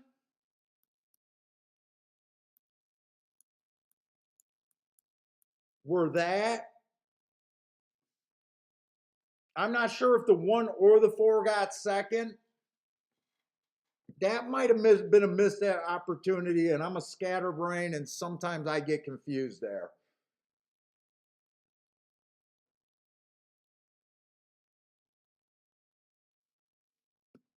Let's see if it was worth playing, because now I can look up and see, well, actually they're not even showing me.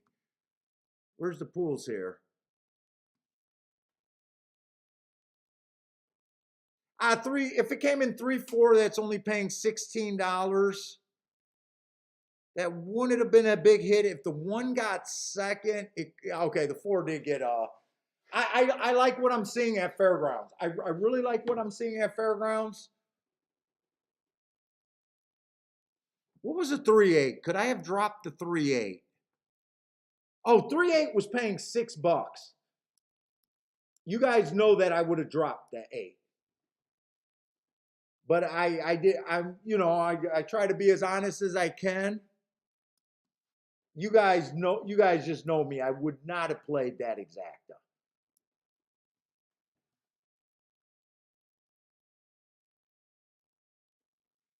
Yeah, 3-1 would have been a nice exacta there. 3-4, it would have been a profitable bet. I don't know how good it would have been if I would have did those for $10, $20 on the win ticket. That would have been a $50 bet right there. If it would have came in 3-1, I think you would have got 300 back. If it comes in 3-4, I think you get 160 back. Right? 3-4 was paying 16 to 1. But not enough where I'm going to be that mad. I made a mistake looking at the wrong betting board there, so not that big a deal. Oh, and snooker, you ended up sitting on that race. You were liking the 3 and the 1, but the odds were too low on the 3. I don't think that was a bad step to make. I very rarely can bet enough on a 9-5 winner by himself.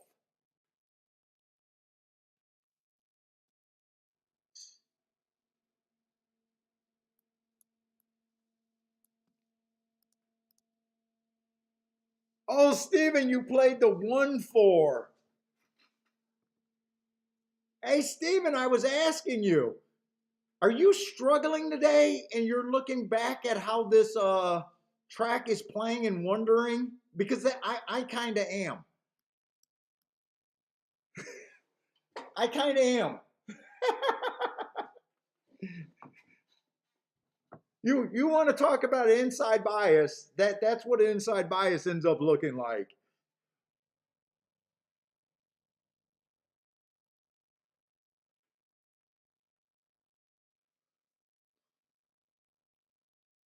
Oh, Stephen Marshall still ended up with a boom there, by the way. I did not see your boom there.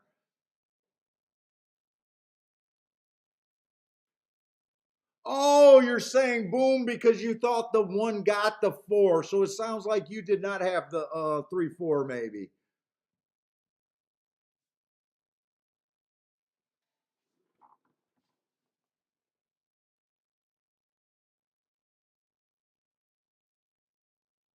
In fact, Stephen, I want to go back and look at the doubles. Were the doubles just not playable today? I almost feel like how were we not rolling doubles there? I don't remember talking too much about doubles.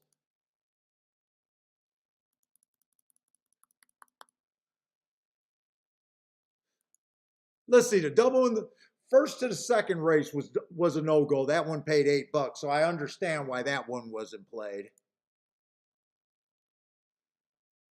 The second to the third one paid 23 to 1. That's a miss. That's a miss in my book. The third to the fourth leg, okay, that one was paying $12. That one was one that I wouldn't have wanted.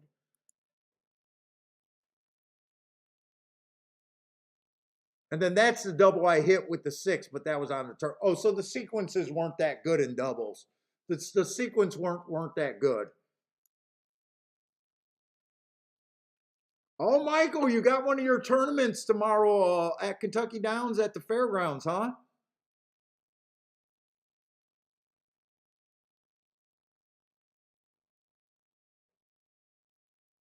In fact, that water is driving me crazy. I gotta go again. Sorry, babe. Go lay back down. I'm coming right back.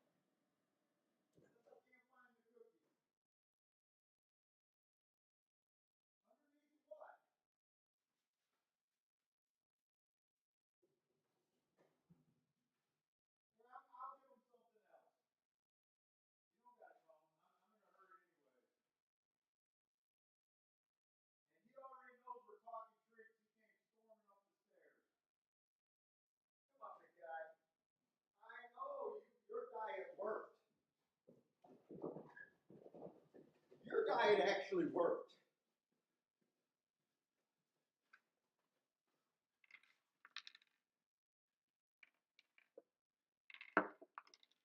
There you go. Yeah, go. Go, go, go. Good boy. You help yourself.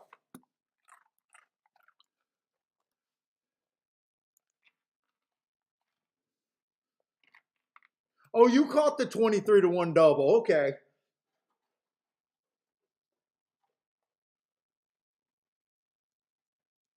You just been quiet today.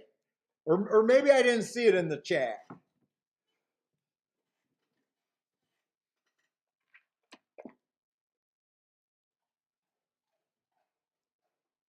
Ooh, these smell good, actually. All right, I lost the, I don't know how much time I got at Gulfstream. I lost the feed there.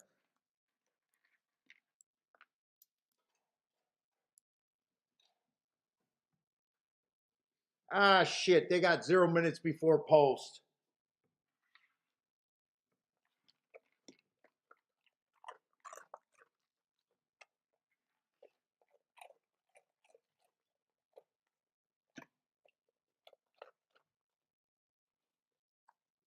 Are you good? Is it good? Oh, shit. I'll tell you another thing. I did not look up the 3 or the 4. I did not look up the 3 or the 4.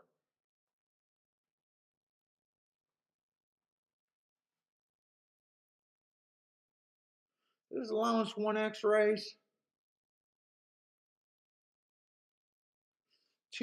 Man, 2 got some nice races, but he's stepping up against winners for the first time. He just missed his first race at maiden special weight. I don't think it's out of reach.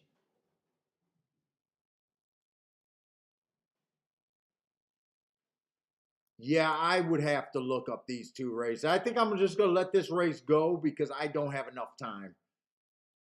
I do not have enough time here.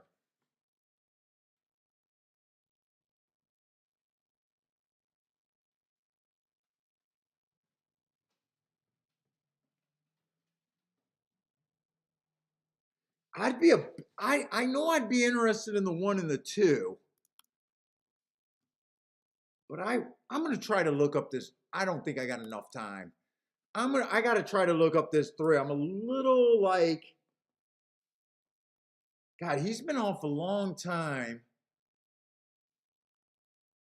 That stakes race throwing me off. I'm not going to have time. They're loading. They're loading. I'd be interested in the 1 and the 2 there.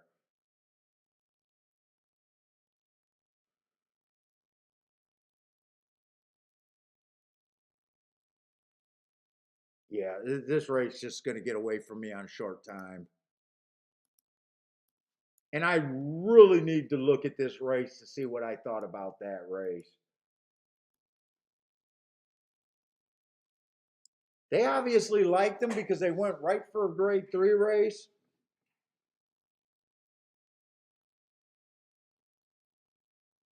Oh, Stephen Marshall, you were a wrestler. You wrestled in college and the Army. So Stephen Marshall's a badass. I respect wrestlers.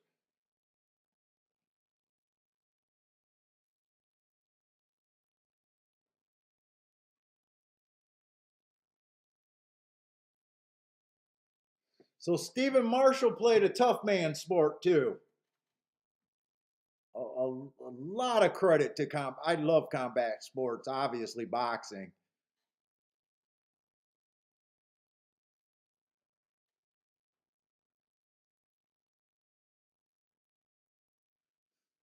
So I just know that you wrestled in college and the Army. So Stephen Marshall doesn't buy into anyone's bullshit. You got to show Stephen Marshall you're a tough guy. You can't talk Stephen Marshall out of convincing you. Stephen Marshall's like me. You're gonna have to show me.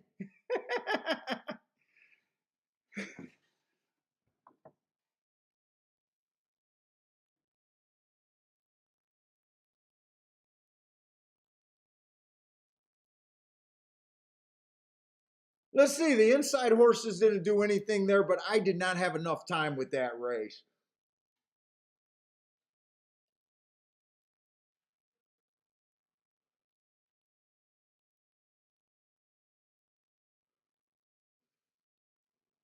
Let's see.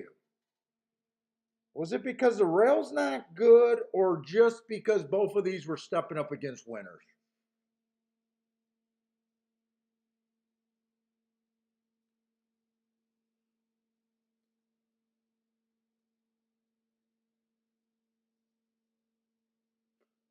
I'm going to say it's because both of them were just stepping up. Five's definitely the most established horse in that race. Class handicappers should hit this five. In fact, I know who played the pick three. I know that was your big single in the pick three. So I know you're live to pick three. I want to say it was Rex or Jay. Rex or Jay.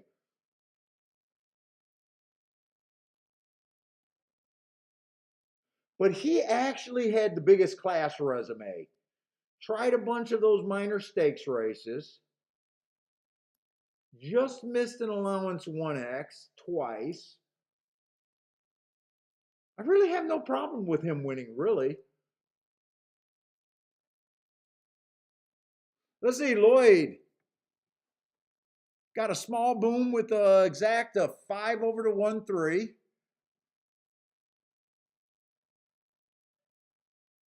Oh, so the three. Oh, wait, three was the stake source. That's right. Three was the stake source. I thought I got him confused with the 1 and the 2 for a minute.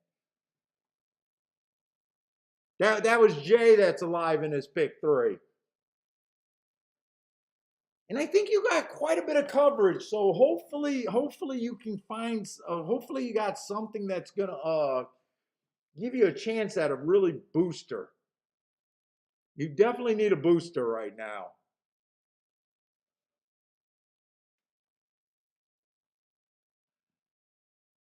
In Iowa, University of Northern Iowa.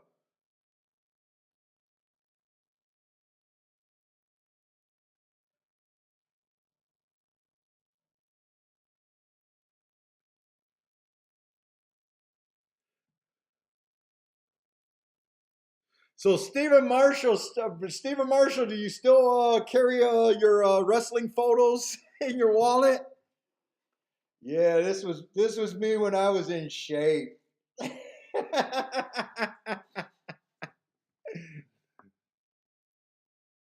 This was me before the hips.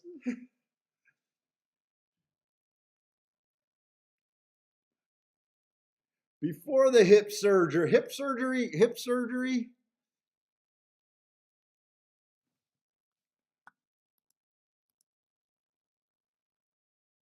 Let's see, Jared has to play Turfway tonight to get all the fucking Gulfstream money back today. Yeah, Jared, I had a bailout last Saturday, and I was pissed about it. Saturday, I hit the first double. I was up $350 and pissed it all away. Luckily, I spotted a bias over there at a fucking at a Turfway Park. Hit a nice ticket that bailed me out.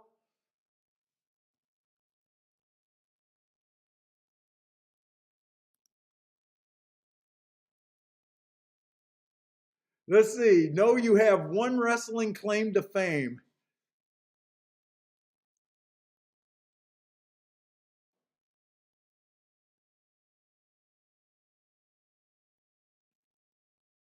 Dude, I remember when I got engaged to my wife, and my sister's at my wife's bachelorette party goes up to my wife. And she's basically like, "Oh, so you're marrying my brother?" And she's like, "Too bad you didn't know him when he had abs."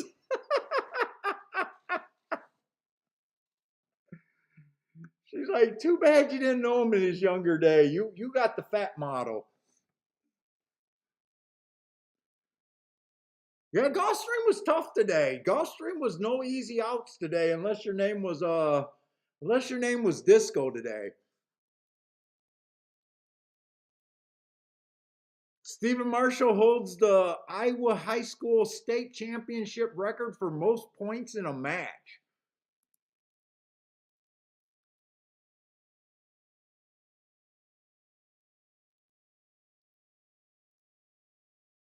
You know, I only watched a little bit of wrestling. I used to work out with the wrestling team. I think I told the story on the stream before.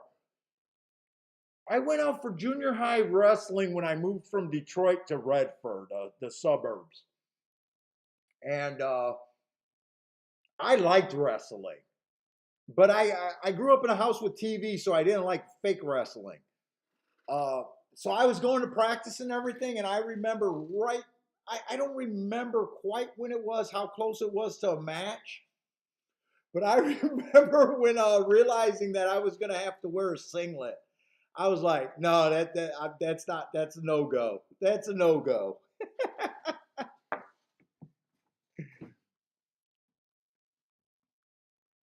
I was okay doing it in shorts. I was okay doing it in practice in sweatpants. Soon as it was singlet time, I was like, no, that's not going to happen.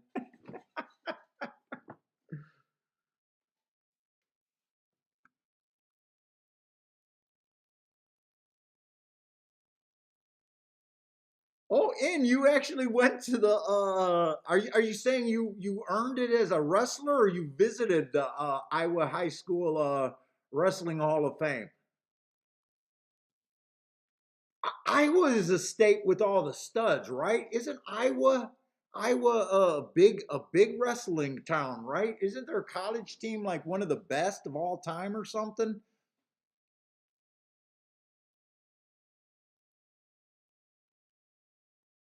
Oh, N says he visited that place. I think I was like one of the big boys of wrestling, if I'm not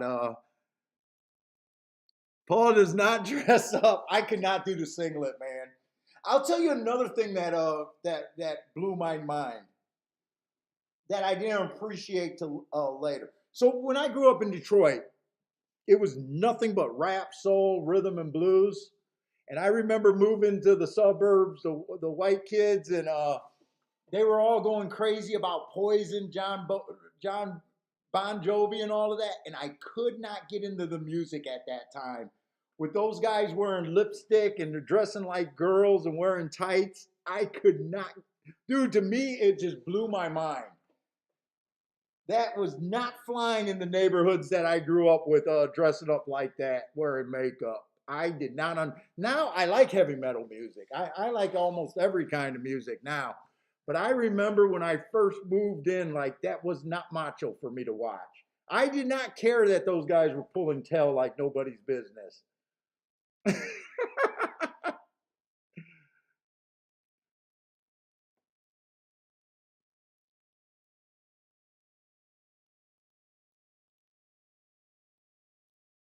Grandma learned grappling in the army. That's and she's serious.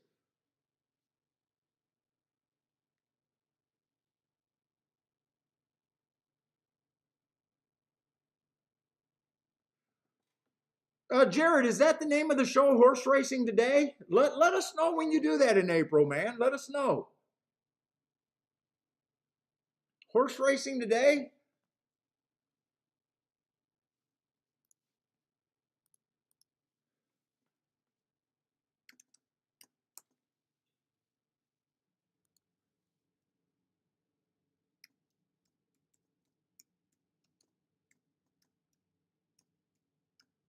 Horse Racing Today. Have I ever seen their stuff? Horse Racing Today.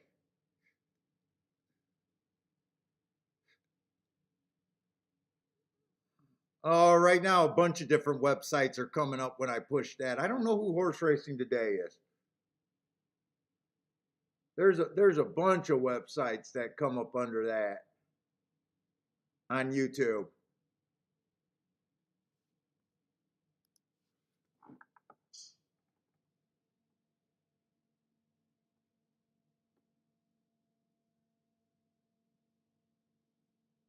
Oh, grandma's a Iraqi vet, Iraq vet.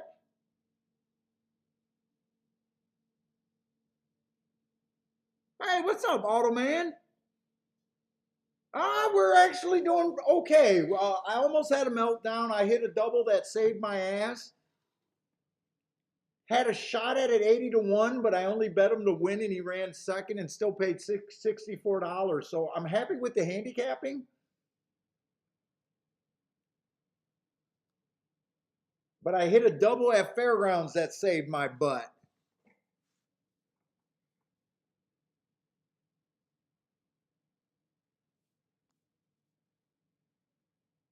And when you say how the punting's going, are you an overseas guy, Automan Dan?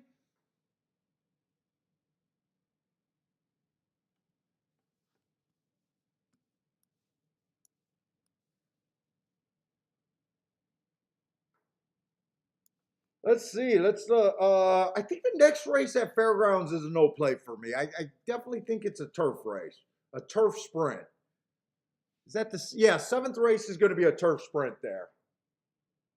I have not seen anything on the I don't think I've seen anything interesting on that sprinting profile yet. The inside's been kind of deadly. Post 1 through 3 is winning 45%. But they only ran 56 races. They just don't run enough of them. There is a drop off when you get to 7 on out. There's definitely a drop off when you get to 7 on out. They're only winning 20% of the time. But I have not been interested in playing the turf routes there. Oh, horse racing radar TV. I'll check it out, Jared.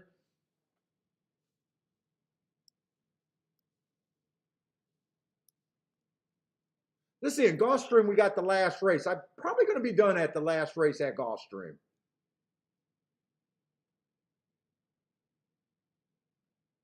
Now, we got a lot of veterans in here. Thank you for your service, guys.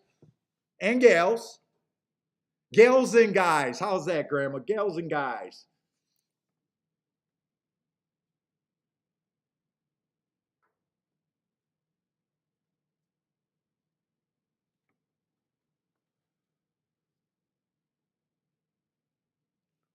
I'm just going to scroll and make sure I got this race marked up.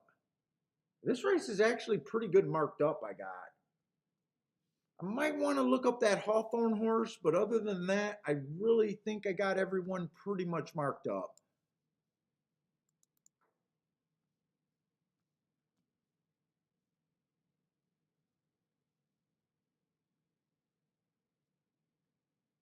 Oh my God, that sump pump is killing me. I think we're on 3 right now.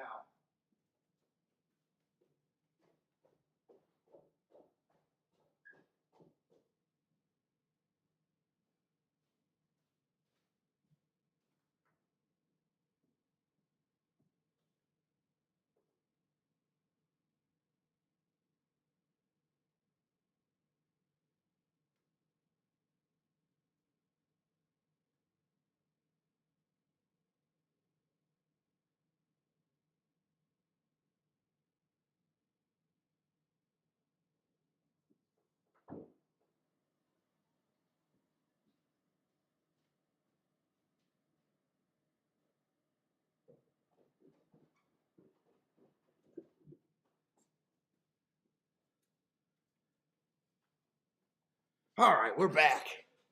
I put the over-under at 5, but we're only sitting at 3 trips. Let's see, Stephen Marshall's alive to the 1 and the 7 in the double. Stephen, did you mark up this race? I'm just curious. I didn't even mark up that race. I'm wondering if something had really good marks or something.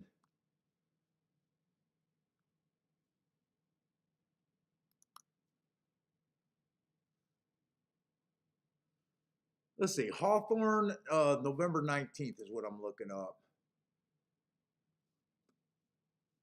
That was an early pressing day. That's exactly what he was. The times were slow that day, so that 25 would have been average that day. 49 was average. 49 and 1 was average. And actually, he was the fastest at the 6 furlong mark that day. So that's a decent race right there. Let's see, 923rd over there at the now no longer in action Arlington Park.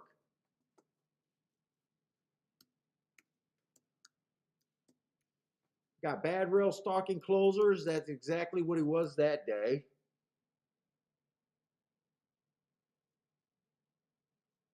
That still would have been average. And I can even go to 827.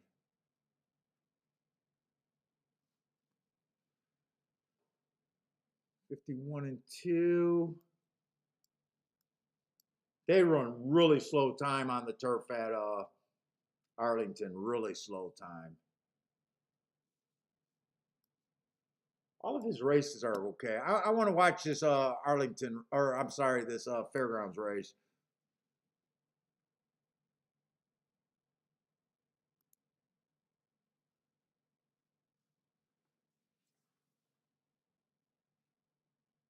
We still got 11 minutes for Gulfstream, so I don't really feel like I'm pressed on time there.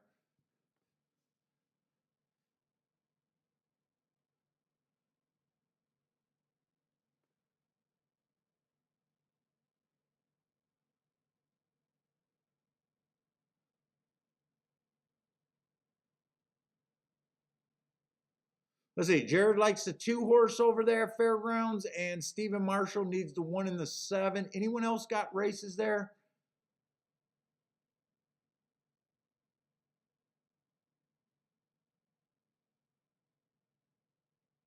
Oh, Gregory likes the 8 at Fairgrounds. He's due for a win.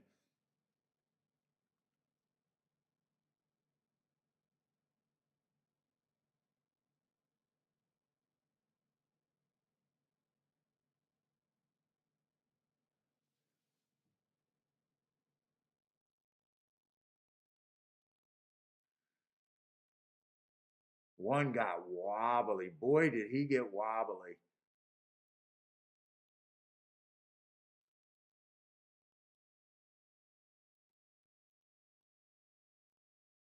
Six. I can't even tell who got second. It might have been 6-5, but I'm not sure on that. But at Fairgrounds, the 6-horse definitely won that race.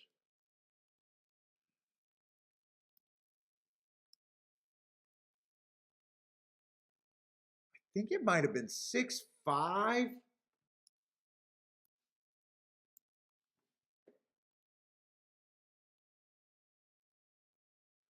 Six was definitely a nice price over there. All right, let's get to Gulfstream. I think I got enough marked. What kind of race are we looking at? We got a mile on the turf, claiming 12,000. Have we seen we've seen a couple of turf sprints today. I don't think we've seen a turf route. I really don't think we've seen a turf route today, right?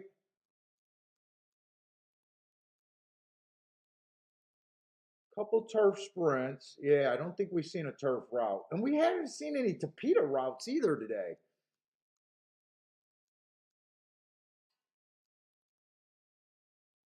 Yeah. Hey, what's up, Timothy?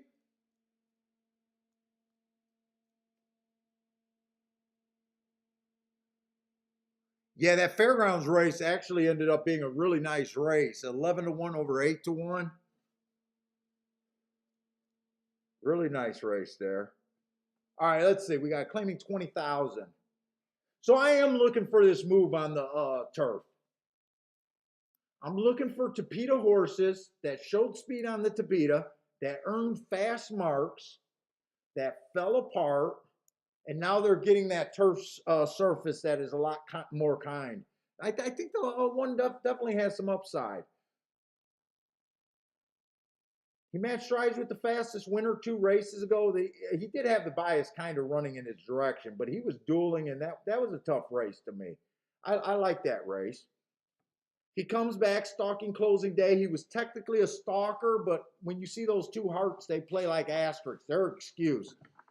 Good indicator of form.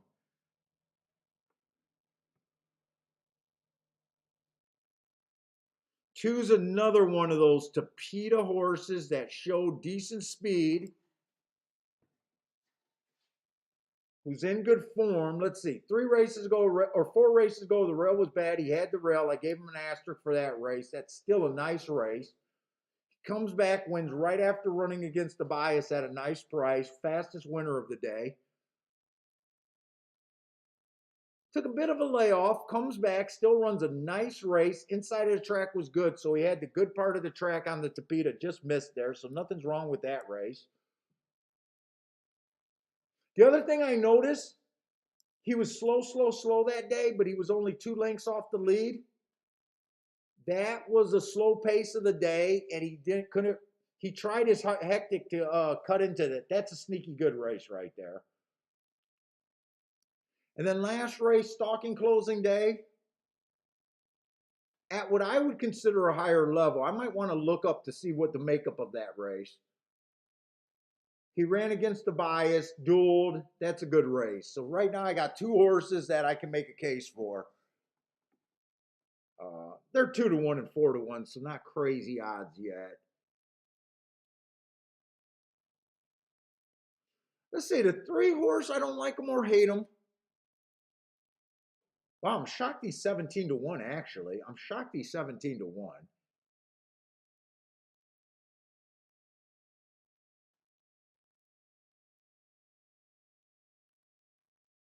This asterisk 3 races ago. Oh, I gave him a race. I gave him an asterisk because he had the 5 hole. That's actually a good race. He had the 5 hole on a day that I thought the inside was good. And he won. So far I'm seeing everyone is just in good form. Got the 4 horse stretching out. All he's doing is adding more speed to the mix. I do feel like there's a lot of speed in this race already. He's a true sprinter who gets the lead 100% of the time. Unless they let him go, I'm predicting a pretty fast pace here.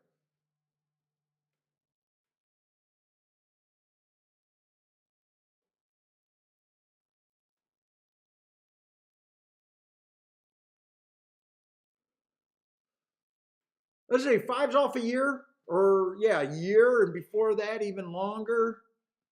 Very beginning of 2021, he ran. I can't get to these horses under almost any circumstance. Yeah, they win sometimes, but he wasn't a grade 2, so at one time they thought something of him. He was in a grade 3. I'm not sure he belonged in that grade 2, but came back and won off of that race. But I can't. There's no way I can. Even if at that price, I can't bet him.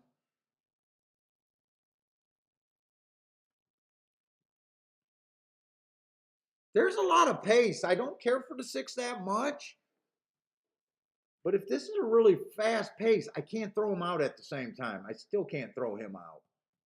Been doing a very nice job getting in position more races than not.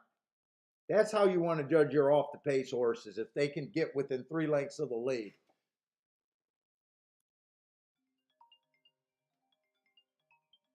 Who's blowing up my call and why? Hello?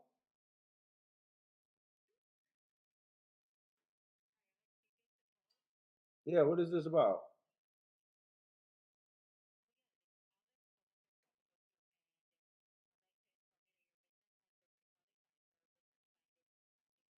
Really? My business been qualified? Can you tell me what my business is? What's my business? No, no. First of all, we're not in business. Get a fuck scam. Dude, I got qualified for a loan. Who falls for that? Who falls for that? Get the fuck out of here.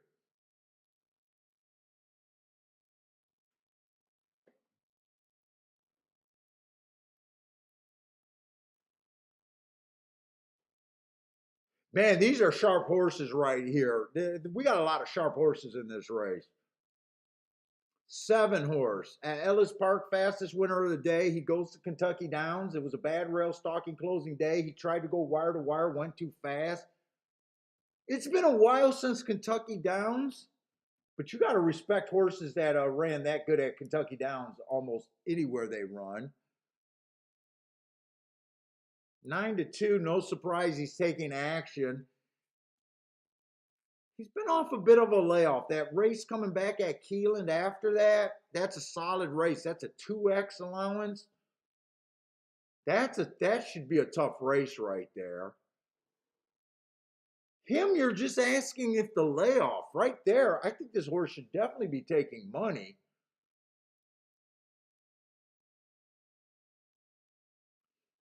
We got the 8 horse, another horse that's stretching. Wow, we got good marked horses up and down this race. Another Topeda router that showed speed against the bias.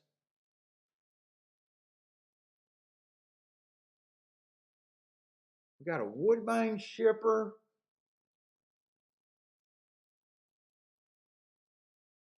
I think I'm just going to be happy where my day ended up right here. I don't think I got a real play here.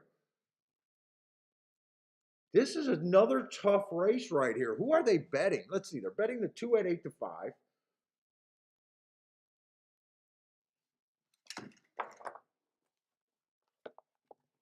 And Grandma loves a shake up. Gar says, call me. Yeah, I know. My business got approved with a loan. I want her to tell me what my business is.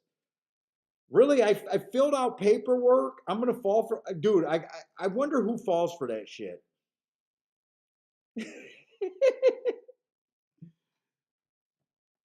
Oh yeah, you're right. You're right, honey. I did put in a loan. It came through. Here's my social security. Can you quickly deposit in my bank account? I've been waiting.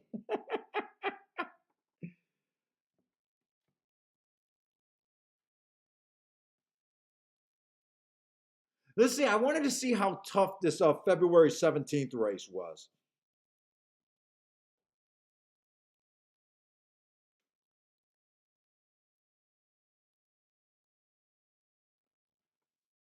Let's see. I got to find it this way.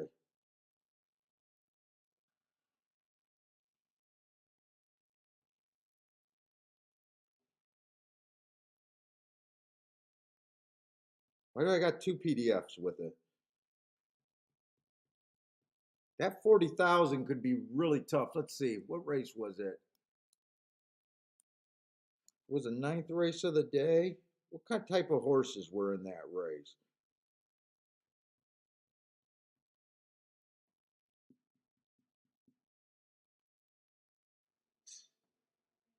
Uh,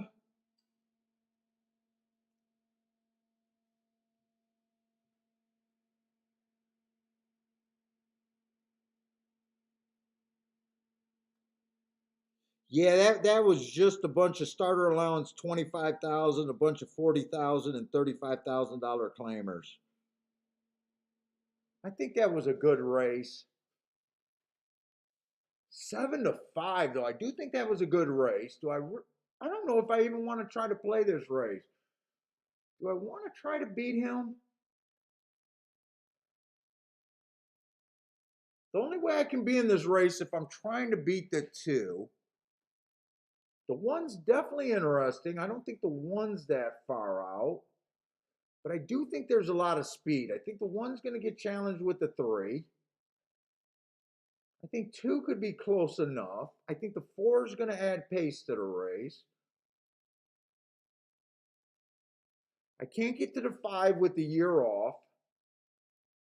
Who can I reasonably get to? If it's a fast pace, I could get to the 6 horse.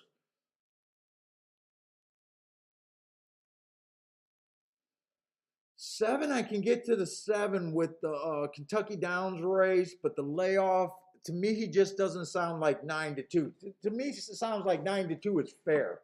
Like you're not getting overpaid. So I could get to him, but I know I wouldn't bet him, but I'd probably use him.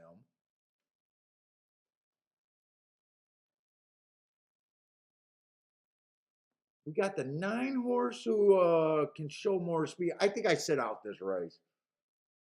I think I sit out and be happy with where I ended up today. And at the same time, I know that with a little different betting, I could have had a pretty big day. Let's see, Justin likes the 6 and 9 with a bunch of horses. Frankie Tubbs likes Exacta Box 1, 2, 5.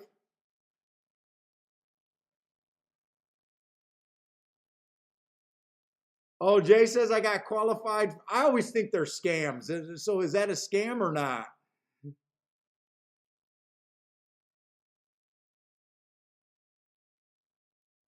Take it easy, Stephen Marshall. I think I'm right behind you. I definitely think I'm done for today. Let's see, 4 got the lead. I think 4 was a sprinter stretching out. The horse who 100% of the time has the lead. So 4 does not disappoint. Let's see, 2's in pretty good striking position.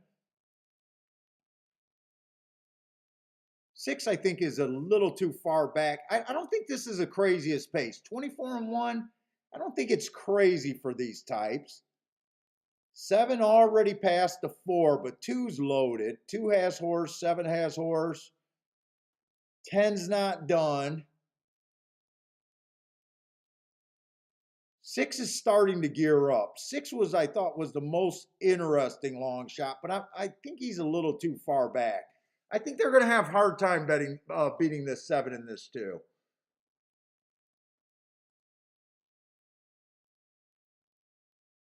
Six took some time to get some running room. I think 6 is going to get third.